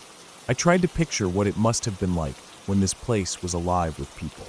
Kids running around, men heading to work at the mine, women tending small gardens or hanging laundry. Now it was just me and the ghosts of the past. As the sun started to dip behind the mountains, I heard a sound I didn't expect. A car coming up the road. I stood there, listening as it got closer. That road didn't go anywhere except here. There was no reason for anyone else to be coming up at this hour, unless they were lost or had a reason. Soon, a beat-up white Honda Civic pulled up next to my Jeep. The driver shut it off, and the quiet came rushing back. I started walking toward the car, figuring maybe I could borrow some coolant or tools, or at least find out what this guy was doing up here. The man who got out looked rough. Older than me by maybe 10 years, with a tangled beard, long hair that hadn't seen a comb in a while, tattered jeans, and a dirty flannel shirt. His boots looked like they were on their last legs. He didn't look surprised to see me. He asked if I needed help, and I told him about my overheating problem. He nodded like he understood, then told me his story. He said he used to be a miner in some small operation, probably not legal, and that he'd gotten hurt. No insurance, no money, nowhere to go. So he lived out of his car, moving from place to place, camping in the woods, staying out of sight. He said he knew these mountains well, knew where to find shelter, water, and where not to go. Then he told me about an old cabin at an abandoned mine site about a mile away. Said it was still standing, had a stove, and would be warmer and safer than sleeping in the open. He asked if I wanted to check it out with him. I hesitated. Every instinct told me to stay by my Jeep. But the idea of a cabin, a stove, and maybe some company after all wasn't the worst thing. And he hadn't done anything to make me feel threatened. Not yet anyway. I agreed. I grabbed my pack from the Jeep. Inside was my revolver, loaded as always. I strapped it on my belt. When he saw it, his eyes widened a little. He asked what I planned to do with it. I told him it was for animals. That was the truth. He seemed satisfied with that. We walked around the town site for a while, looking at what was left. I went back to my Jeep a couple of times to grab things I'd forgotten. One of those times I grabbed a 6-pack of beer. And during one of those trips back to the Jeep, I decided to take off the revolver and put it in my pack. I didn't want to seem like I was trying to intimidate him, but deep down, I was uneasy. Something about him didn't sit right. I even wrote down his license plate and a description of him in my notebook, just in case I vanished and someone came looking for me. We hiked to the mine site as the last light faded from the sky. The cabin was, as he said, still standing, though barely. The walls leaned, the roof sagged, but it would do. The mine itself was a dark hole in the ground, surrounded by old machinery and junk. A steel derrick stood over the vertical shaft. He said it was 700 feet deep, that he knew because a horizontal shaft from the mine he'd worked at intersected this one. We climbed up on the derrick and sat on a small platform. I shared my beer with him. We dropped empty bottles into the shaft, listening for them to hit bottom, but they just vanished into the darkness. We rolled some old tires down the tailings pile. It was dumb fun, but it passed the time. Inside the cabin, we cleaned up a spot as best we could. There was trash everywhere, old cans, broken furniture, scraps of cloth. But the cast iron stove was intact. We got a fire going, and it felt good. He offered me some of his food, a tin of fish and crackers. I had my own supplies, but accepted. We didn't talk much. After a while, we set up our beds, me on one side, him on the other. Just before I drifted off, he asked if I'd brought my gun. That made my skin crawl. I told him no. I'd left it in the Jeep when I went back for the beer. That was a lie. It was under my pillow, loaded. I didn't sleep well. Every sound made me jump. The wind through the gaps in the cabin walls, the creak of the stove cooling down, a mouse in the corner. At some point, I woke up. The cabin was black inside, but I could see his shape sitting up in his bed. He wasn't moving, just sitting there. Watching me? I don't know. I lay still, heart pounding, watching him. He didn't move for what felt like forever. Eventually, I must have fallen back asleep. Morning came cold and gray. We were both startled awake by a knocking on the door. We froze, listening.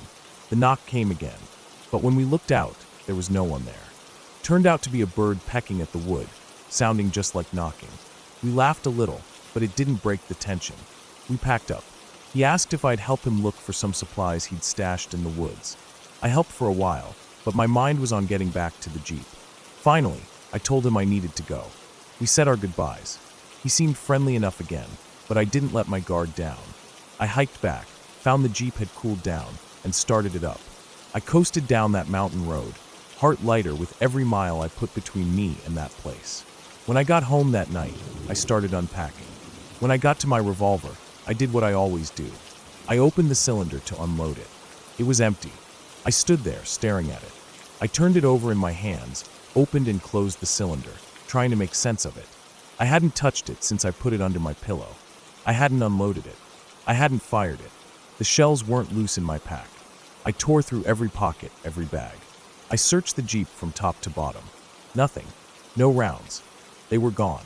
That man had taken my gun while I slept, inches from my head.